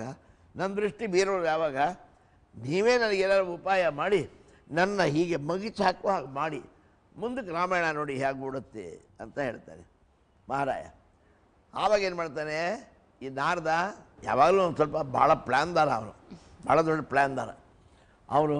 ರಾವಣ ಹೇಳೋದನ್ನು ಕಾಯ್ತಿರ್ತಾನೆ. ರಾವಣ ಸ್ವಲ್ಪ ಬಹಿರ್ಮುಖನಾಗ್ತಾನೆ. ಓಹೋ ದೇವ ಋಷಿಗಳು ನಮಸ್ಕಾರ ಅಂತಾನೆ. ಹೌದಪ್ಪ ರಾವಣ, ನೋಡಿದೆ ನಿನ್ನ ತಪಸ್ಸು, ನಿನ್ನ ಏಕಾಗ್ರತೆ, ಎಲ್ಲಕ್ಕೂ ನನ್ನ 101 ನಮಸ್ಕಾರಗಳಪ್ಪ. ಆದರೆ ಒಂದು ನನಗೆ ಹಿಡಿಸ್ತಿಲ್ಲ ಕಣಪ್ಪ ರಾವಣ ಅಂತ. ಏನು ಏನಪ್ಪ ನೀನು ವೀರಾದಿ ವೀರ, ಚೈತನ್ಯ ಪುರುಷ, ಏನೆಲ್ಲ ಸಾಧಿಸಿಲ್ಲ ನೀನು ಅಂಥವನು ಶತ್ರುವನ್ನು ಕೆಳಗೆ ಮಾಡಿ ಬೆನ್ನ ಮೇಲೆ ಕೂತಿದೆಯಲ್ಲ, ಇದು ಹೇಳಿತನ ಅಲ್ವೇನಪ್ಪ? ಶತ್ರುವನ್ನು ಮೆಟ್ಟಿಲಿರ್ತಕ್ಕಂಥವನು ವೀರಾದಿ ವೀರ ಕಳೆಯ.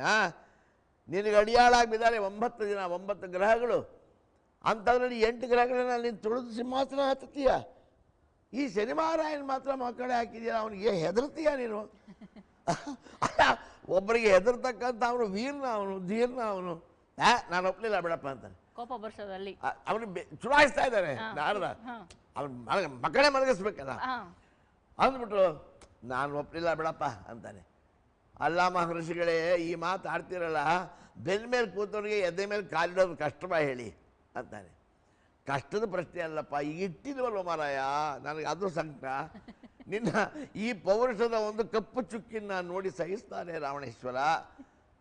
ಇಷ್ಟೇ ತಾನೆ, ನೀವು ನೋಡ್ಬೇಕು ತಾನೆ, ನೋಡಿ ಅಂದಿದೆ. ಅವನ ಕಾಲಿನಲ್ಲಿ ಹಿಗಳ್ತಾನೆ, ಈಗ ಬೀಳ್ತಾನೆ ಶನಿ, ಎದೆ ಮೇಲೆ ಕಾಲಿಡ್ತಾನೆ. ಇಟ್ಟೆಟ್ಗೆ ಶನಿ ಮಹಾರಾಯ ನೋಡ್ತಾನೆ ರಾವಣನ್ನ.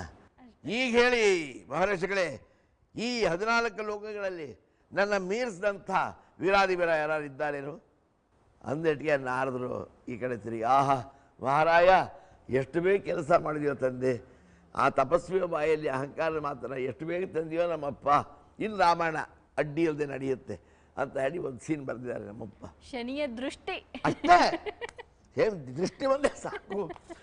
ಯಾವತ್ತೂ ಅಹಂಕಾರದ ಮಾತಾಡಿದವನಲ್ಲ ರಾವಣೇಶ್ವರ. ಯಾವಾಗ ಈ ಮಹಾರಾಯನ ದೃಷ್ಟಿ ಬಿತ್ತೋ ಮೊದಲನೇ ಡೈಲಾಗೆ ಅದು. ಅಷ್ಟೊತ್ತೆ ಮಂಡೋದ್ರಿ ಪ್ರವೇಶ ಮಾಡ್ತಾಳೆ. ಆರ್ಯಪುತ್ರ, ಏನು ಮಾತಿದು? ನಿಮ್ಮ ಬಾಯಲ್ಲಿ ಇಂಥ ಅಹಂಕಾರದ ಮಾತು ನಾನು ಎಂದೂ ಕೇಳಿಲ್ವಲ್ಲ. ಇವತ್ತು ಕೇಳ್ತಾ ಇದ್ದೀಯಲ್ಲ, ಕೇಳ್ಮಂಡೋದ್ರಿ, ಅರ್ಹತೆ ಯೋಗ್ಯತೆಗಳನ್ನೆಲ್ಲ ಸಂಪಾದನೆ ಮಾಡಿದ ಮೇಲೆ ನಾನು ಈ ಮಾತಾಡ್ತಾ ಇದ್ದೇನೆ, ಪೊಳ್ಳುತನದ ಮಾತಲ್ಲ ಇದು ಅಂತಾನೆ. ಆಹಾ, ಇದು ಅಹಂಕಾರದ ಇನ್ನೊಂದು ಮಾತಪ್ಪ ಅಂತಾನೆ. ಹೇಳ್ಮಂಡೋದ್ರಿ, ಈ 3 ಲೋಕದಲ್ಲಿ ತ್ರಿಮೂರ್ತಿಗಳನ್ನೇ ತಗೋ, ಯಾರು ನನಗೆ ಎದುರು ನಿಲ್ಲಬಲ್ಲರು ಹೇಳುತ್ತಾರೆ. ಇದು 3ನೇ ಮಾತು. ಸಾಕು ಸಾಕು, ರಾಮಾಯಣ ಮುಕ್ತಾಯವಾಗುತ್ತೆ ಅಂತ ನಾರದ ಹೇಳ್ತಾನೆ. ಅಂದರೆ ಈ 2 ಕಥೆಗಳಲ್ಲಿ ನಾವು ಏನನ್ನು ನೋಡ್ತೇವೆ ಅಂದರೆ, ಅಹಂಕಾರದ ಮೂಲ, ಆಮೇಲೆ ಅಹಮ್ಮಿನ ಮೂಲಕ್ಕೆ ಜೊತೆಗೆ ಆತ್ಮದ ಅತ್ಯಂತ ವಿಶ್ವಾಸ, ಅಂದರೆ ಓವರ್ ಕಾನ್ಫಿಡೆನ್ಸ್ ಅಂತ ಕರಿತೀವಿ. ಇವೆಲ್ಲವನ್ನು ಮಹಾರಾಯ ಕೊಟ್ಟು ಅದರಿಂದ ಆಗಬಹುದಾದ ಕೆಳಕನ್ನು ಪಾಠ ಹೇಳಿಕೊಟ್ಟು, ಬೇಡ ಇದಿಷ್ಟು ಆದ ಇದರಿಂದ ಇದನ್ನು ಜೀವನದಲ್ಲಿ ತಗೋಬೇಡ, ಅಹಂಕಾರಕ್ಕೆ ಎಡೆ ಕೊಡಬೇಡ ಅಂತ ಹೇಳಿ ಪಾಠ ಹೇಳಿಕೊಟ್ಟು, ಕಡೆಗೆ ಅವನ ಪೀರಿಯಡ್ ಮುಗೀತಿದ್ದಾಗ 19 ವರ್ಷ ಶನಿ ಕಾಟ ಇರುತ್ತೆ. ಶನಿ ದಶೆ, ಅದು ಶನಿ ಮಹಾದಶೆ ಅಂತ ಕರಿತೀವಿ.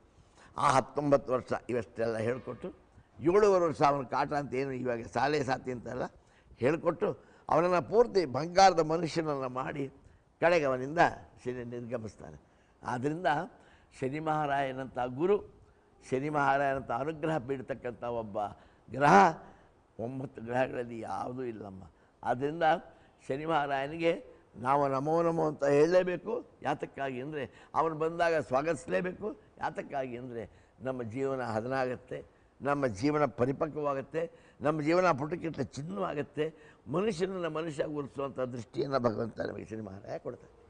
ನಮ್ಮ ಕಾರ್ಯಕ್ರಮದಲ್ಲಿ ವಾಚಸ್ಪತಿ ಭಟ್ರು ಕೂಡ ಶನಿ ಬಗ್ಗೆ ಮಾತಾಡುವಾಗ ಹೇಳಿದರು, ಸಾಮಾನ್ಯವಾಗಿ ಕಷ್ಟ ಅಂತ ಬಂದಾಗ ತುಂಬ ಅಳ್ತೀವಿ, ತುಂಬ ಏನೋ ಬೇಜಾರು ಮಾಡ್ಕೋತೀವಿ. ನೀವು ಹೇಳಿದ್ರಿ ಆತ್ಮಹತ್ಯೆ ಅನ್ನೋ ಯೋಚನೆಗಳು ಕೂಡ ಬರುತ್ತೆ ಅಂತ. ಆದರೆ ಎಲ್ಲೋ ಒಂದು ಕಡೆ ಭಗವಂತನ ಇಚ್ಛೆ ಇಲ್ಲದೆ ಯಾವ ಕೆಲಸನೂ ಆಗಲ್ಲ.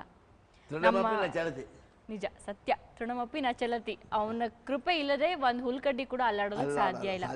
ನಮ್ಮ ಜೀವನಕ್ಕೆ ಯಾರದೇ ಪ್ರವೇಶ ಆಗಬಹುದು, ನಾವು ಇನ್ಯಾರದೇ ಜೀವನಕ್ಕೆ ಪ್ರವೇಶ ಆಗಬಹುದು. ನಮ್ಮ ಜೀವನದಲ್ಲಿ ಸುಖ, ಸಂತೋಷ, ದುಃಖ ಏನೇ ಬರೋದಾದ್ರೂ ಕೂಡ ಅದೆಲ್ಲದಕ್ಕೂ ಆತನ ಒಂದು, ನೀವು ಹೇಳಿದ್ರಿ ಪ್ಲಾನಿಂಗ್ ಅಂತ, ಅವನೊಂದು ಪ್ಲಾನಿಂಗ್ ಇರಬೇಕು. ನಿಮ್ಮ ಜೀವನದಲ್ಲಿ ಯಾರಾದ್ರೂ ಆತ ಶನಿ ಬಂದಿದ್ರಾ? ಅಮ್ಮ, ನನಗೆ 1950ನೇ ಇಸ್ವಿನಲ್ಲಿ ನನಗೆ ಶನಿ ಪ್ರವೇಶ ಆಯಿತು. 50ರಿಂದ 19 ವರ್ಷ ಅಂದರೆ 69 ಇಸ್ವಿವರೆಗೆ ಶನಿ ಕಾಟ. ಅವನು ಮೊದಲು ಪ್ರವೇಶ ಮಾಡಿದ ಕೂಡಲೇ ನನಗೆ ಕೊಟ್ಟಂಥ ಮೊದಲನೇ ಪೆಟ್ಟು ಅಂದರೆ ಇಂಟರ್ಮೀಡಿಯೇಟಲ್ಲಿ ಕನ್ನಡದಲ್ಲಿ ಫೇಲ್ ಆದೆ. ಎಲ್ಲರೂ ಉಂಟಾ ಹಿರಣ್ಣಯ್ಯ ಅಂತಹ ಕನ್ನಡದ ಮೇಧಾವಿ ಪುಣ್ಯಾತ್ಮ ನಮ್ಮ ಅಪ್ಪ ಕಲ್ಚರ್ಡ್ ಕಮಿಡಿಯನು, ಅವರ ಪುತ್ರ ನಾನು. ಕನ್ನಡದಲ್ಲಿ ಫೇಲ್ ಆಗೋದು ಎಲ್ಲಾರ ಉಂಟಾ? ಇದು ಮಹಾರಾಯನ ಪ್ರಭಾವ. ವಿದ್ಯಾರ್ಥಿಗಳಿಗೆ ನೀವು ಫೇಲ್ ಆದ್ರಿಂದ ಬೇಜಾರು ಮಾಡ್ಕೋತೀರ. ಮಾಸ್ಟರ್ ಹಿರಣ್ಣಯ್ಯ ಕೂಡ ಫೇಲ್ ಆದವ್ರ ಜ್ಞಾಪಕ ಇರಲಿ. ಹಠ ತಗೊಂಡೆ ನಾನು, ಹಠ ತಗೊಂಡೆ. ಯಾವುದ್ರಲ್ಲಿ ಫೇಲ್ ಆದೆ ಅದರಲ್ಲೇ ನಾನು ಡಿಸ್ಟಿಂಕ್ಷನ್ ಬರ್ತೀನಿ ಅಂತ. ಇದ್ದಿದ್ದು ನಮಗೆ ಮಾರ್ಚಲ್ಲಿ ಫೇಲ್ ಆದರೆ ಸೆಪ್ಟೆಂಬರ್ ಪರೀಕ್ಷೆ ಇತ್ತು. April, May, June, July, August, September 6 ತಿಂಗಳ ಟೈಮ್ ಇತ್ತು. 6 ತಿಂಗಳಲ್ಲಿ ಒಂದು 2-3 ಜನ ನಮ್ಮ ಮೇಷ್ಟ್ರುಗಳ ಹತ್ರ ಹೋಗಿ ನನ್ನ ಎಲ್ಲ ಒಂದು ಅನುಮಾನಗಳನ್ನು ಪರಿಹರಿಸ್ಕೊಂಡು ಅಂತೂ ಹಠ ಮಾಡಿ ಡಿಸ್ಟಿಂಕ್ಷನ್ನಲ್ಲಿ ಕನ್ನಡದಲ್ಲಿ ಸೆಪ್ಟೆಂಬರ್ನಲ್ಲಿ ಪಾಸ್ ಆದೆ. ಸೆಪ್ಟೆಂಬರ್ನಲ್ಲಿ ಪಾಸ್ ಮಾಡೋದಕ್ಕೆ ನನಗೆ ಆದಂಥ ಈ ಒಂದು ಪ್ರಕ್ರಿಯೆ ಇದೆಯಲ್ಲ, ಇದು ಭಗವಂತ ನನಗೆ ಕೊಟ್ಟ ಜೀವನದ ತಿರುವಿದೆ. ಆ ತಿರುವಿಗೆ ನಾಂದಿ ಇದು. ನಾನೇನಾದರೂ ಮಾರ್ಚಲ್ಲೇ ಪಾಸಾಗಿದ್ದರೆ ಆಗಲೇ ಮಾರ್ಚ್, ಏಪ್ರಿಲ್, ಮೇ, ಜೂನ್ 2.5 ತಿಂಗಳು ಬೇಸಿಗೆ ರಜಾ. ಜೂನ್ನಲ್ಲಿ ನಾನು ಆಗಲೇ ಇಂಜಿನಿಯರಿಂಗ್ ಸೇರಿಬಿಡ್ತಿದ್ದೆ. ಸೇರಿನೇನಾಗಿರೋದು ಆ ದಾರಿಯೇ ಬೇರೆ ಬಿಡಿ. ದೇವರೇ ಮಾಡಿದ, ನಾನು ಬಂದು ನಮ್ಮ ಅಪ್ಪನ ಸೇರಬೇಕಾಗಿತ್ತಲ್ಲ.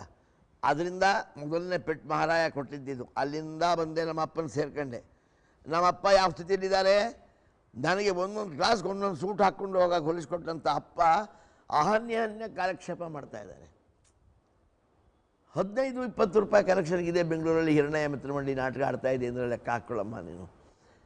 ಆಮೇಲೆ ಬಂದು ನಾನು ಕೇಳಿದೆ, ಏನಣ್ಣ ಇದು ಅಂದರೆ ಅವ್ರಿಗೆ ಡ್ರಾಪ್ಸಿಸು ಇವೆಲ್ಲ ನನ್ನ ಶನಿಕಾಟದ ಬಿಂಬ, ಅದು ಫಲ. ಆ ಸ್ಥಿತಿಯಲ್ಲಿ ನಮ್ಮ ಅಪ್ಪನ ತಂದಿಟ್ಟು ನನಗೆ ರಂಗದ ಮೇಲೆ ಹೋಗೋ ಅವಕಾಶ ಮಾಡಿಕೊಟ್ಟ ಸ್ವಾಮಿ. ಯಾಕೆಂದರೆ ನನ್ನ ಜೀವನವನ್ನು ರೂಪಿಸಬೇಕಾದ ಜವಾಬ್ದಾರಿಯೂ ಅವಂದೇ. ನನ್ನ ಜೀವನದಲ್ಲಿ 19 ವರ್ಷ ಅವನು ಏಜೆಂಟ್ ಆಗಿರ್ತಾನೆ. ಅವನೇ ಮಂತ್ರಿ, ಅವನೇ ಪ್ರಧಾನಮಂತ್ರಿ, ಅವನೇ ಅಲ್ಲ. ಆದ್ದರಿಂದ ಇತ್ತಗಲೇ ಜೀವನವನ್ನು ರೂಪಿಸಬೇಕು, ಜೊತೆಗೆ ಪಾಠ ಕಲಿಸ್ಬೇಕು. ಅಲ್ಲಿಂದ ತಗೊಂಡ್ಬಂದು ನಮ್ಮನ್ನು ಹಾಸನ ಕರ್ಕೊಂಡೋಗಿ ಮಡಿಕೇರಿಗೆ ಕರ್ಕೊಂಡೋದ. ಪರಮಾತ್ಮ ಸ್ವದೇಶ ಸ್ವಭುಕ್ತಿನಲ್ಲಿ ಬಂದಾಗ ಕೊಟ್ಟ ಏಟು ನಮ್ಮಪ್ಪ ಸತ್ತ. ಹಿರಣ್ಣಯ್ಯನವ್ರು ಕಾಲ್ವಾದರು. ಆಮೇಲೆ ಏನಿದೆ ಎಲ್ಲ ಇಡೀ ಜಗತ್ತೇ ಬಟ ಬಯಲು. ಅಲ್ಲಿಂದ ಬಂದೆ ಬೆಂಗಳೂರಲ್ಲಿ ಏನಿಲ್ಲ, ಆ ಕೊಳದಲ್ಲಿ ಹೋಗಿ ಮಲ್ಕೊಂಡೆ. ಅಂದರೆ ಏನಾಯಿತು, ಮಹಾರಾಯ ಬಂದ. ಆದರೆ ನನ್ನ ಜಾತಕದಲ್ಲಿ ಏನಂದರೆ ಶನಿ ಮಹಾರಾಯ ಜನ್ಮದಲ್ಲಿ ಲಾಭಸ್ಥಾನದಲ್ಲಿದ್ದಾನೆ. ಆದ್ದರಿಂದ ನನಗೆ ಹೆಚ್ಚು ಕಾಟ ಕೊಡುವಾಗಿಲ್ಲ. ಒಂದು ಕಾಟ ಕೊಟ್ಟರೆ ಇಮ್ಮಿಡಿಯೇಟಾಗಿ ಒಂದಷ್ಟು ಬುದ್ಧಿ ಕೊಡಬೇಕು ನನಗೆ. ಆ ಬ್ಯಾಲೆನ್ಸಿಂಗ್ ಮಾಡಬೇಕು ಅದು. ಹಾಗಾಗಿ ಆಮೇಲೆ ನನಗೆ BR ಪಂತೋತ್ರ ಕರ್ಕೊಂಡು ಹೋದ.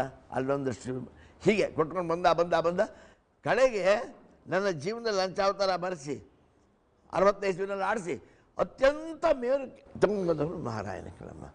69ನೇ ಇಸ್ವಿ ಹೊತ್ತಿಗೆ ನಾನು ಆಗಲೇ ಟಾಕ್ ಆಫ್ ದಿ ಯೂನಿವರ್ಸ್ ಆಗಿಬಿಟ್ಟಿದ್ದೆ. ಒಟ್ಟಲ್ಲಿ ಕಷ್ಟ ಕೊಟ್ಟಿರೋ ಅದರಿಂದ ಅದ್ರ ಜೊತೆಗೆ ತಕ್ಕಷ್ಟು ಸುಖನೂ ಕೂಡ ಅಂದರೆ ಆ ಕಷ್ಟದಿಂದ ನಾನು ಕಲಿತ ಪಾಠ ಇದೆಯಲ್ಲ, ಇವತ್ತು ನನ್ನ ಎಲ್ಲ ವಿನಯಾವಿಧೇಯತೆಗೆ ಕೂಡ ಆ ಸ್ವಾಮಿ ಕೊಟ್ಟ ಕಷ್ಟದ ಪಾಠದ ಫಲವೇ ಅದು. ನಿಜವಾಗ್ಲೂ ಕಾರ್ಯಕ್ರಮದಲ್ಲಿ ಮಾತ್ರ ಅಲ್ಲ ಅಪ್ಪಾಜಿ, ಕಾಯ್ತಿರ್ತೀವಿ ನಾವು ಯಾವಾಗ ಅವ್ರು ಬರ್ತಾರೆ, ಯಾವಾಗ ಶುರು ಮಾಡ್ತೀವಿ ಕಾರ್ಯಕ್ರಮ ಅಂತ. ನಮ್ಮ ಎಲ್ಲ ಇಡೀ ತಂಡದವ್ರಿಗೆ ಅವ್ರೊಂಥರ ಎನರ್ಜಿ ಅಂತ ಹೇಳ್ಬೋದು. ನೋಡೋದಕ್ಕೆ ಇಷ್ಟು ದೊಡ್ಡವರು ಸ್ವಲ್ಪ ಭಯ ಅಂತ ಅನ್ನಿಸ್ಬೋದು, ಹೆಂಗಪ್ಪ ಮಾತಾಡೋದು ಅಂತ. ಚಿಕ್ಕ ಮಕ್ಕಳ ಜೊತೆ ಮಾತಾಡ್ದಂಗೆ ಆಗುತ್ತೆ ಹಿರಣ್ಯ ಅವ್ರ ಜೊತೆ ಮಾತಾಡಿದ್ರೆ. ಅಪ್ಪಾಜಿ, ಕಾರ್ಯಕ್ರಮ ಮುಗಿಸ್ಲೇಬೇಕು. ನಿಮ್ಮೆಲ್ಲ ಮಾತುಗಳಿಗೆ ಧನ್ಯವಾದಗಳು. ಧನ್ಯವಾದ. ತುಂಬ ಬೇಜಾರಾಗ್ತದೆ ಕಾರ್ಯಕ್ರಮ ಮುಗಿಸೋಕ್ಕೆ, ಯಾಕೆಂದರೆ ಸಮಯ ಆಗೋಯ್ತಲ್ಲ ಅಂತ. ಆದರೆ ವಿಧಿ ಇಲ್ಲ, ಮುಂದಿನ ಸಂಚಿಕೆಯಲ್ಲಿ ಮತ್ತೆ ಭೇಟಿ ಆಗ್ತೀನಿ. ಇನ್ನೊಂದು ವಿಚಾರ, ನಾಳೆ ಭಾನುವಾರ, ನಾಳೆ ಅಪ್ಪಾಜಿ ಕಾರ್ಯಕ್ರಮದಲ್ಲಿ ಯಾರಿಗೆ ನಾವು ಬೈದ್ರೂ ಗಲಾಟೆ ಮಾಡ್ತಾರೆ, ತಿರುಗಿಸಿ ಬೈತಾರೆ ನಮಗೆ. ಅದರಲ್ಲೂ ಕಾಲೇಜ್ಗಳಲ್ಲಿ ನಾವು ಯಾರಿಗಾದ್ರು ಅಂದರೆ ಹೊಡೆಯೋಕೆ ಬರ್ತಾರೆ. ಅಂಥದ್ರಲ್ಲಿ ಸಾರ್ವಜನಿಕವಾಗಿ ಅವರು ಒಬ್ಬರಿಗೆ ಬೈದ್ರು ಅವ್ರಿಗೇನು ತೊಂದರೆ ಆಗಿಲ್ವಾ, ಅಂದರೆ ಹಿರಣ್ಯ ಅವ್ರಿಗೇನು ತೊಂದರೆ ಆಗಿಲ್ವಾ, ಯಾರು ಅವ್ರಿಗೆ ಧಮಕಿ ಹಾಕಿಲ್ವಾ, ಈ ಪ್ರಶ್ನೆ ಕೇಳ್ತೀನಿ. ಅದಕ್ಕೆ ಉತ್ತರ ಅಪ್ಪಾಜಿ ನಾಳೆ ಸಂಚಿಕೆಯಲ್ಲಿ ಕೊಡ್ತಾರೆ. ತಪ್ಪದೆ ಕಾರ್ಯಕ್ರಮ ನೋಡಿ ಅಂತ ಹೇಳ್ತಾ ಇಂದಿನ ಕಾರ್ಯಕ್ರಮವನ್ನು ಮುಗಿಸ್ತಾ ಇದ್ದೀನಿ. ಎಲ್ಲರಿಗೂ ಈ ದಿನ ಶುಭವಾಗಿರಲಿ. ನಮಸ್ಕಾರ.